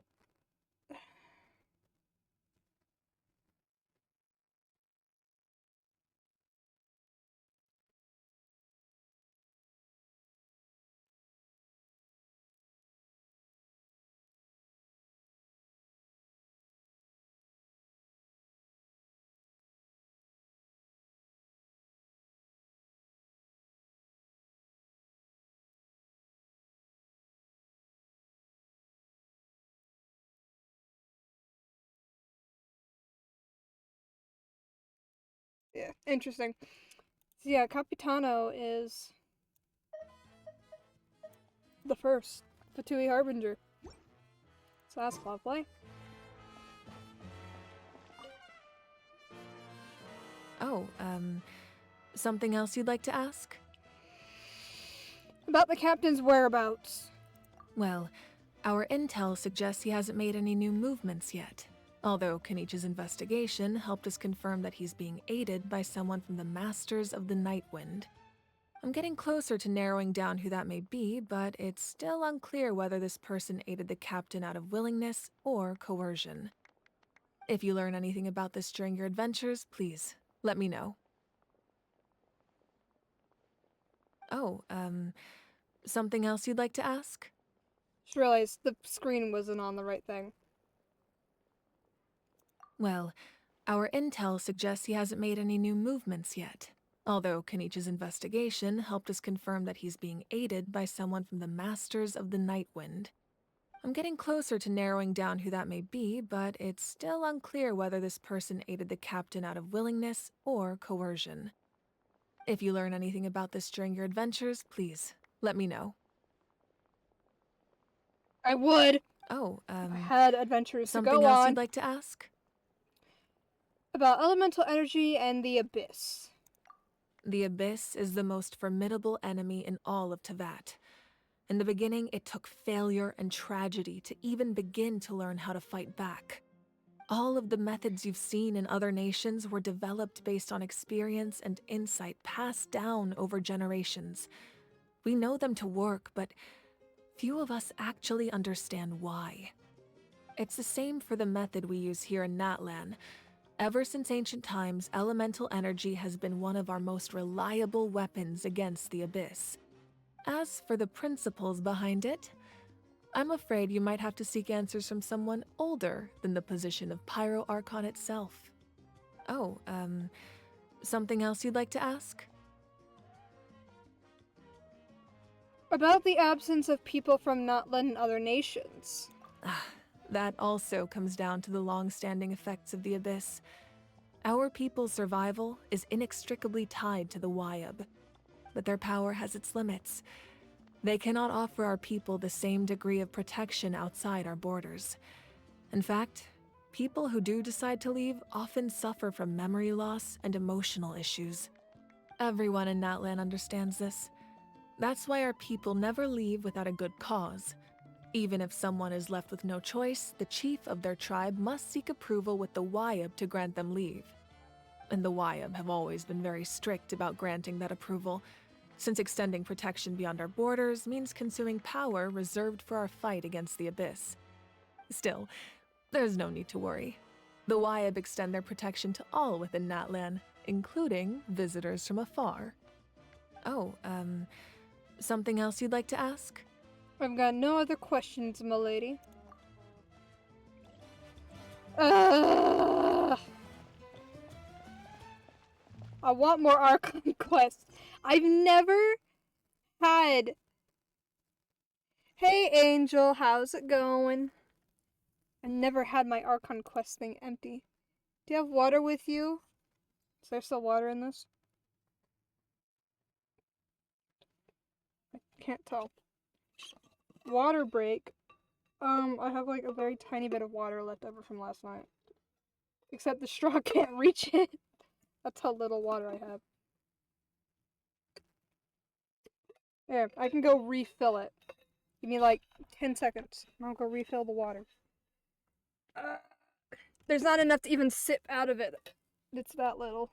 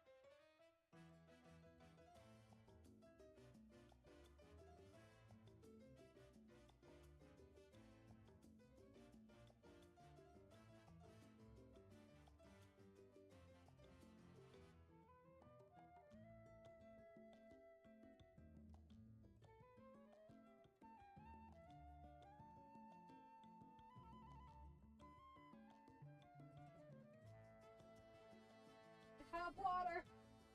I don't know if I can pick me up from that far. I have water. Ah! You hear the ice shaking in it?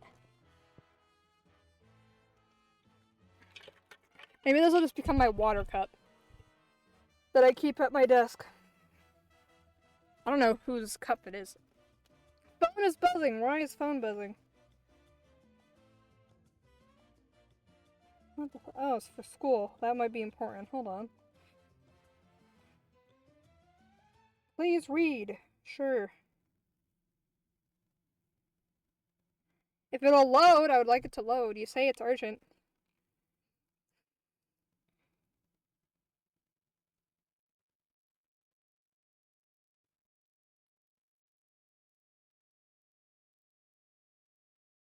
Huh. Oh, basically, I just got free credits for one of my class. That's not the best way to describe it. Free stuff. Because one of the classes I have is I have to go to the PE building like 34 times within the semester, and I just got 3 extra days added to mine because the system was broken or something. Okay.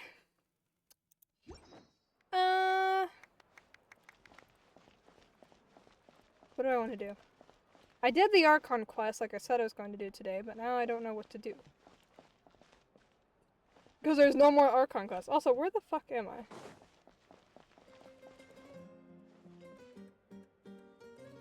Spiral Abyss. I cannot get past the 10th thing in the Spiral Abyss. The 10th thing? Yeah, I can't get past floor 10. Like, I can't do any in floor 11, like, at all. I've tried a couple times and I just can't. I don't have strong enough teams. Or, like, strong enough team compositions to do it. It's cause I didn't start, like, actually building characters till, like, recently. So, all that time that I could have been building characters, I just wasn't. Wait, I just saw something behind the... What? Okay, I'm seeing things. I thought I saw something behind the portal. See, I can do 9 and 10 just fine. I can't do 11. I always get stuck. It's always chamber 1, too. Wait, this is different. It's a different thing, so maybe. Trying to remember my team comps I would always do. Shield, shield. Heal. Heal. Ruin monsters. They're okay. I can manage them. Let's see.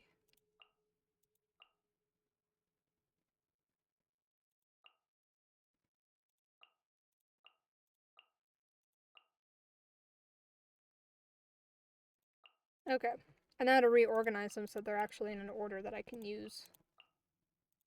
Because I have a specific order I put my teams in.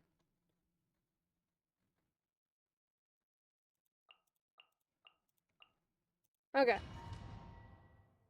I always put shield in number 1 and healers in number 4, and then main DPS in number 2, and then supports in number 3.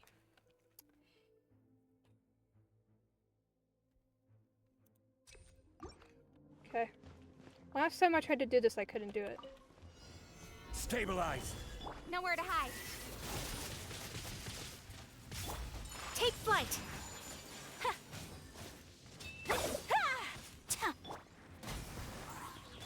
Incoming.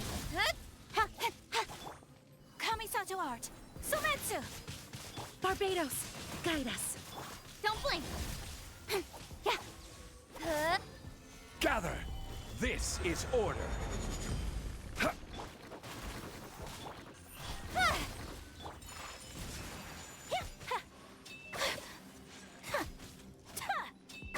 Cut to the chase.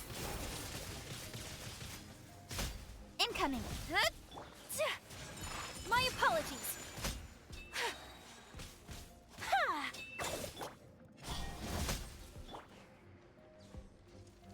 Solidify. Embrace the ice. Wind, hear me. Nowhere to hide.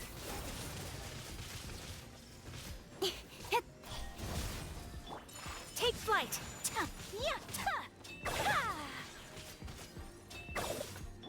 Speed of light. Hey! Whirling snow. Sakura swirl. Incoming.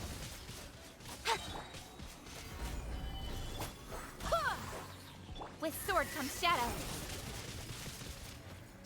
Don't blink.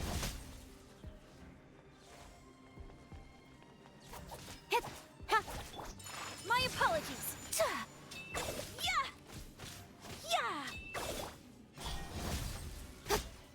Nothing watching their HP bar goes down. It's so nice. I also love like when you do so much damage that you just see a giant chunk of their HP bar turn yellow and then disappear. It's so satisfying. Okay, I could never do the slimes. That's where I got stuck. Outlines your fate. I think Chi-Chi's gonna carry me here. Eyes on me! Witness the power of Gugwa.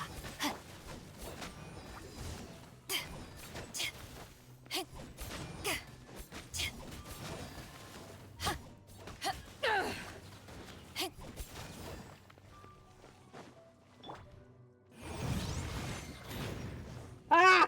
Wrath of the flame.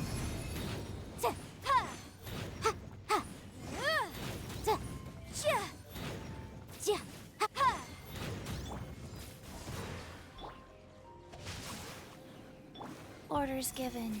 Orders received. Power that ended high shot. Incinerate!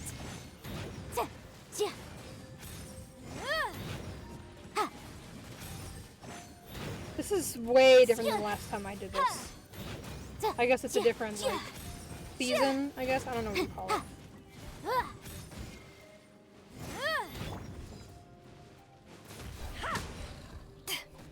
Life goes on. Motion to compel. No, my sword. No. Okay. Why do I have none of my stuff? Okay.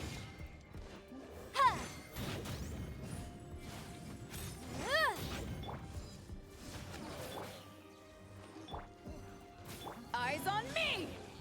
Motion to compel. Can you stop that? Ring cutter.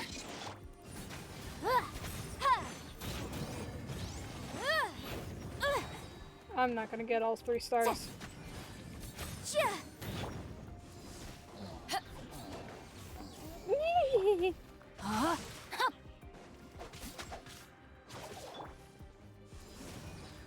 Incinerate! Okay. Power that ended Haishan! Sacred name, Fortune Preserver. Inadmissible evidence! Ha! Jia! Jia! Ha! Ha!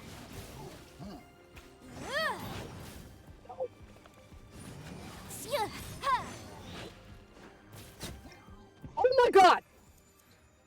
I was stuck on 60 for a second there! Oh! I've never gotten this far! The last time I tried to do floor 11, chamber 1, it was strictly only slimes. And I could not do it. Oh my god, this is the furthest I've ever gone.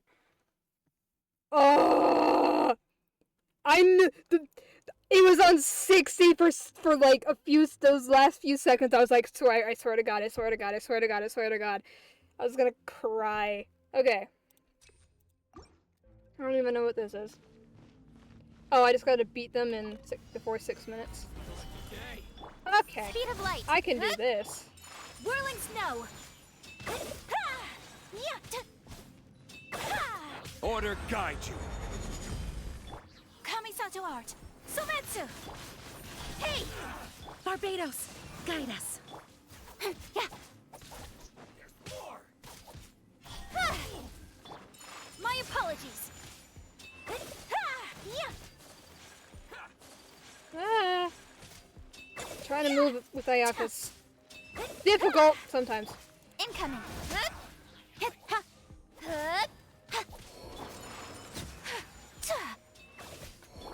Speed of light. Dead. Okay. Oh god. That's only 2. What's the 6th guy? Cut to the chase. Whirling snow. Yeah. Yeah. Embrace the ice.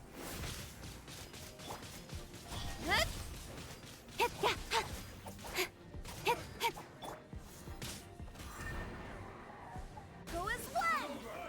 I will have order. Incoming.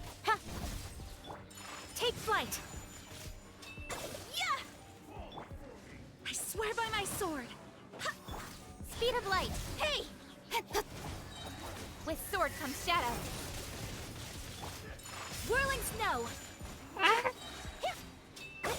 So rude. Incoming. Yeah. Kamisato art. Sometsu. Speed of light. Yeah. Oh dear god. Gather. Order guide you. Incoming.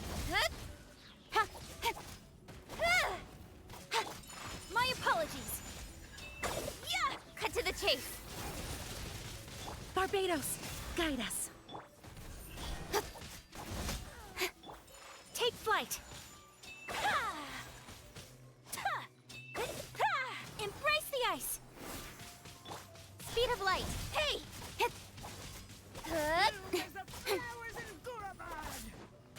No. Stop. Die! There's no health on your bar. Just die. Oh my god. And you don't get 3 stars for the rest. It's so amazing you got this far for real. No sweat. I am like so happy I got past chamber 1. What the fuck? Okay. No, my I don't think I'm gonna get the 3 stars, but it's fine. Because anything is gonna be primos. Primos for Kanich. Okay, faster. Okay. Boom boom! Eyes on me!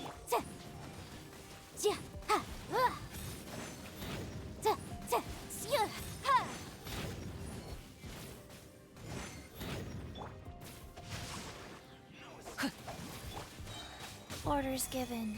Orders received. Time for your arraignment!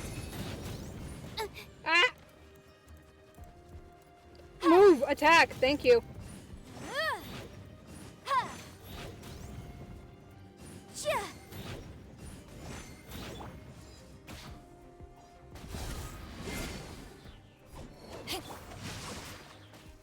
Life goes on. Incinerate! Dead. Okay. Alrighty. Power that ended high! Let me weave you a verse. Boom boom! Look at those numbers! I love to see it! If I get rid of you, I'll stop freezing! Can you stop? Okay. Rise. Oh. Stop!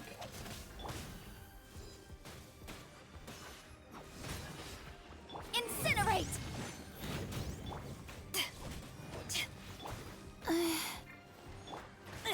Ow. Motion to compel.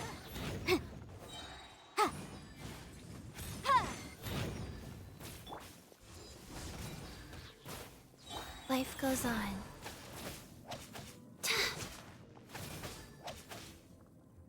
Incinerate! Okay, it's 1 star down. I think I can get 2 stars though. Rain outlines your... Back off! Motion to compel. Sacred name. Fortune preserver. Inadmissible evidence!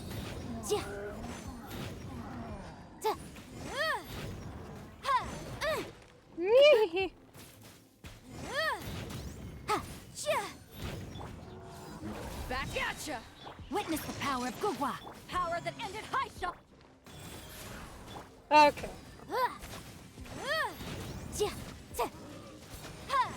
Boom boom!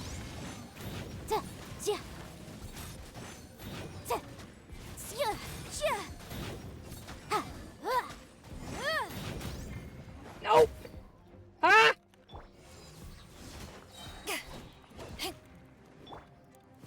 Incinerate!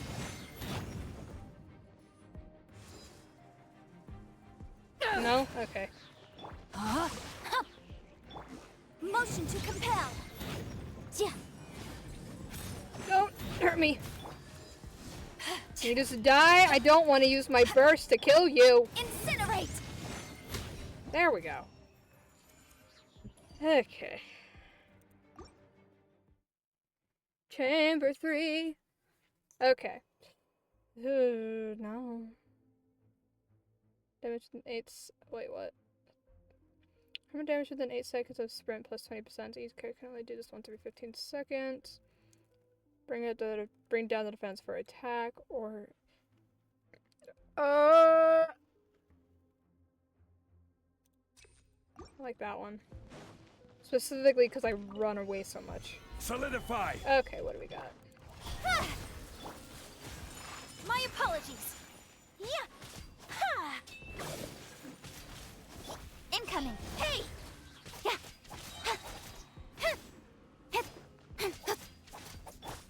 Whirling snow.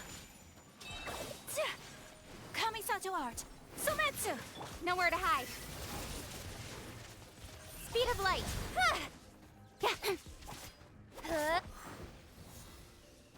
Go as one. Don't blink. Hey! My apologies.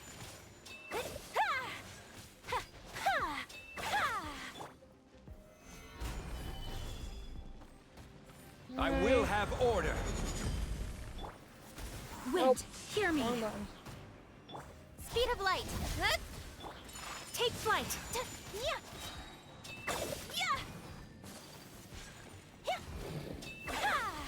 Embrace the ice. Don't blink. Hey!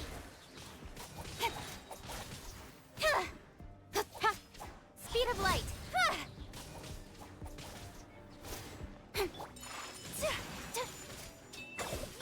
Incoming. Oh my god! Just die! of light. Okay. Mirror maidens. Okay. With sword comes shadow. I swear by my sword.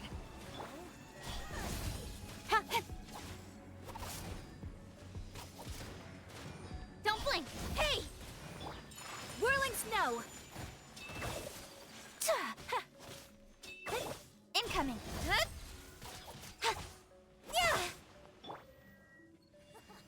Gather! Order guide you. Sakura swirl. Nowhere to hide. Don't blink. Hey!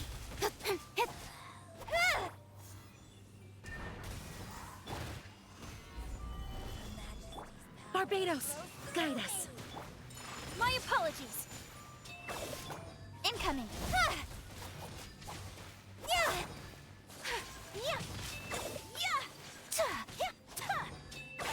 Don't blink. Hey! Okay. One down. Stabilize. Incoming. Whirling snow.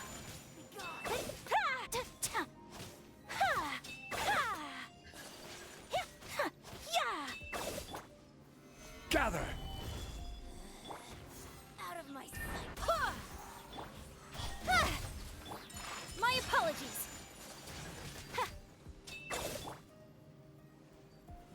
Solidify. Embrace the ice. With sword comes shadow. Speed of light. Hey! Take flight.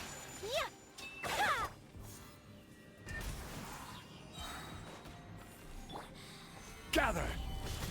I will have order. Wind, hear me.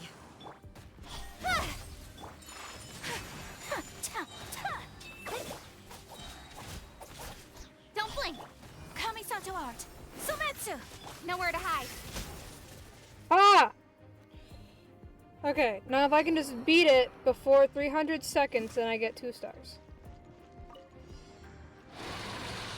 Time to Oh, act. God.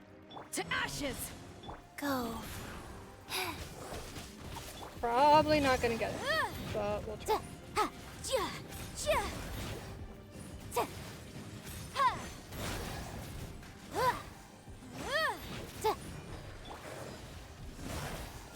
Opening box of Adepti tricks. Motion to compel. Rain cutter.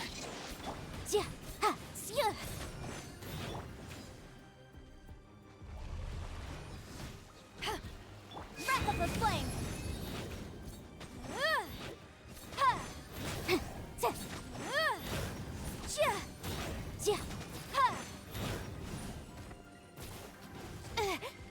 Can you not stop?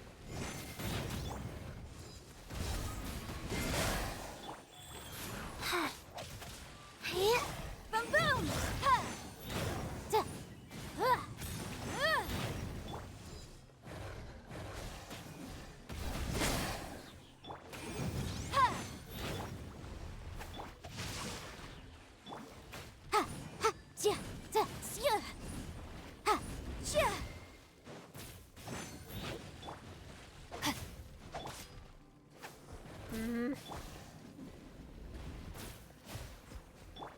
Rise.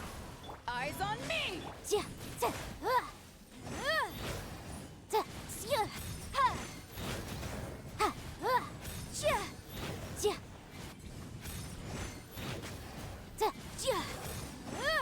Motion to compel.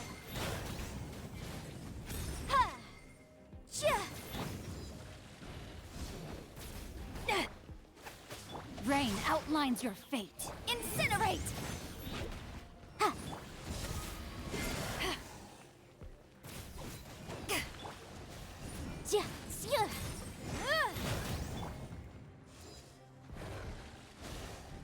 Take this!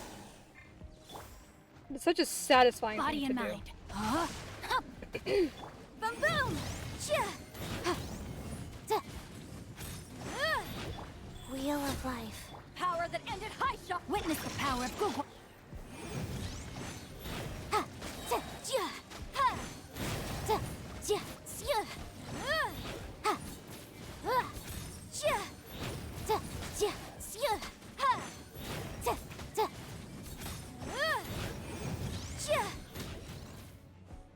Ah!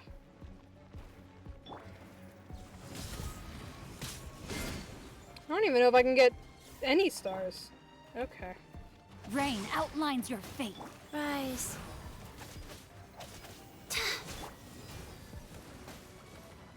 Back off! Time for your arraignment! Ha! Ja! Ha! Ja! Ha! Ja! Ja! To ashes! Sacred name. Fortune preserve. No, my sword! Incinerate! Ha! Ja! Ha! Ja! Ha! Motion to compel! Ja! Ja! Ja! Rain cutter! Life goes on. Ha! Ha! Ja! Ja! Ja! Ja! Ha! Ha! Ha! Ja! Ja! Ja! Ja! Ha! Ja! Boom boom!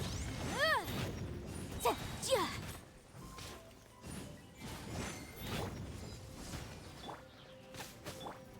Rain outlines your fate. Eyes on me! Inadmissible evidence! Ha! Ha! Ja! Ja! Ja! Ha! Ha! Ha! Ja! Ha! No, my sword! Ha! Ja! Ha! Ja!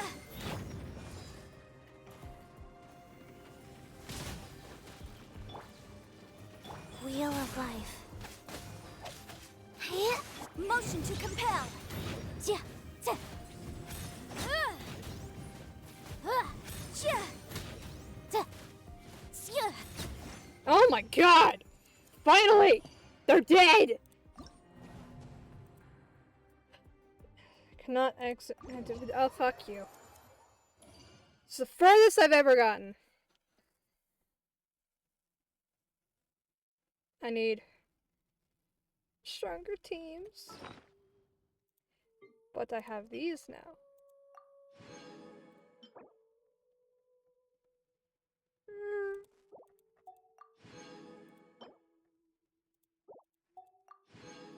Why is it only giving me these? That last fight went on forever. 50 primos. All that for 50 primos. Satisfying gameplay made me want to hop on. It was satisfying? I thought that would be like infuriating.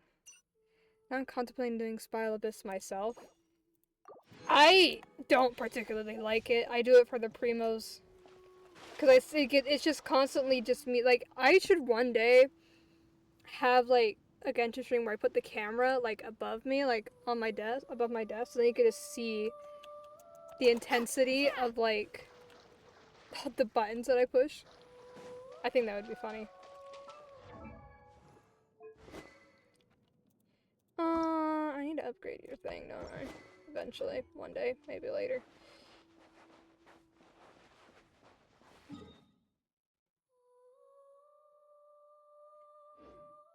Button mashing. So it's literally just mostly me hitting Shift, E, or like WASD.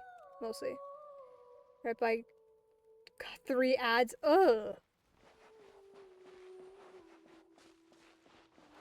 Hate ads.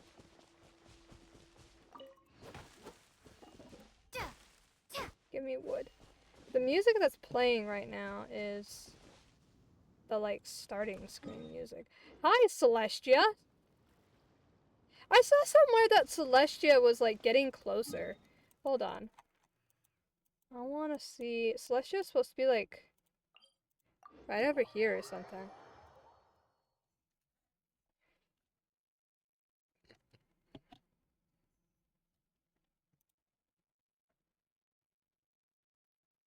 And now we wait for the long load times.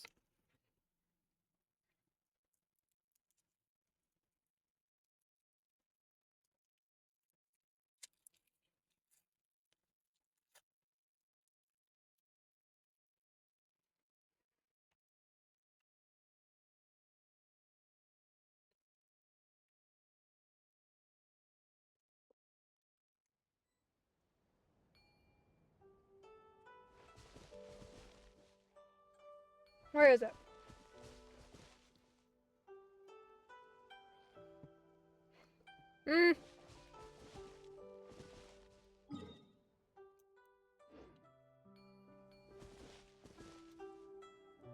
Yeah, break. Welcome back. I'm looking for Celestia. I could have sworn. Oh, it is right above me. That is hard to see. I guess I could have just gone in here. Yeah, you can kind of see it. It's in like the corner of the screen. I was looking for Celestia because I heard somewhere that like Celestia's getting closer to you. I remember it be like somewhere down like someone was over here like walking to net. Like I saw a TikTok. Like, and they were like, oh, look, Celestia is even closer. And I'm like, wait, it moves closer to you? And I still have not seen the evidence of it, but I want to see. Well, because I was watching the TikTok and they looked over at, like, the big tree thing that's in, like, the oasis. And then they, like, stopped, like, they were looking at something. And I was like, oh, what are they looking at? And they're just, like, the video itself didn't say anything. So I looked at the comments and they're like, oh, yeah, Celestia is terrifying. And I'm like, wait, we're talking about Celestia here? So I was confused the entire time watching that video. Alright, I heard about that a while ago. I heard about it like a few days ago. Let's see. I'm gonna go recreate the video. Yeah, he's gonna come crashing down onto VAT one day. Probably. I feel like that would happen. Actually, no! I don't want to fight! I just want to go to Notlin.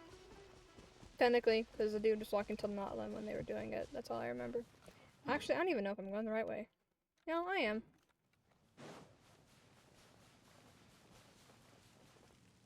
I see it! They were even further away. I can barely see Celestia. Because I thought they were looking at the tree because they angled in the video. But no, they were talking about Celestia. I have to get, like, really close to even discern anything. Intriguing. So Celestia is, like, right, apparently, according to something I've seen, Celestia is, like, right here. But I wonder if Celestia is supposed to be, like, above Conria. That's my personal theory, is that Celestia is hovering above Conria right now. Because I feel like that would be... I feel like it would make... Because Conria, right? They destroyed Conria. And I've heard multiple different theories as to why.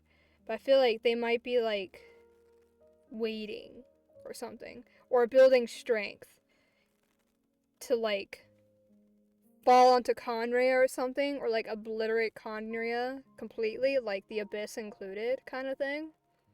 Because, like... some of the survivors of Conria became the Abyss. And I've heard a theory that Conria is in this big, like, section of the water.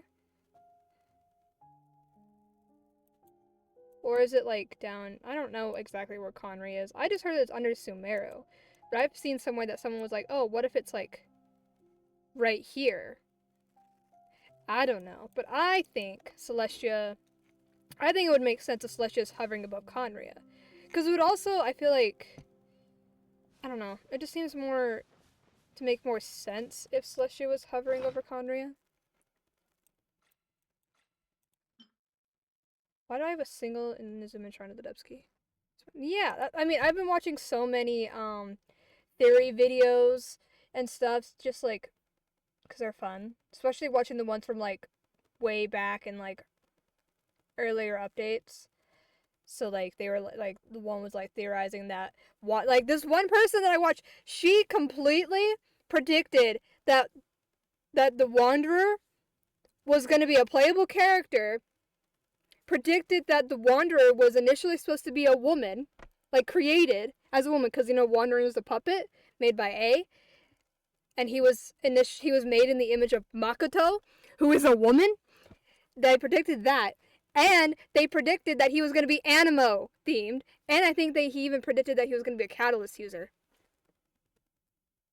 And I'm sitting here watching these videos, you know, right before Notlin launches. And I'm like, how in the hell did she get all that? because it was right. And I looked at the comments, and like even a year ago, after like Wanderer was released or released something, and someone was like, "She got it all right. How did she get it all right?" And I'm sitting here even after those comments, I'm like, how the fuck did she get that all right? I don't even know. But yeah. I also found out that she named her Wanderer the same thing I did. Because I named my Wanderer Fujin. Because he's the wind god, like the Japanese wind god. And that person also named their Wanderer Fujin. So I think that's funny. I think my sister's burning incense because all of a sudden it smells like something's burning. Because incense kind of smells like weed. Or at least some of the stuff she burns smells like weed. I know it's not weed, but it smells like she's burning weed. Because I've been with her when she's like burned like incense and sage and stuff, and it smells like weed, but it's not weed. There's a very distinct difference. Because weed has a more skunk smell to it, but there is a very similar scent. It's very similar. House burning down. At this point, she's probably gonna burn the house down. Because yesterday, I came home from work, and it was like 7:30 p.m., right? And the house had been empty from like 2 p.m. to when I got home from work. Because my sister and her friends went out to like do stuff that was like in town or something. I don't know. They left the house to go do something. So from 2 p.m. till about like 7:30, there was a candle left burning in the kitchen. Like it's in the middle of the counter because we have like an island and there was like nothing flammable around it. But still, for at least 5 hours, that candle was left unattended, burning. And then my mom comes home, and I'm like, oh yeah, my sister left the candle burning before she left, and she's like, huh? Because also apparently my mom, she dropped them off at the thing they were going to. And then my sister was like, oh, I think I forgot to unplug the sandwich maker. Because my mom has like a sandwich maker thing, like sandwich press thing that kind of looks like a waffle maker. And so my mom's like, oh, okay, I'll go like unplug it or something. And so she left that plugged in and forgot to blow out her candle. So she's gonna burn the house down. I swear. I'm gonna come home and there's just gonna be ashes. Add ash.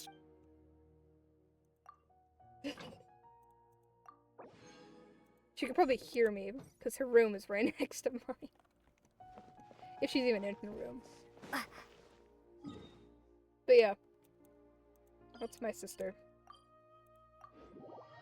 She's gonna burn the house down. That's all I can say. And then I won't have a house. Which would suck. Because I live at home. Even though I'm in college, I live at home because it's cheaper to live at home. After so long, for real, I got the World Ascension Quest. Oh, the final one? Like the AR-58 one? Or like the new one? AR-58 one? Wait, no, is the AR-58 one the new one? I think it might be. I heard that there was like a new one.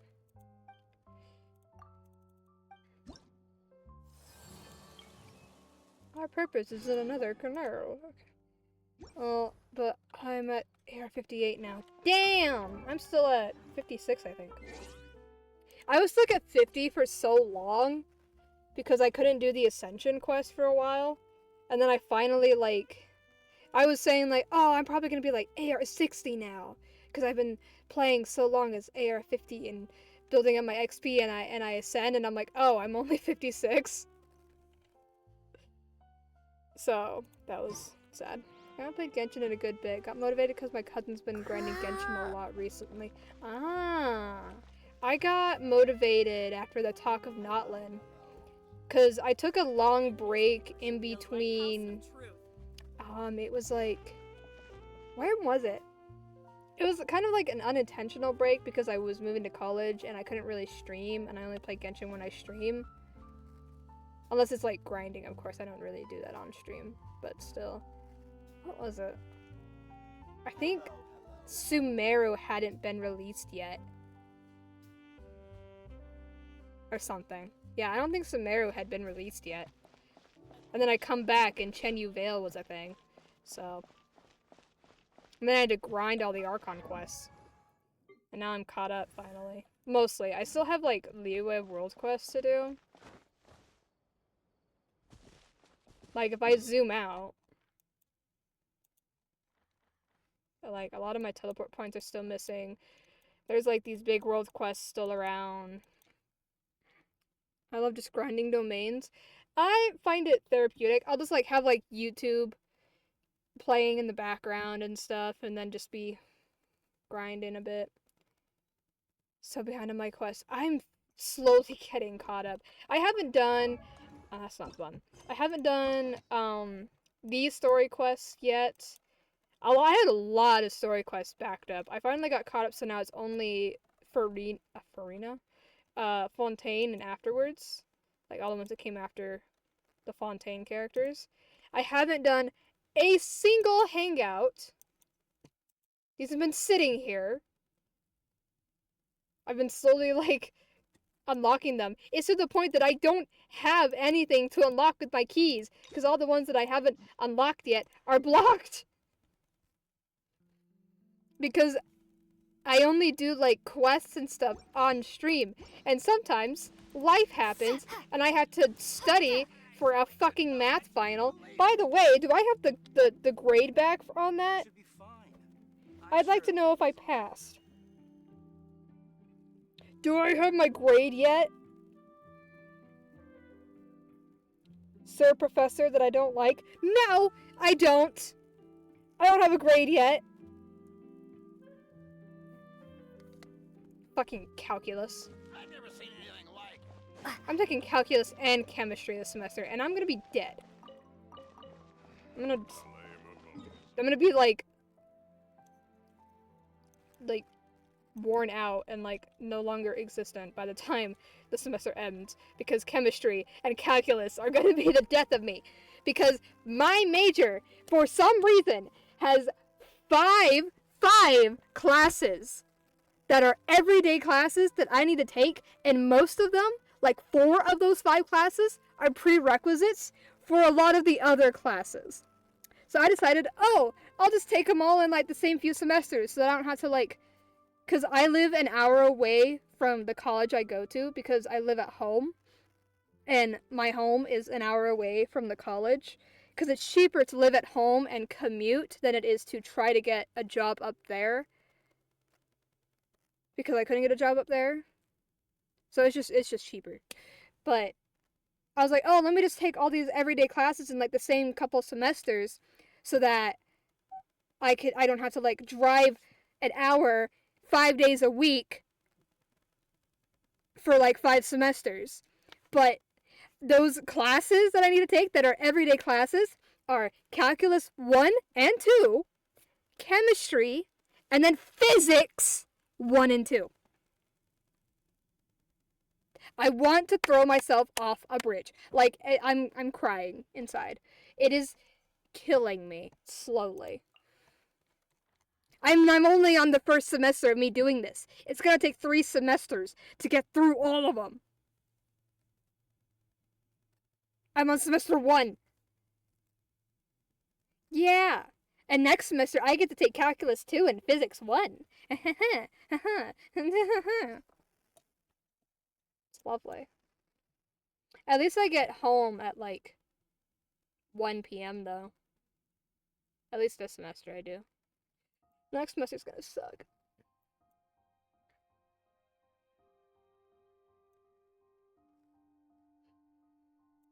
College is pain, but I want money. I want a good job. Because I want to be an engineer. Should I do one of these small quests? Because there was one here that I did yesterday, and that one didn't take very long. And then there's this one that I could go do.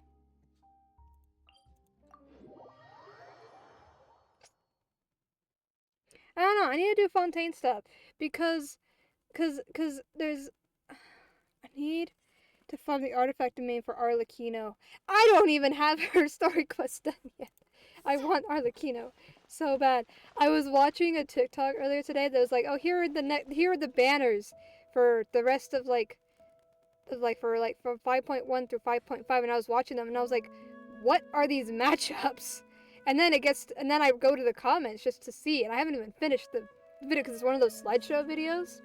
And someone's like, why do people think Gui Zhang is still like alive? And I'm like, huh? So I keep sliding, and they put the person that made that slideshow is like, oh yeah, we're gonna have Gui Zhang with like fucking, I don't even know who it was. I'm like, what the fuck? Because I was gonna be like, oh, hooray! I get to start farming for these characters. Woo! These characters that I want so badly. And then I'm like, oh, maybe not. That was sad. But I want Verena. I pulled for her on her rerun, and I didn't get her. So now, I just don't trust any TikToks I see about Genshin anymore. Because they lie! I was so excited because Farina was going to be coming back. Or I thought she was. And I was lied to. Because I so badly want Farina. I'm starting to collect... oh my god.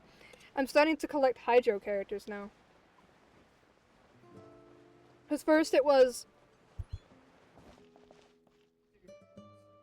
Huh? That basket's dirty. The clean pile is over there. Thank you. My sister walked in to give me plain clothes, I guess. But I only had Traveler and Xingqiu and Barbara for the longest time, and then Nilou popped up, and I was like, oh, I want Nilou. And then Mualani came in, so then I was like, oh wait, I want Mualani. And now we're here.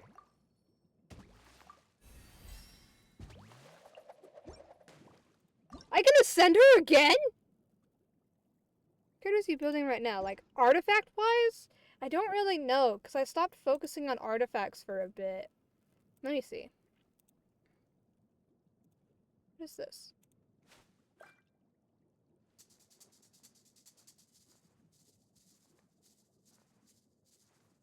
Okay. Strange.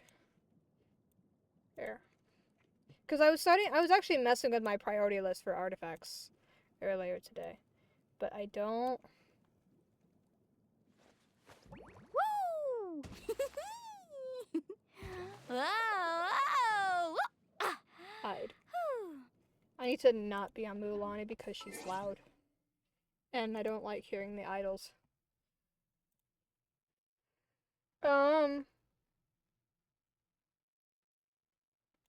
I have this that kind of tells me, that kind of helps me figure out if I need to build for one, and I was messing with it a bit. I was going to prioritize the ones that are fully ascended. And so far, Yanfei, Keqing, Zhongli, and Raiden Shogun were going to be my priorities. And then I was going to figure out the priority list for the rest of them.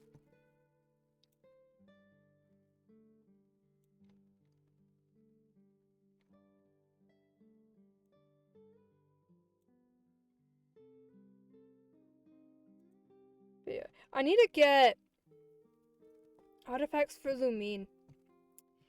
And to build her weapon. Because I gave her the sacrificial sword. Because I was like, oh yeah, this will be like a good sword for her. Because I was doing research. Because anytime I try to like Google like good builds for the Traveler, but it's good for every element, and I could never get anything to tell me that. So I just had to do my own research. And I decided on sacrificial sword and then 4-piece golden trope. So I think I might focus on that for a bit when I go to focus on artifacts, because artifacts aren't really a focus at the moment. It's mostly talents for,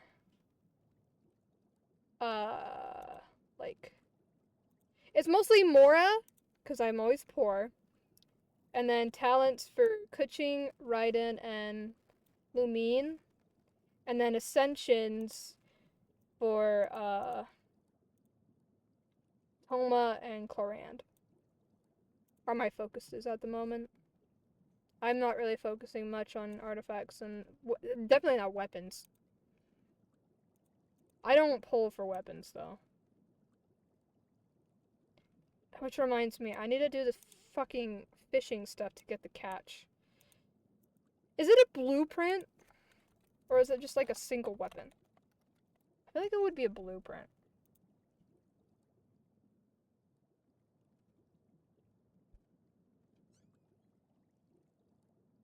No, it's a single weapon. Okay. It looks like it anyway.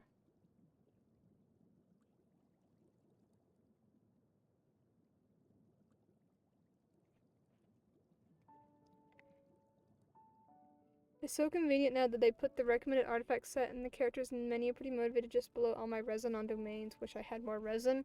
I am so scared of using my resin, to be honest. Yesterday I was like, oh, wouldn't it be like a good idea to like save all your resin for Sundays? Because then you can like do all the domains for your weapons or your talents. And then I was like, I used like a little bit of resin today before I started stream. And I was like, I don't want to go anymore. I have, how much resin do I have? I have 41.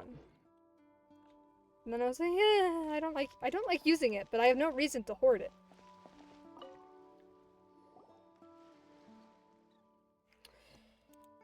Oh, what am I to do?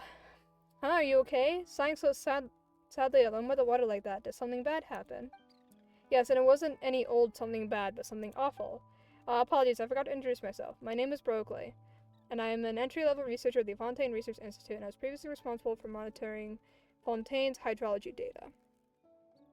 For me, I try to make sure I spend my resin so that it can replenish with more. I mean, yeah, like the normal resin I spend pretty regularly. It's the fragile resin that I don't use much. Is that what it's called? Fragile resin? Condensed resin? The other resins. The ones that like you use it and it gives you 60 resin. That's what I was talking about. I have a lot of it saved up.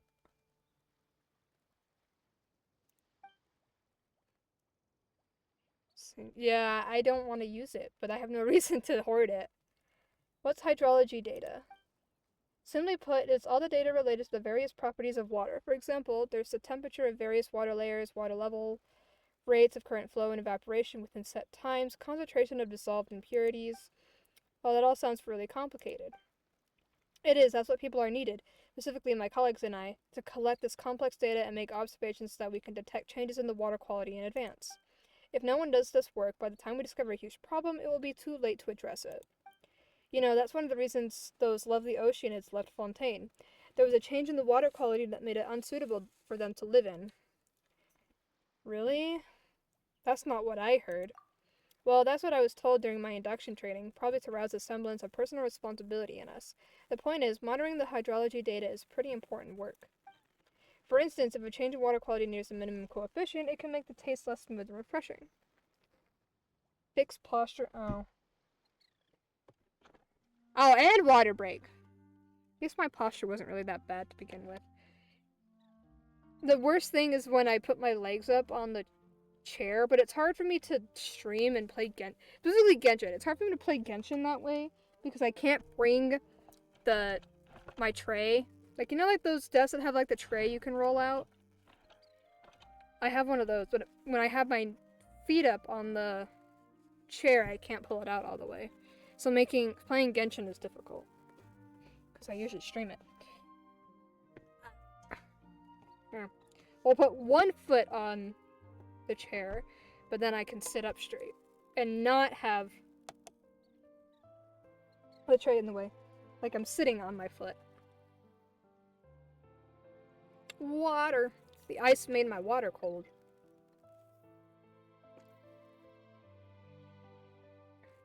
Sitting crisscross. My chair is so perfect for that. Like the seat is like big enough for me to like sit crisscross so easily. Then after a bit my feet will go numb. Yeah. That's unfortunate. I can actually sleep in my chair because it reclines. And there have been times when I've like genuinely just taken a nap in my chair because I didn't want to fall asleep in my bed. Because if I fell asleep in my bed, I would sleep for like 6 hours. It sounds like it, but then you wake up, and a lot of times I sleep with a blanket no matter like what time of year it is. And then I wake up covered in sweat, my throat is dry, and YouTube is still playing at like max volume. And I'm like, this, it's sounds nice. Usually isn't. I always fall asleep like, oh, I'll be fine when I wake up. I'll only sleep for an hour, and then I wake up like 4 hours later. I'm like, I don't know what year it is. What happened? Because there's nowhere to put my feet. So I'm also, my feet always end up hurting to like my legs. Because I end up like sleeping in like the fetal position. Because I don't have like a footstool. Well, I do, but it's not a comfortable one. Because it's not actually a footstool. I just have a bucket with stuff taped on it. That's why I wear like a tank top and shorts or PJs so that I can enjoy the warmth of the blankets. Yes, especially in the winter. I'm currently in like a t-shirt and shorts, right? Not shorts. I'm in a sweatpants right now. Because all of my shorts are dirty. At least all of the like comfy ones, like my basketball shorts, are dirty. And I haven't done laundry yet. Which reminds me, I should put a load of laundry in before I go to bed tonight. Or maybe I should put it in now. And put it in the dryer before I go to bed. I don't know. Because I'm like dying right now. And I run out of PJ shorts to wear. It's so devastating. It is. My fan's on. I just can't feel it. It's so far away. My glasses. The thing that sucks about glasses is I have to wear headphones. I rest the like legs on top of the glasses, but then that means that they fall off my face really easy. I like pants. Not to sleep in though. I don't like lounging in pants. But like out and about, love pants. Tastes less refreshing. What? That's all? Well, that's what makes it the minimum coefficient, right? But if things got out of hand, what would the water turn into Fanta? No, it would probably just lead to a mass extinction event all over Fontaine. Oh, that is scary. Yeah, I get too sweaty. Yeah, and I live in a very hot area. So, like, 9 months out of the 12, it's, like, too hot to wear anything but shorts. Unless you have a really good AC. But my room is not very well air conditioned because I have a loft bed that blocks the overhead ceiling fan from reaching my desk. And I always keep my door closed because I don't like to let my cats in when I'm busy or when I'm not here. Because then I can't, like, make sure they don't get into things. So then the circulation through the house doesn't come to my room very easily. So my room's always super hot. So, like, 9 months out of, like, the 12, I'm always, like, dying. Like, right now, I'm dying. Sounds like scaremongering to me. Wait a minute, does that mean you're sighing here by yourself because something terrible has happened to the water? Oh, not at all. It's just that the monitoring data I gathered had sunk to the bottom along with the observation station, and I don't know how I could fish them back out. That's what's got me so worried. The observation station, too? Yes, I imagine you've heard about that awful lab accident from before. You know, the one that blew the central laboratory sky high? As ill luck would have it, the lab accident also sunk the hydrology observation station here. Fortunately, my colleagues and I were doing a study somewhere else at the time, so we weren't hurt. But the years of hydrology and monitoring data we've collated are still down there. Well, that does sound quite serious. We'll take care of it. Really? Kind lady, if you can help me, I'll be in your debt for the rest of my life. You should know that ever since the observation station sank, the former departments had to be reorganized, and I was transferred to the newly established Department of Hydrology and Aquatic Life Conservation. Not only is the department head breathing down my neck all day, but there are all these new, inexplicable rules. We have to report for duty on time, and we still have to make this weekly report at the end of each week. We can't even openly take our afternoon naps in the office anymore. I was farming Splatoon earlier. It was so hot in my room that the controller was embarrassingly sweaty. The cry never stops. there are so many times when like my thighs, because it's always my thighs when I get sweaty. It's my thighs and my back will get so sweaty that it just feels like I jumped in a pool. But only for my thighs and my back, because the rest of my body just stays fine. But it's just such a wonderful experience. That's why I can't wait for winter. And the city I go to school in is like a whole 10 to 15 degrees colder because it's so much higher in elevation and further north than where I live. So I can go to school in hoodies, and it's amazing because half my wardrobe is hoodies. Love hoodies.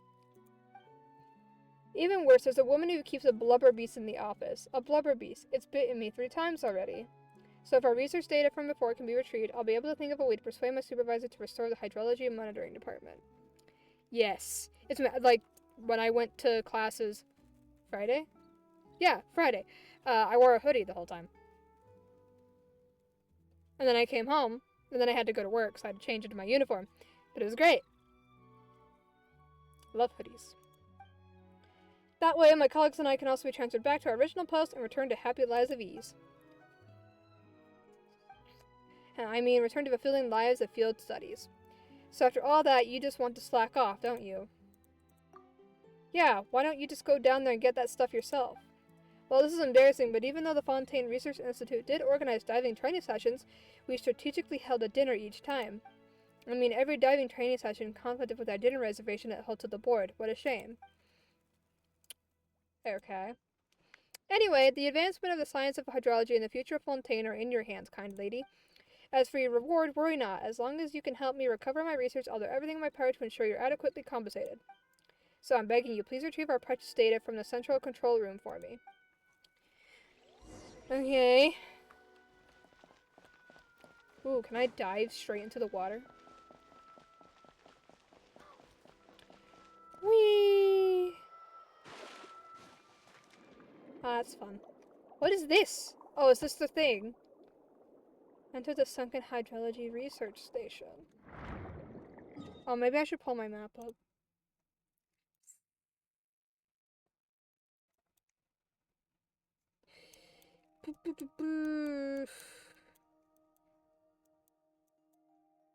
Join the Discord channel. I did see that. Or at least I assumed it was you because it was the same name. Although my Discord is very quiet. Because I'm not much of a talker in group chats. And Discord is basically just like one big giant group chat. But I can announce my streams in them. So, there's that. Where the fuck am I? Where am I?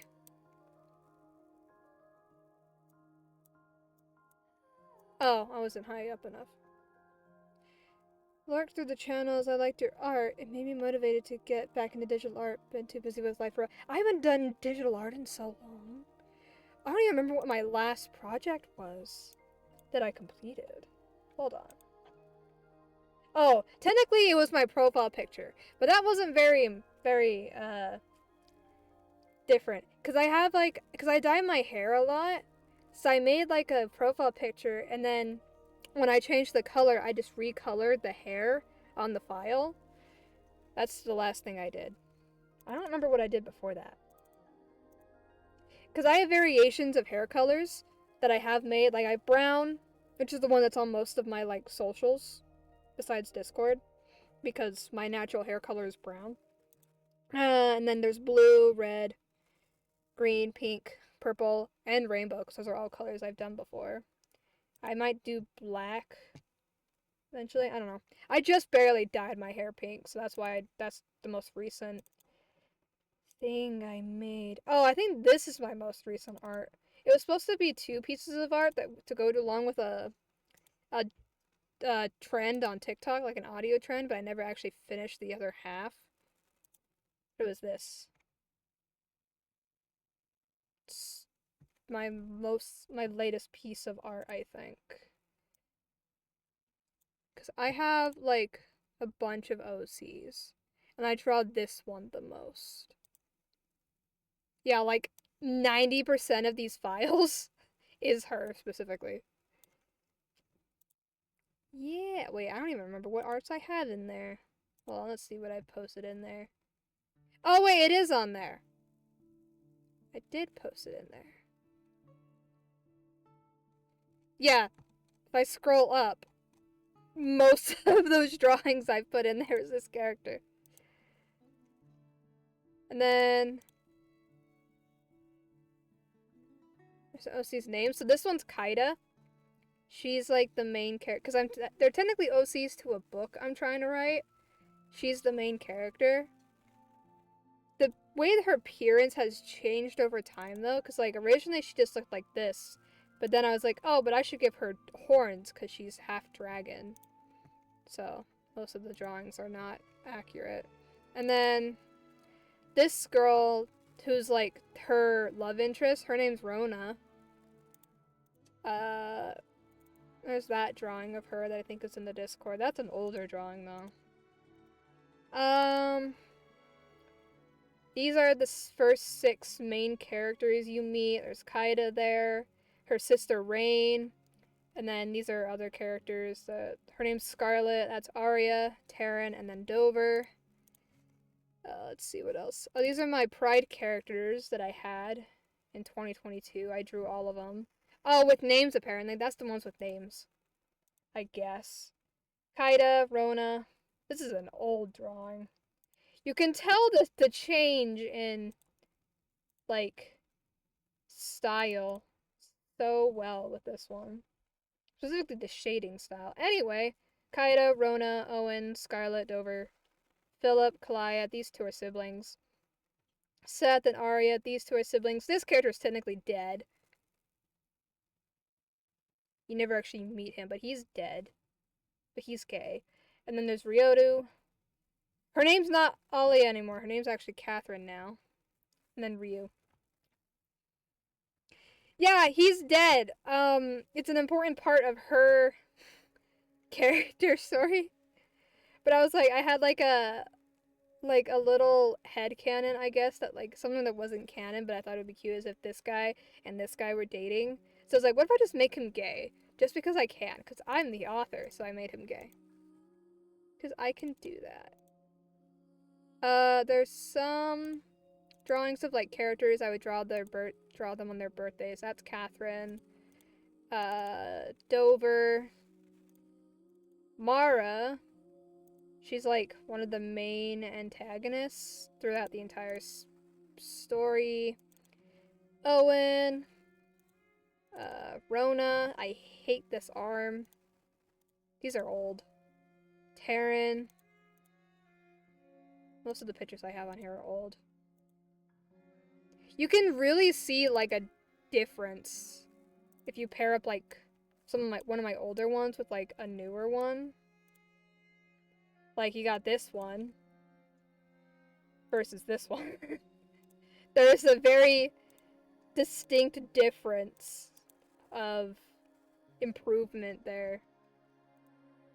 And these are drawn in the same scene. Like they're not exact copies of each other, but they're drawn at the same like time. Like these are the same character like in the time frame.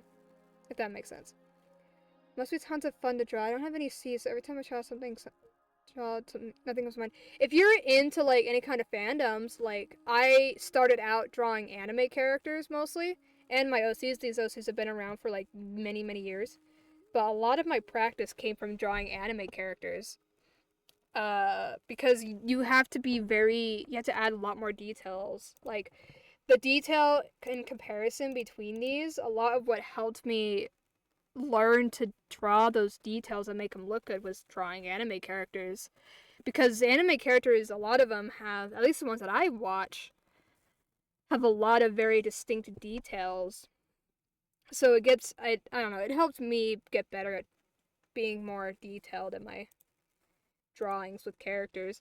Even the scales are different. I forgot when I used to draw them like that. They're drawn more like that now. The mouth looks gross. The hair looks a little different. You can't even see the texture that this is supposed to be like shaved hair. On here you can tell it's supposed to be shaved hair. She's actually wearing armor in this one. The cape's the same. Yeah, there's a very distinct difference between these. My biggest improvement jump, like the one that jumped it, was this drawing specifically. I spent 6 hours on this, and it's even on my YouTube. I do lots of speed arts. Like, I make speed arts. I think, what was the drawing before that? I can figure that out, actually. Yeah! Well, I upload my VODs on there too, but I also do speed arts every now and then when I have the motivation to draw. But all my VODs get uploaded on there.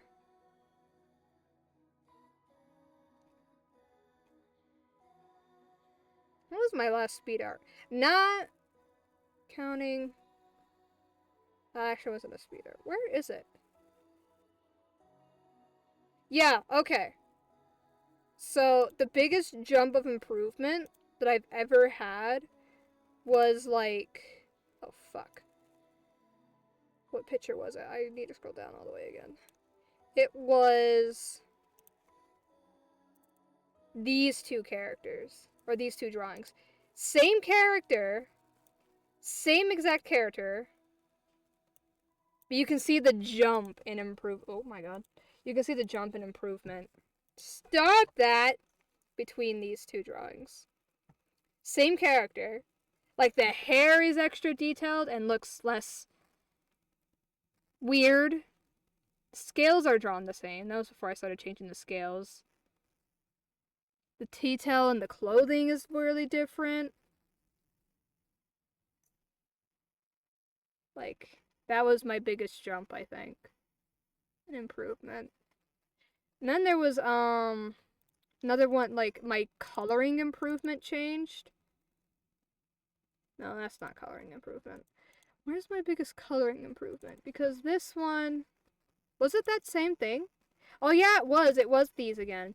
Because I used to just take like 7 colors of different shades and then go down in the order of like where the light was coming from and then just shade it up. But then I changed it so that like I would color at one base color and then put like highlights and shading in like distinct spots. Like you can see in the pants very clearly. You can see that there was like... Okay, the little light that I put around her is not helping. But you can see like the highlights versus the shading. It looks less weird. I don't know how else to describe that. It looks less weird. Her skin, it has the same way too. Like it looks more block shading, I think is what it's called. You fully render every drawing. Sometimes I just sit staring at the sketch wondering how to color it. I have a lot of like actual like sketches in sketchbooks that I don't color. When I do digital, I usually draw them with the intent of coloring them in the end. If I'm in a sketchbook, it's usually more for practice. If I had a sketchbook nearby... Hold on, let me see. There should be one behind my desk. Because I have a bin of stuff. My old sketchbook. Growing up.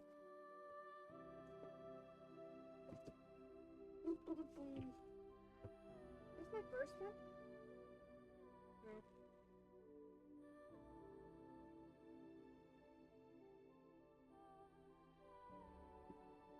That was not my first one. I don't know what this is. Which one are you? You don't tell me. Oh, it does tell me. I'm just stupid.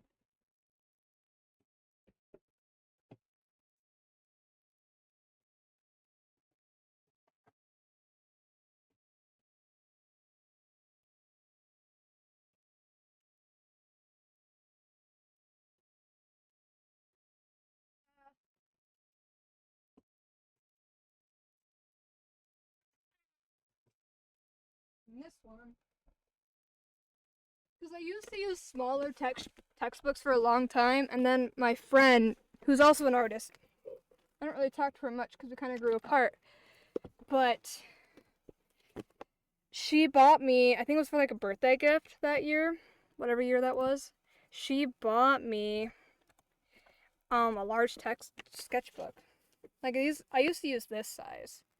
for the longest time. Oh, this is from my Voltron times. Where's like a picture? It's like that. I don't know what that is. That was before the story was really decided. There is still a big jump in improvement between like this and what I did before the other one. There's Catherine again. Except her name was Alaya still. Or Alia. Alia, I think that's what I went with.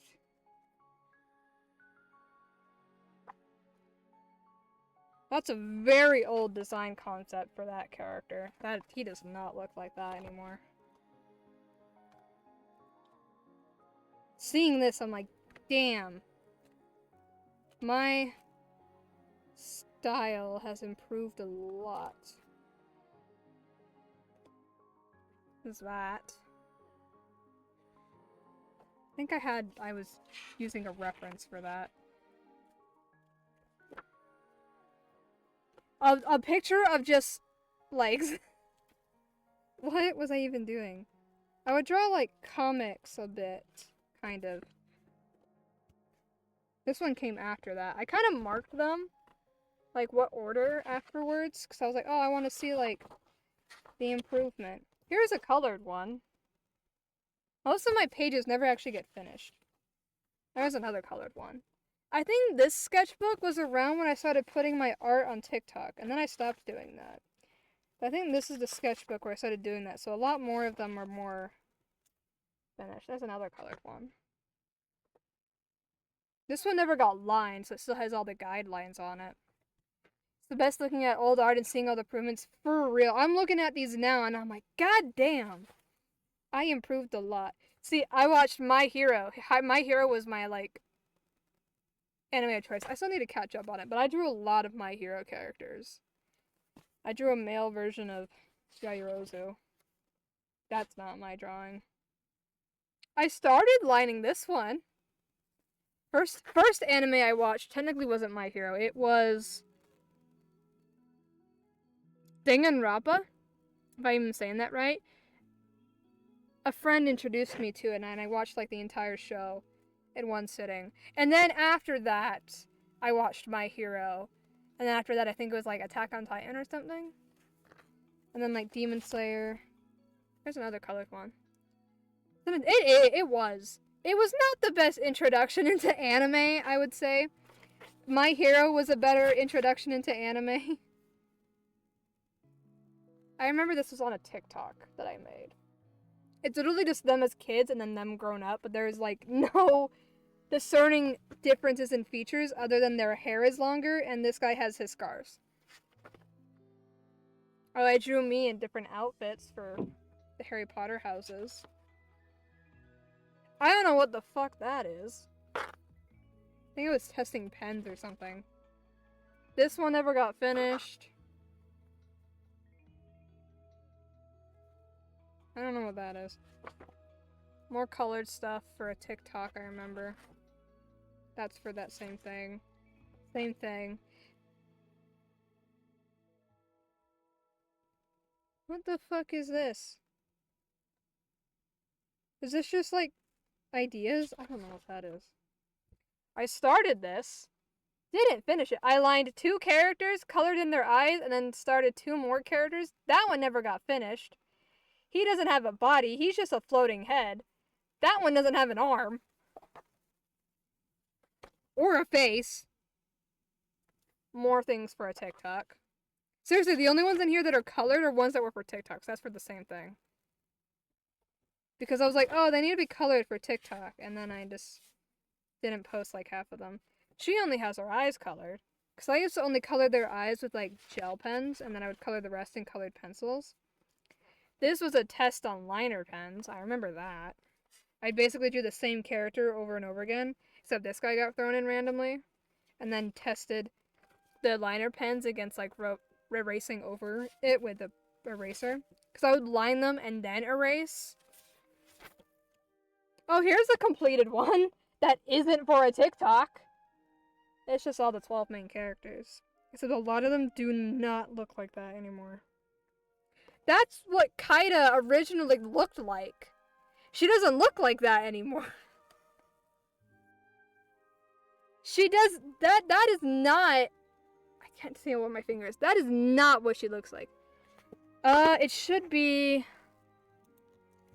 don't think we have two, but this is the one that I use the most, I think. Is that the one I use the most? Is it a picture of my cat? Yeah. That one. It should be linked in my profile. I have commands for those, and I forget that I have them. I have, like...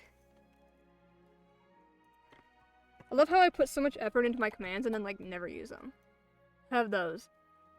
Except I don't use Twitter, and I hardly ever open my Instagram. Because I just don't use social media. That's just... That is not even a drawing. Crying character. That was for a TikTok. That was also for a TikTok. I think the next 4 pages are for TikTok. That was also for TikTok. Don't know what that was for. Let's just skip through a bit. Oh, that's when I had, like, one of my biggest crushes in high school and I drew her. That was an experience. That, yeah. I don't want to think about that anymore.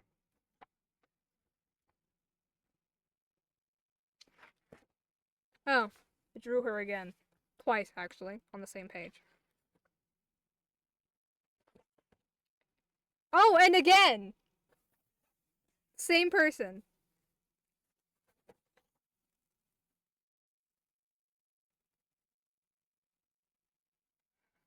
That's some weird stuff.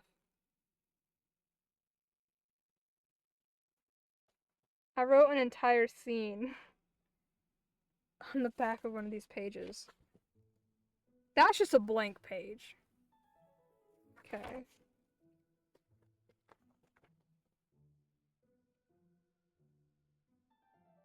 That character changed a lot. That character's name hasn't changed much. I should start practicing a lot in my sketchbook. I feel better doing it. Oh, I drew me and my crush. I drew her again. I was obsessed with this girl, apparently. I guess. Something physical to look back to? Yes. That's why I also save the save files for all of my digital artwork, too. But also I export them. I don't know what that is. Then I have my big sketchbook. What the fuck is that, even? Drawing with a big sketchbook was so hard because I draw my characters so tiny. That was for a TikTok.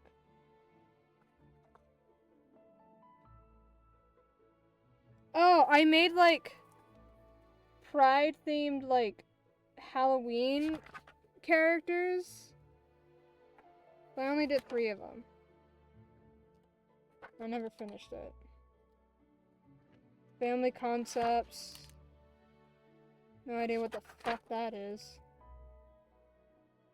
Them aged up. I don't know what that is.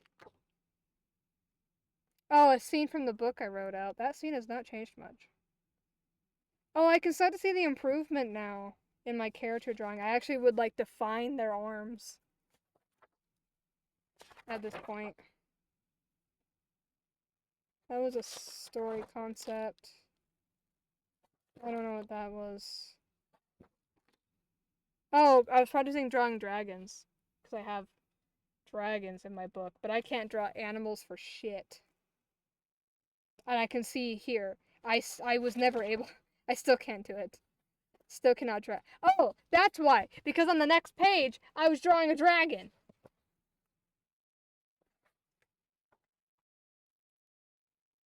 What the fuck is this? Oh, I started this. Each of the main characters with the spirits of their parents. I started coloring the first one. Didn't even line the second page. A random 2 blank pages. And something random on the back of this. And a drawing from someone else because I did not draw that. Yay! Trip down memory lane of art. It's wonderful. And then my improvement. I love looking at this. I love it so much. It looks so good. I'm so happy with this. And also, I'm very happy with this one. Because I have a separate Gmail for all of my book stuff, and the profile picture I set to it was this picture. So obviously, I like this one a lot. But that improvement is insane. It's truly insane how big of an improvement there is there. Because I didn't improve for a while. Like, I had, like, 2 major jumps. And that's about it. Oh, right, I was looking for the map.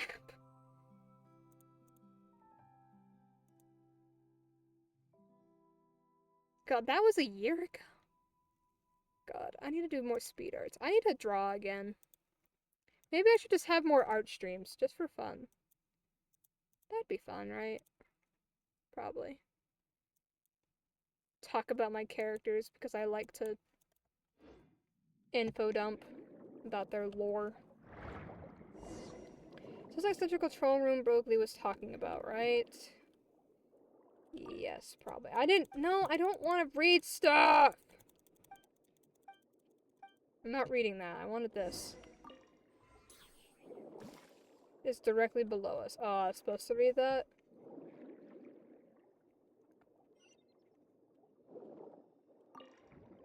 The console won't turn on. Okay. Bye, see if there's a way to turn it on. I'm gonna guess it has something to do with that.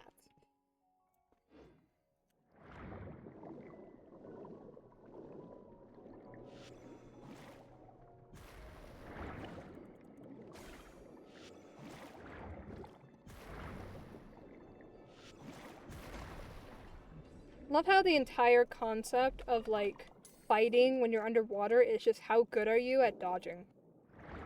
And if you have a lot of health. Can I get in? No. Do I need this? Oh. Oh! Oh! Oh, it's timed. Okay. Let me in. Let me in. What?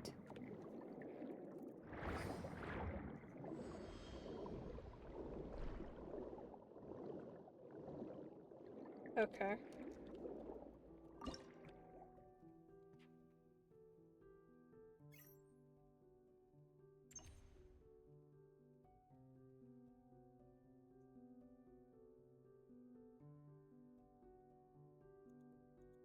I can't see the thing because the Hydroculus is in the way.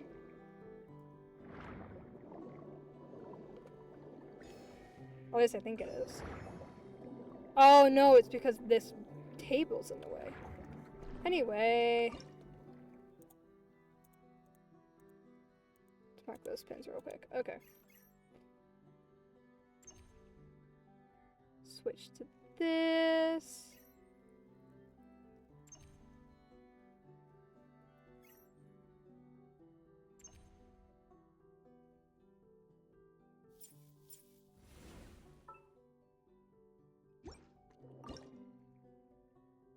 Ah!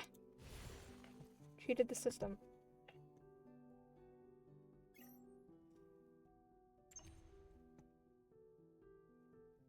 I think I just need read from my ad break. Nice. Nothing interesting happened, like, at all. Shall also operate the console. Okay, how do I get out? Can I go up? I can!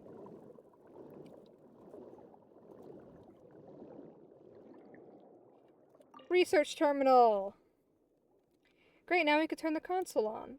What does the instruction manual say? Okay, next we just need to pull that lever that says, do not touch under any circumstances. On it, and we can export the recorded data. Do not touch under any circumstances? That's what the manual says. Probably my guess is to prevent other people from misusing it. Weird. Pull the lever. Pull the lever down. After some rumbling and shaking, the machine spits out a stack of paper. This should be the monitoring data Progly needs. Punch data retrieved from the water. Data recorded within can only be deciphered using specialized machinery. Although it was made of special waterproof material and has thus yet been destroyed, it's been in there long enough to still feel rather wet even after being hauled out. Paimon can't understand any of it, but all we need is to bring it back to him and we're good, right? You would think. Soak punched tape. Where is the...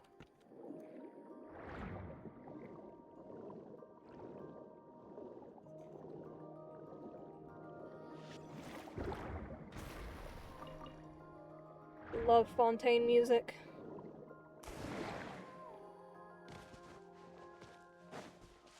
I would like to not get in a fight. Thank you very much.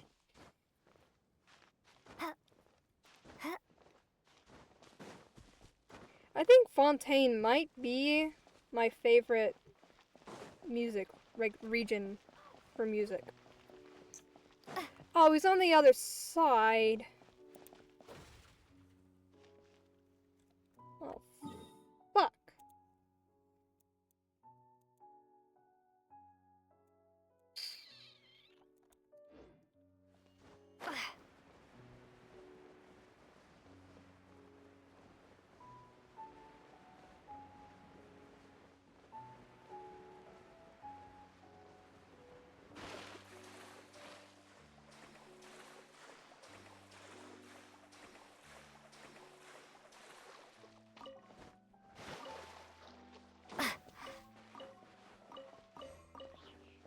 Okay.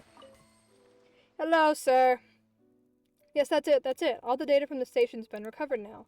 Well, that's good. Wait a minute, did you say this station? Yes, we have 3 observation stations and 1 central processing station in total, each with their own independent datasets. So in order to convey the need for monitoring to my supervisor, the data from the remaining 2 stations still needs to be recovered and then analyzed at the central processing station. Alright, Paimon will buy. Do you also need us to salvage the other 2 stations? Oh, of course not. The other 2 observation stations were spared from the lab disaster and continue to stand proudly on solid ground. That's a relief. It's just that those 2 stations have been taken over by some fellows from Snezhnaya. Hang on, you're not talking about the Fatui, are you? That's them. They claim that they got permission from the Maison Gestion to take over the stations. They won't let us anywhere near them, let alone retrieve the data. As with Maison Gestion, as you may know, verifying anything with the Maison Gestion is harder than trying to catch lightning in a bottle. Sounds a little suspicious. Yeah, since it's the Fatui we're talking about, they might actually be planning to use the observation stations to do something bad. Paimon doesn't super want to help, but, I mean, we should take a look just in case.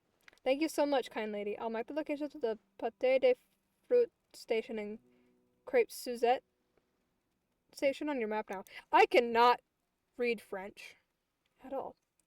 Aren't these all food names? Yes, and they do sound sweet and tasty, don't they? Just the way life ought to be. By the way, this place is the Conch Madeleine station. Imagine, if you would, breaking off a small piece of Conch Madeleine, steeping it in warm water or tisane, and drinking it all up. That's what our tea times were like before. I never thought the station would end up seeking like this. Anyway, for me to be happy and free again, I mean for scientific advancement and the future of humanity, I'm counting on you to help me recover that old monitoring data.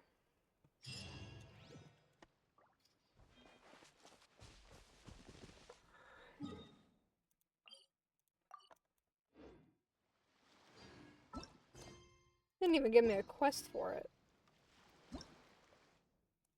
What do you mean?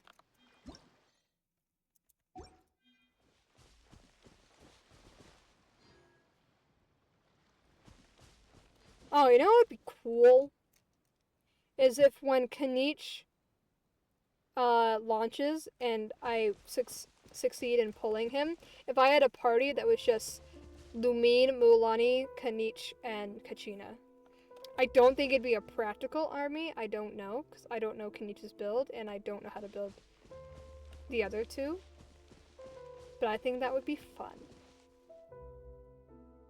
Be like the Notlin army. It'd be even better if Lumine could have Paro! would be fire. You just need like a pyro traveler, and then the three Notland characters that we have at the moment. That'd be cool. Speaking of which, I think I was able to ascend Mulani again. I was. Woo! Cannot level her up though. Whoa! Because I'm poor. That just means that I have to go do some more adventuring. Character building. Ascension material amounts. Ascension. Oh, Lonnie's already at 3? Okay. She's caught up to Clarand.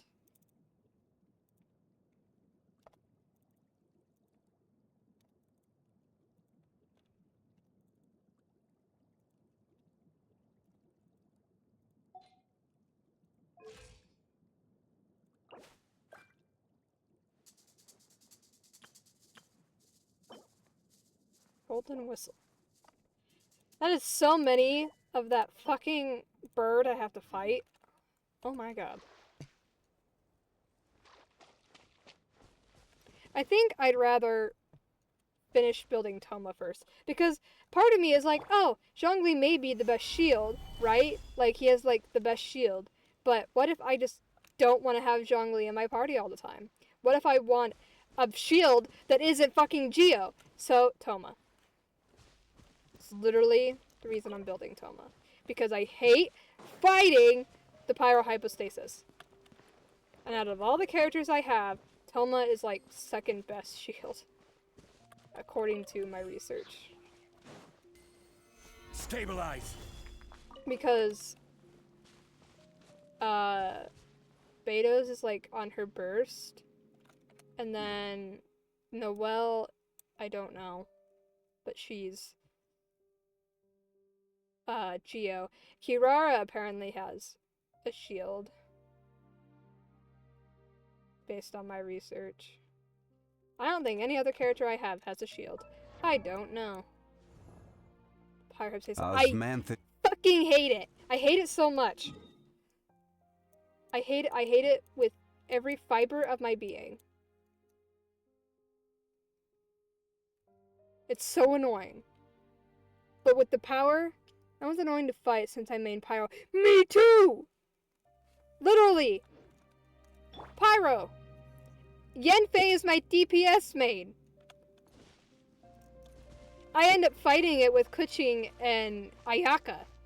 That's how I did it, because I built my Ayaka enough that she could actually, like, stand up in a fight to replace Kuching or Yenfei, if the need arised. My Ganyu pulls through just really slowly. Oh, it would be so nice to have an archer. Or a catalyst. What is this? Oh.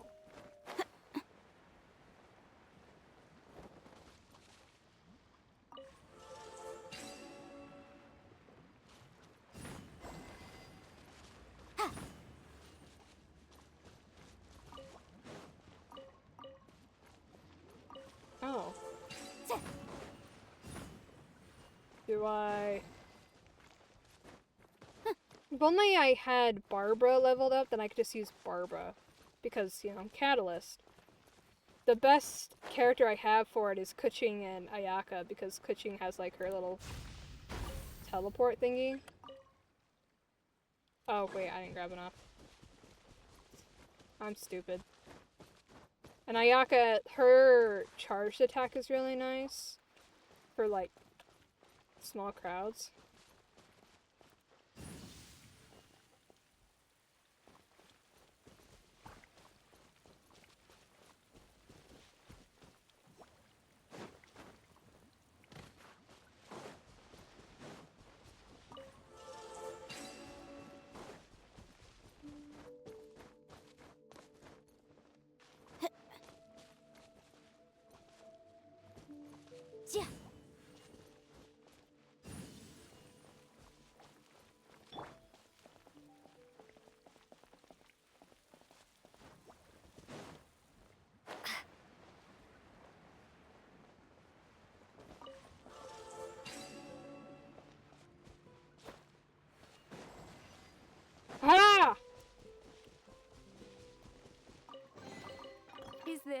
An answer from this world?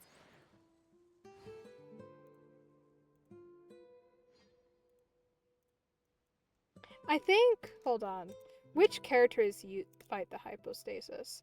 I can answer that actually. Boss, where is Pyro hypostasis? You need, it's for Toma and Yoimiya. Also, the bosses that have the most characters is the Pyro Regisvine and the Cryo Regisvine. Fun fact. And the bosses that have the least is Statue of Marble and Brass, as well as the 2 new bosses. But before that, it was Statue of Marble and Brass for Arlecchino, was the least needed boss, I guess. Most bosses have like 2 or 3 characters. I have a total of 11 bosses that I never have to fight. Good. Like the thunder manifestation. I hate that. I hate that one so much. I fought it to max out my Raiden. Okay, what do I want to do now? Where's my phone? It's 11 o'clock. That's what that alarm is supposed to tell me. You took 481 steps today. Why? That's because I didn't leave the house.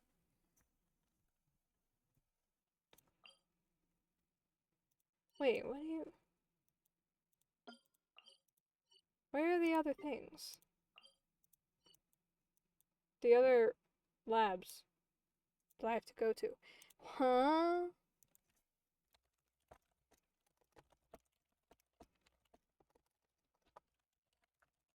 Data from Genshin.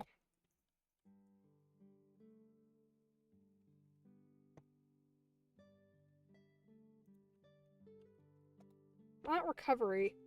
Like account recovery.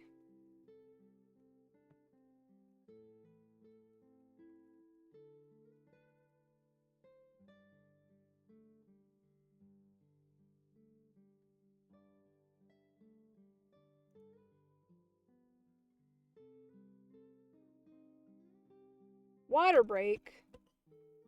Okay. Ah! There was water on the straw and it just fell on my chest. Oh, my chest is wet. My shirt is wet now.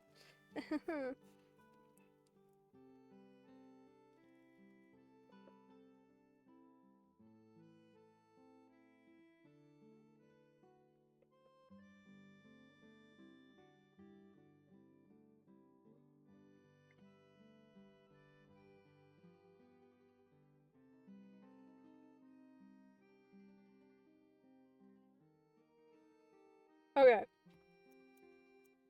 Next one is here.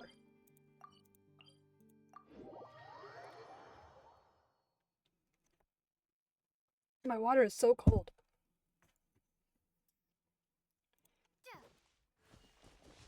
Okay. Don't really want to go up here.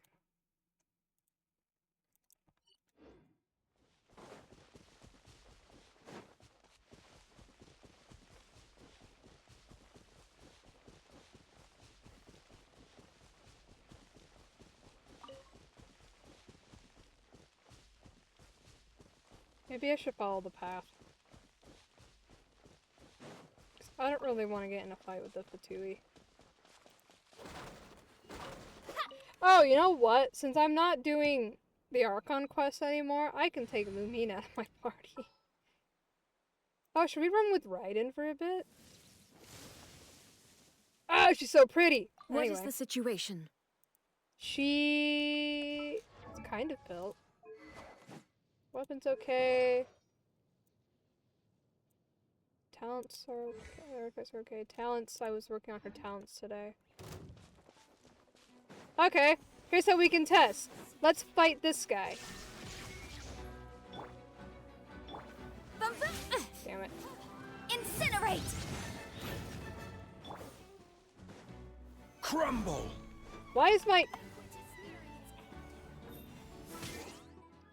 Game? Keyboard, stop! What are you doing? What the hell?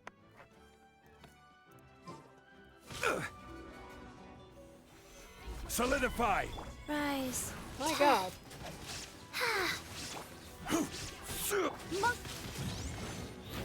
Shine down. Ah!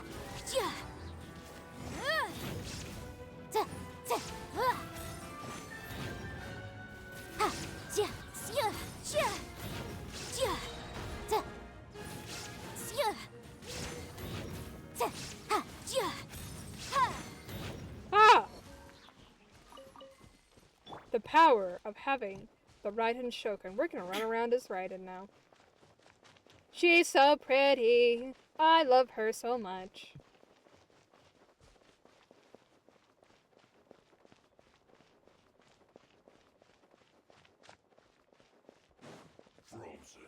Looks like there's Fatui stationed here too. Boom boom.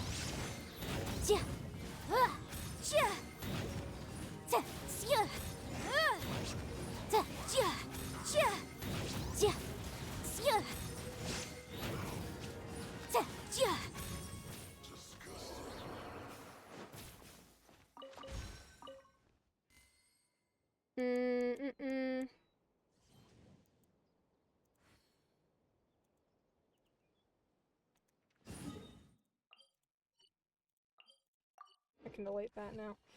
Okay.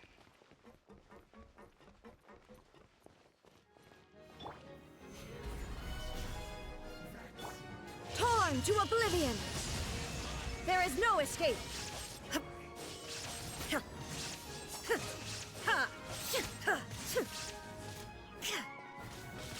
Motion to compel.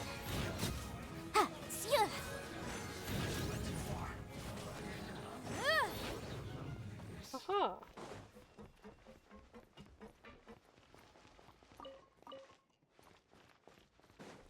Was I not supposed to come here yet?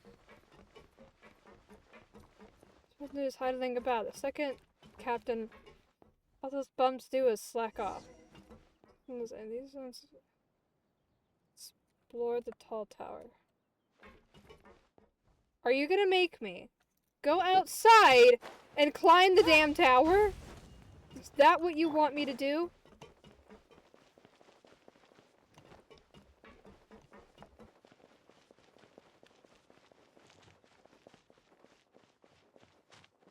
Goddamn game.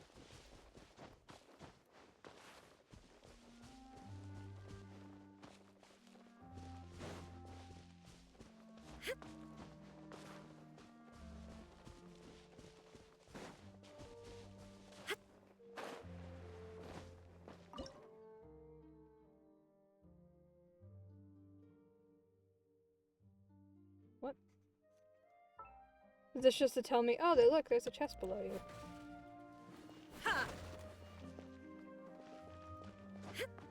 I guess so. I want to get the stuff in the thing first.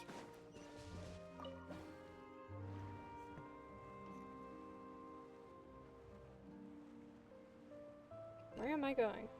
Oh, look. Ah!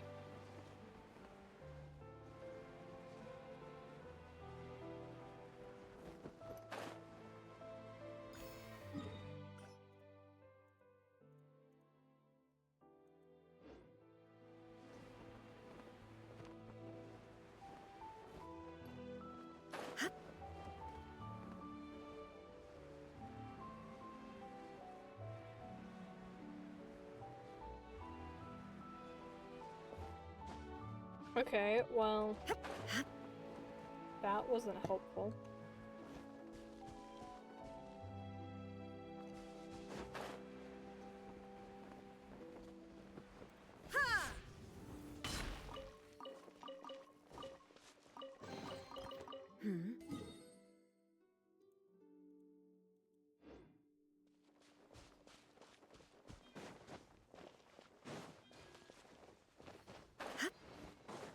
Was I not supposed to go outside?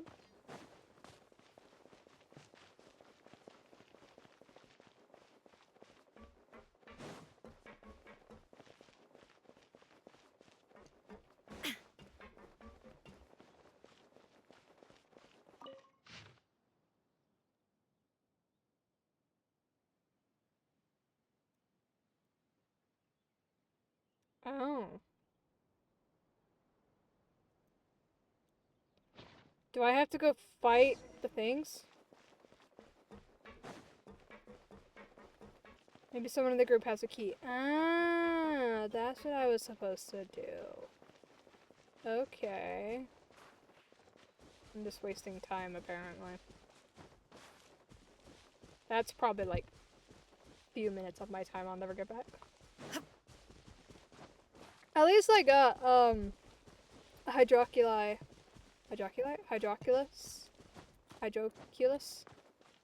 and a exquisite chest.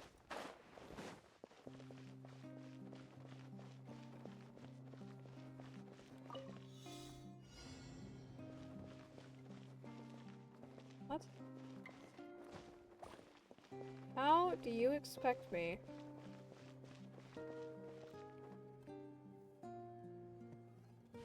What? Let's finish this quickly.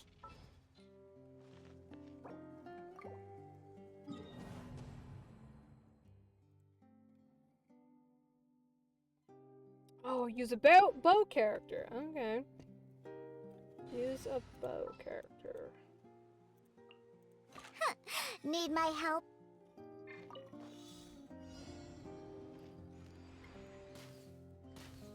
Haha!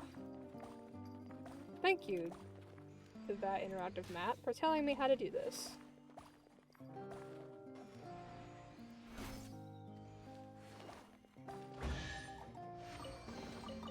Potential treasure? All right. Right in. Stay close and you will live. Alright, I will stay close. Now what is this guy doing over here?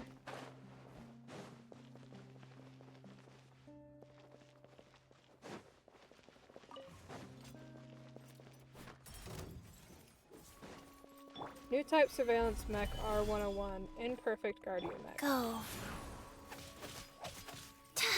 Illusion shattered.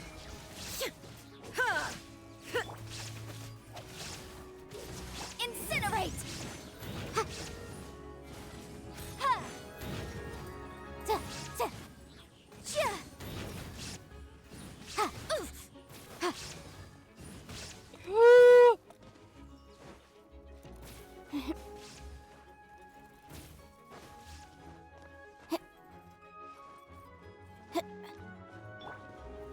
Gather! There is no escape.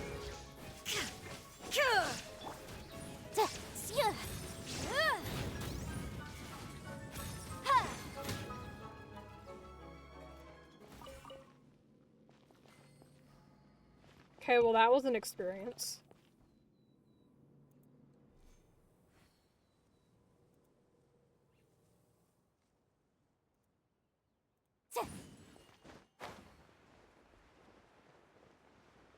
Hello. You're about to die. Stabilize! Now you shall perish.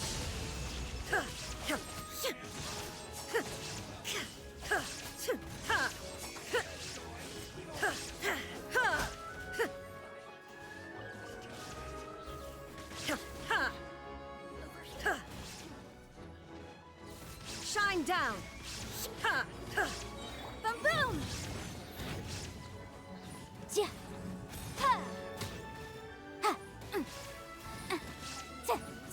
Life goes on. Life.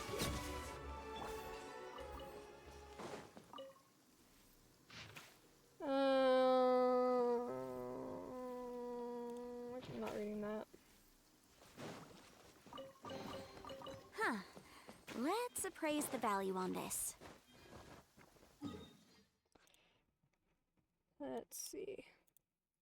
Got that chest. You, sir, would you like to die? There is no escape. Incinerate.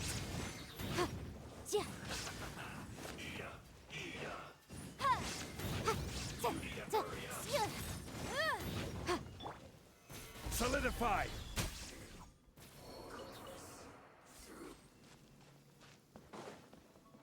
This supposed to be like a bowling thing? Oh! Look, a thing.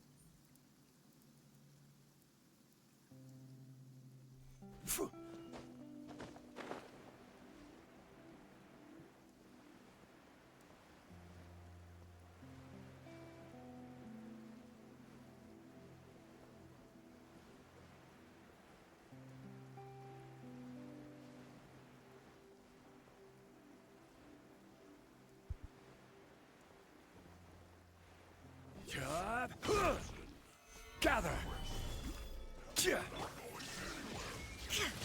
Ha! Ha! Inazuma shines eternal!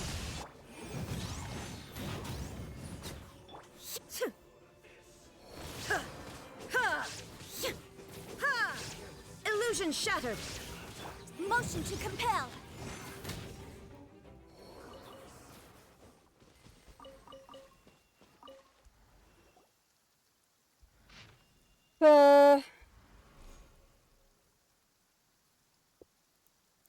Striking the pot.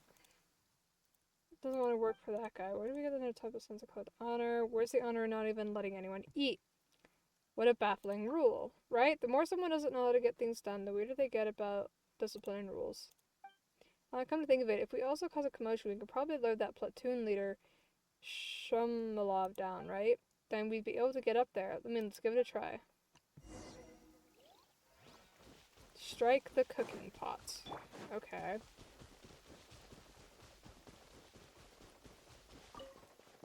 Seems a bit odd.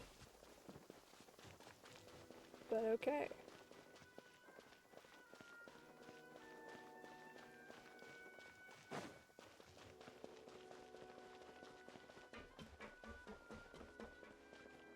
Where's the cooking pot?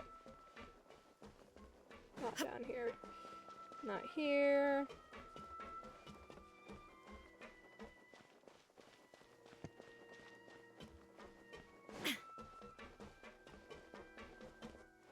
Where is the cooking pot? Did I completely miss it? Is it outside?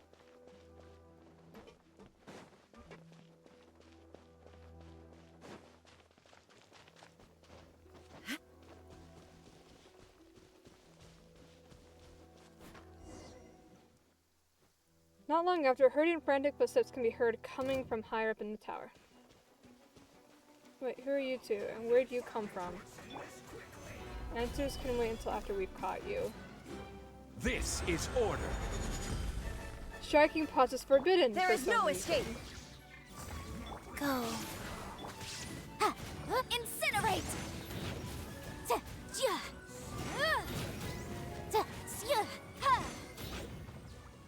The platoon leader fled with his subordinate. Well, that was fast. We can get up there. Let's hurry and go take a look.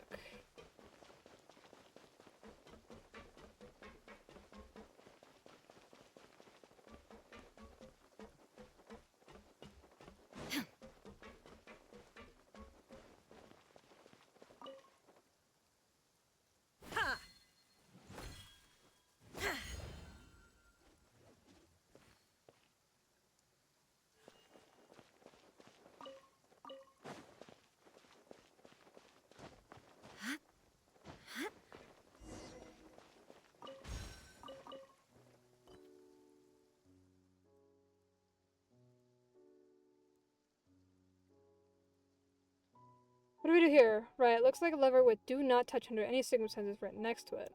Hold the lever. As someone is shaking, the machine spits out a stack of paper tape. Great, now we have the monitoring data from the Crepe Suzette station.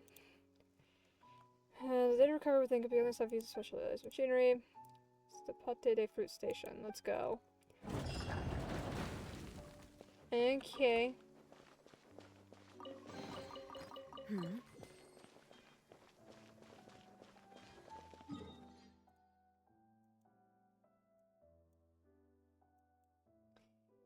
Okay, where's the other place?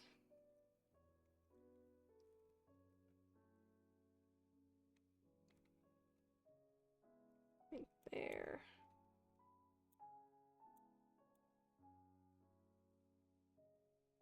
Where is that?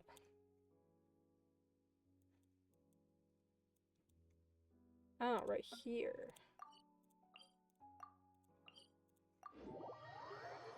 Okay.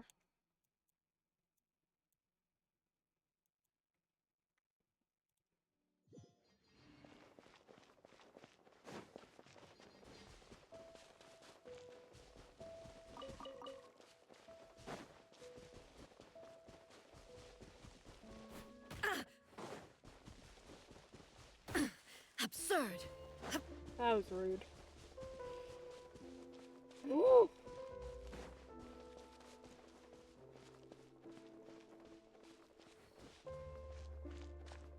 Random ass tower? Okay. Oh, there's more.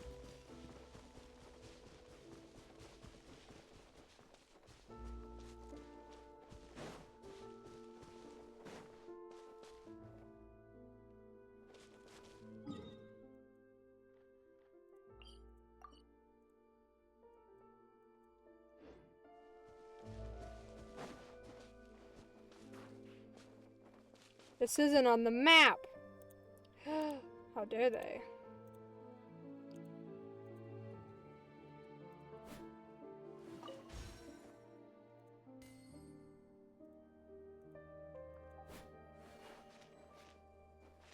Hello? Whoa, whoa, whoa, whoa.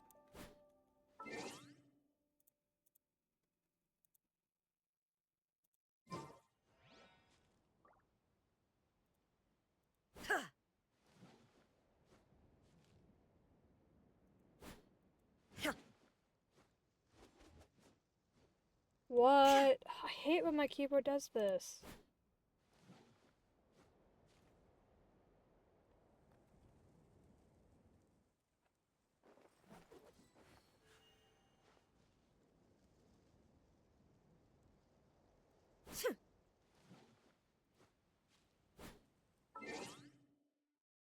This is a problem.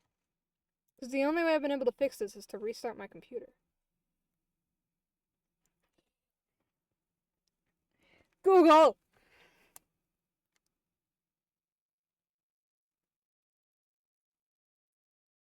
When I push keys, it minimizes my window. How do I fix this?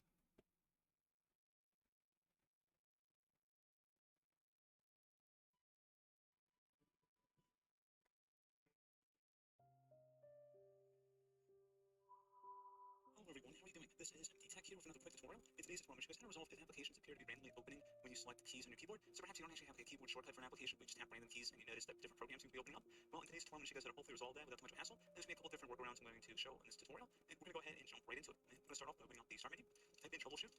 First result should come back with troubleshoot settings. Go ahead and open it up. Select additional troubleshooters on the right panel here. And then you want to scroll down underneath find and fix other problems and select keyboard. Find and fix problems of your computer's keyboard settings, and then select run the troubleshooter. So if it did detect anything, just follow along with the on-screen prompts. However, if you're still having a problem, you click this back arrow up here at the top, select the home button, and now you want to go select the ease of access tile, so you have to scroll down a little bit. Again, ease of access. Select keyboard on the left side, so you have to scroll down underneath interaction, and then select keyboard. You want to...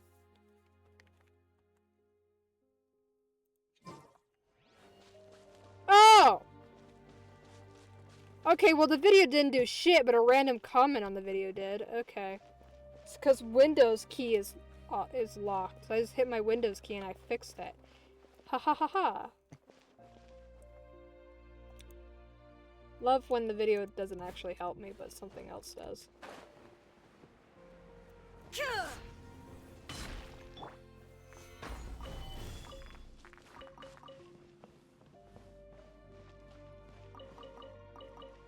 What the fuck?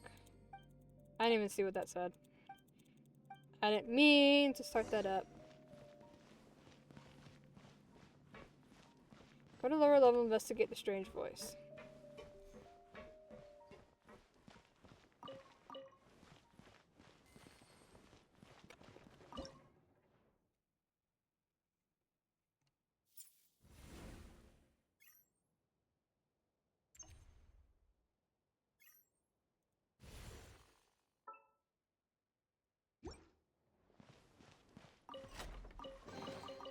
Unsolicited.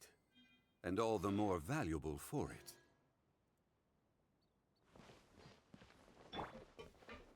Where did you come from? Illusion shattered!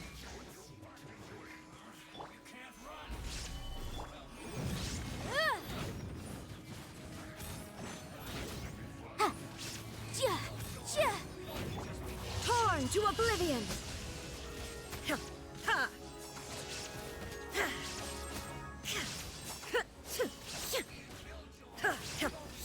There is no escape!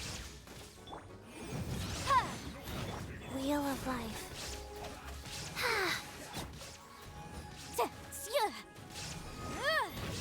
Boom boom! Has anyone who's doing anything to help us reach the top of the tower?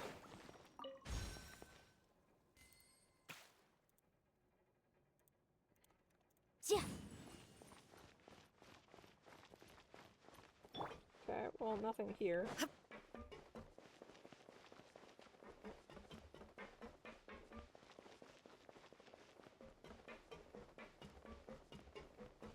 Okay, it's blocked.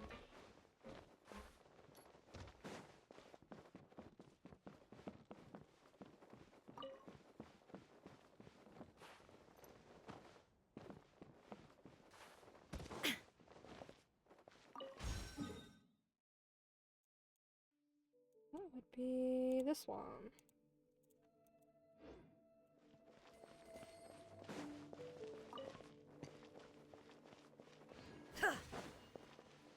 Can I open this? No.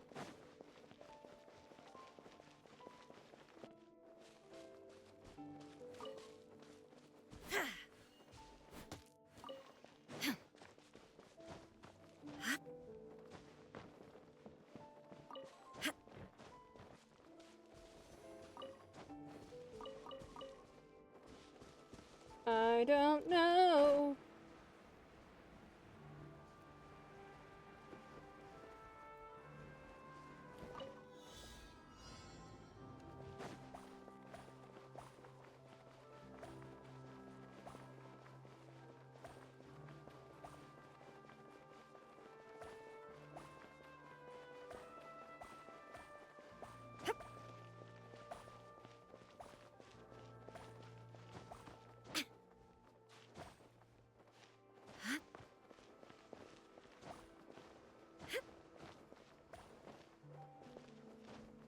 No!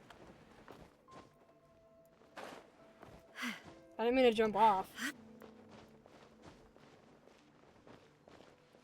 Enter! There we go.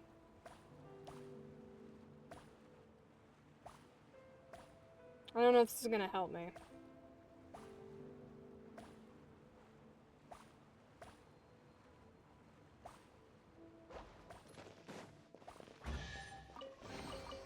But a momentary distraction. No, that didn't help me at all. Okay, something's in the tower that I missed.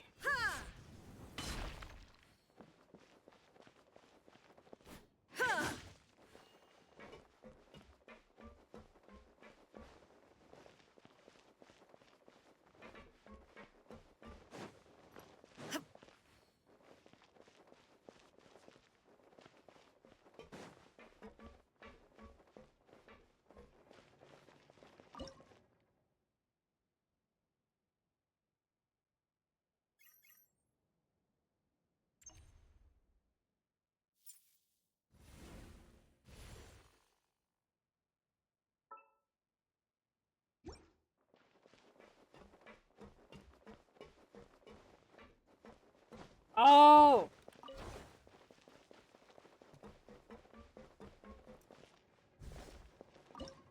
I can pick the thing up.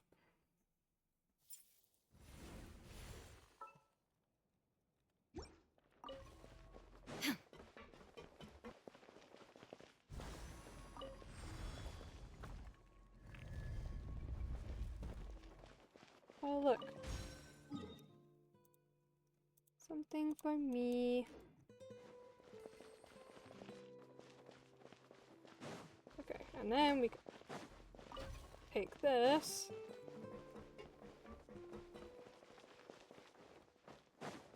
And climb over the railing, apparently. Go here. Yeah, the top tower should be open. Let's hurry on up.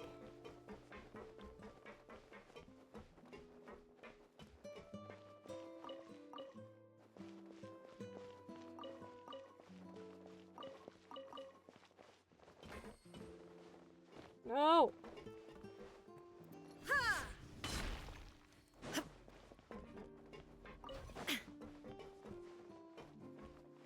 Stop trying to climb over the railing when I don't want you to.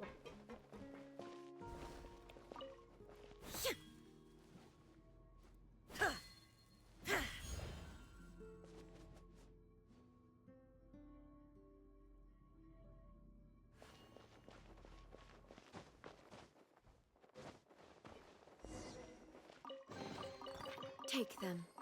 I have no need.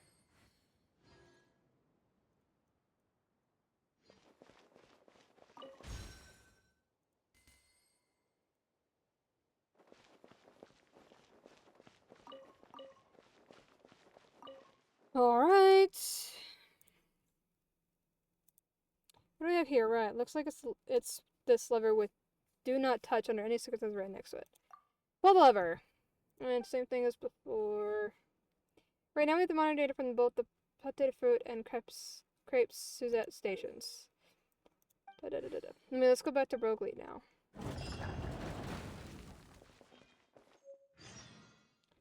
In search of lost time. I think I'm having deja vu. Why?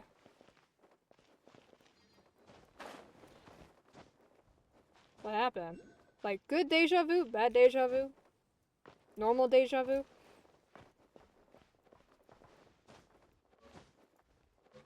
Climb.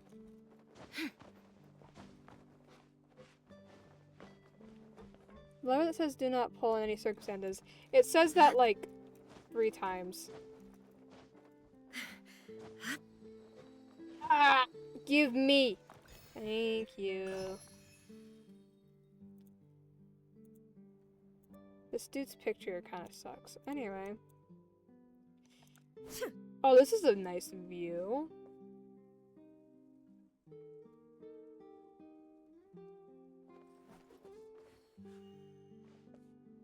Oh, and then you look behind and it's just straight drop off. I'm like, I think I've heard this before. Yeah, as I read it the second time, and it says the same thing over, like, each time. I was like, oh, well, that's creative, isn't it? It's like you climb on top here, and look, nice view, a fontaine, see that big tree over there, tower, Research Institute. You look behind you, it's just a straight drop off into nothing. Wonderful. I'm gonna go get this teleport point over here.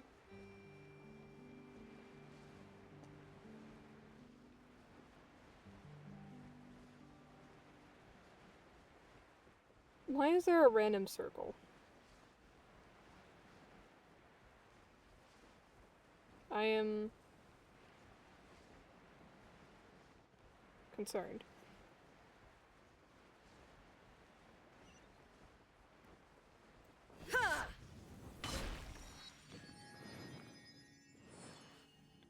Okay. Teleport point collected. In search of lost time. How long is this quest? Oh my god.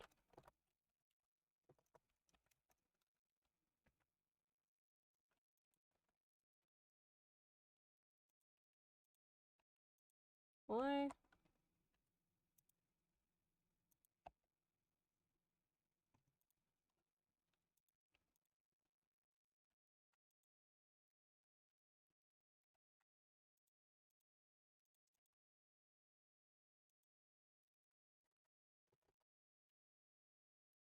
Why? Okay. My keyboard's still fucked in the head. Right now.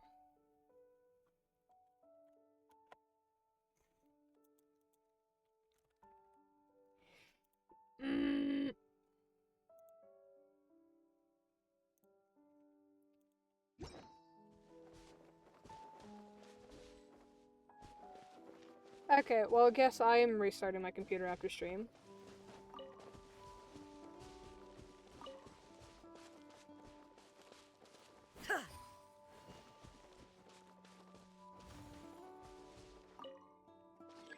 I don't have a hydro core. Oh.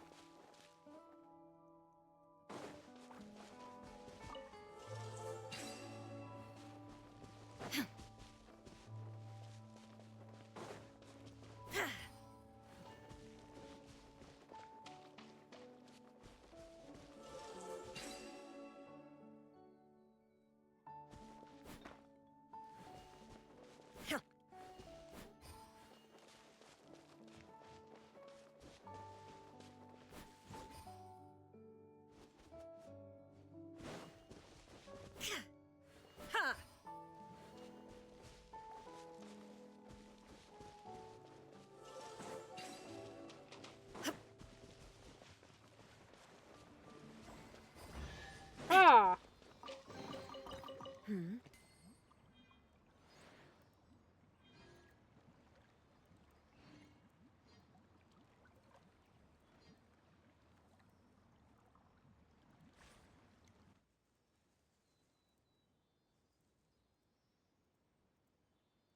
Apparently there's a Celia around here.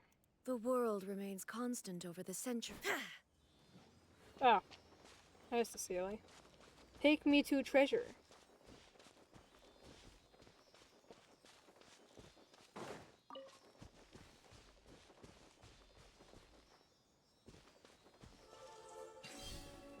That's not treasure.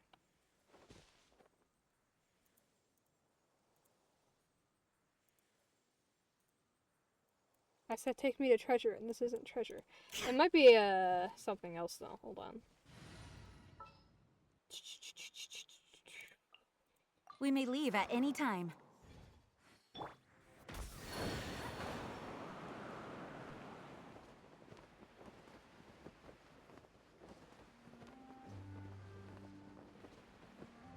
Hmm.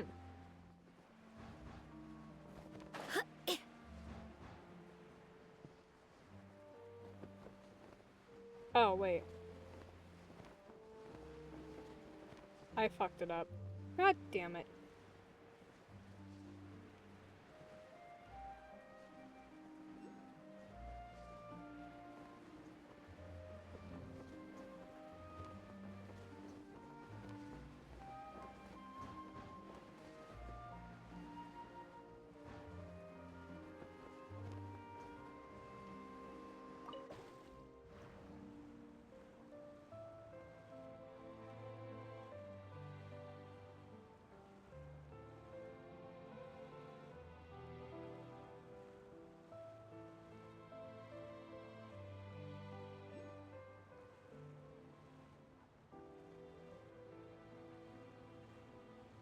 Hmm. What a pleasant surprise. Yes, yes it is.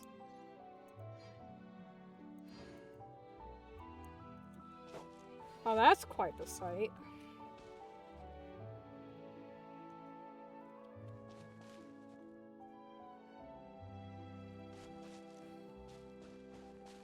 Now this is like perfect, like, screenshot moment right here. Hold on.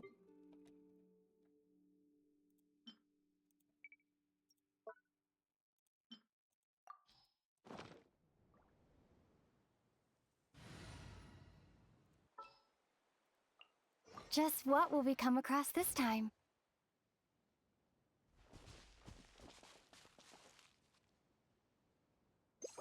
Oops.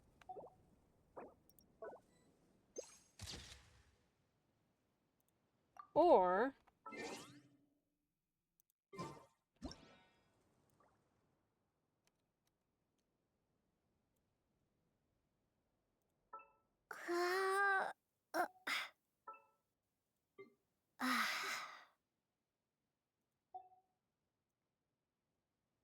do your other idol.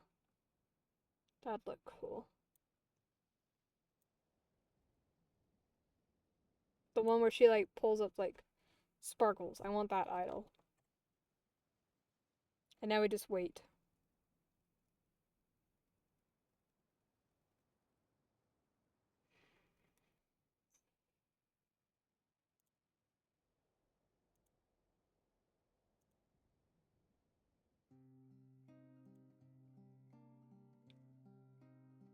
Please do the sparkles idol. No, my cursor wasn't on the game, so I couldn't turn. Okay. What if we had her turn around? Hold on. And then did it.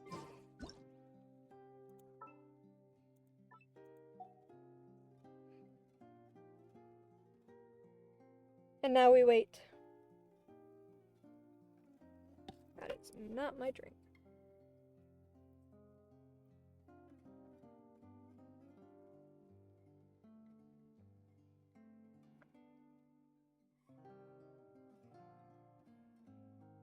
I'm gonna just vibe to the music as we wait for her to do an idol.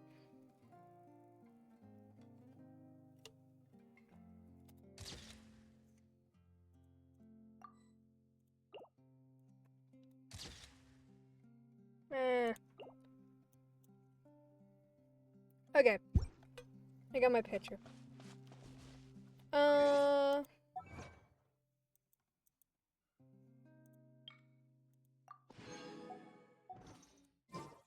I should probably put Chi-Chi back in the party. Oh, look! It's fucking Celestia. Look!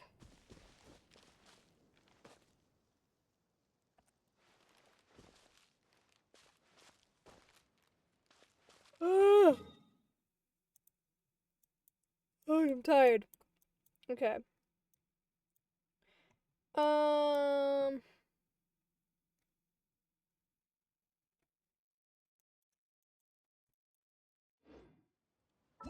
Oh yeah, I was trying to look up. Except I can't because my keyboard's being stupid. Fuck! I guess I'll search it up on my phone.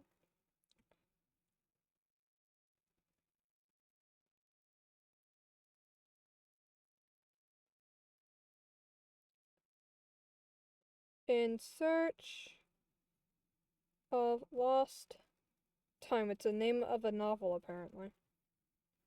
Genshin. How long does it take?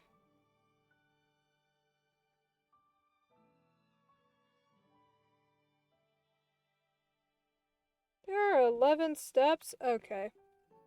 Maybe not, because I'm tired and I have to go to class tomorrow, but maybe tomorrow, when I'm done with my classes and I'm done with my homework, because I have to take 2 quizzes tomorrow, because I do tomorrow.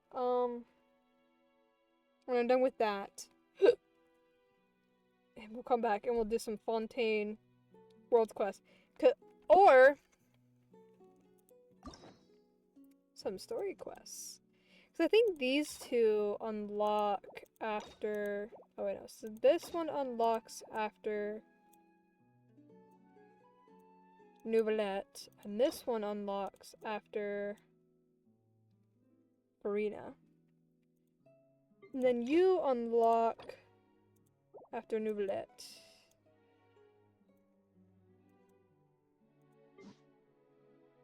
Yeah, maybe that's what we'll do tomorrow. We'll do like a story quest and then some world quests. Like Nouvellette story quest, and then like this world quest maybe, and then like maybe one of the big world quests that are the ones that are like on the map. Like these ones. Yeah, that's what we can do, because I can feel the exhaustion hitting me. And there's nothing much else to do that won't take like a fucking hour. Okay. It's weird because I went like 3 days without streaming because I can't stream on Wednesdays or Thursdays. And I think I did like a really late one Friday. Oh, I'm still have... There, that's what it's supposed to look like. Let's not blow my ears out.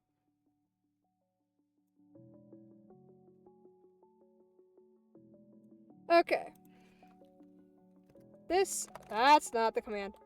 This is the playlist for the music. If I can spell music right, that'd be... It's because I can't put a C! No! Hold on. Oh, fuck.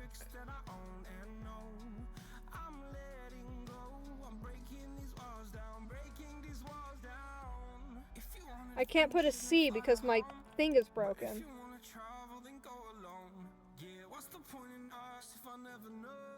If you're gonna leave, I'ma let you go.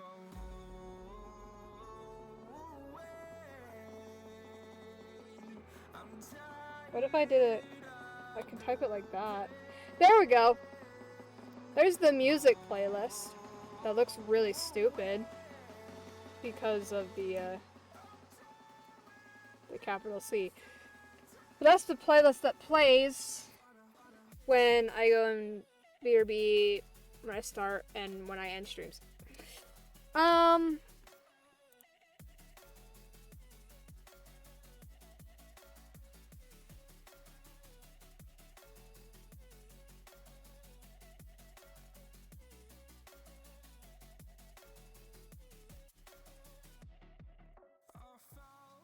I need to remember to, like,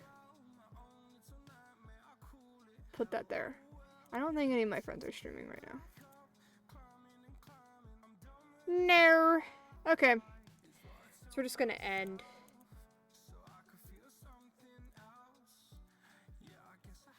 I've been streaming for 7 hours. Damn. Okay. Alright. Well, tomorrow... I already kind of said the plan for tomorrow. But probably Nouvellette story quest and then some world quests. Since we're caught up in Notland pretty much. Besides, of course, Notland world quest. But I want to do Fontaine world quest first. But yeah. I hope everyone enjoyed the stream. Thank you to everyone who stopped by, everyone who's chatting, everyone who's lurking, and everyone who's watching this back as a VOD. I'm going to bed. But we will be back tomorrow. That's all I have to say. Anyway, hope to see everyone tomorrow. I love you all. Bye.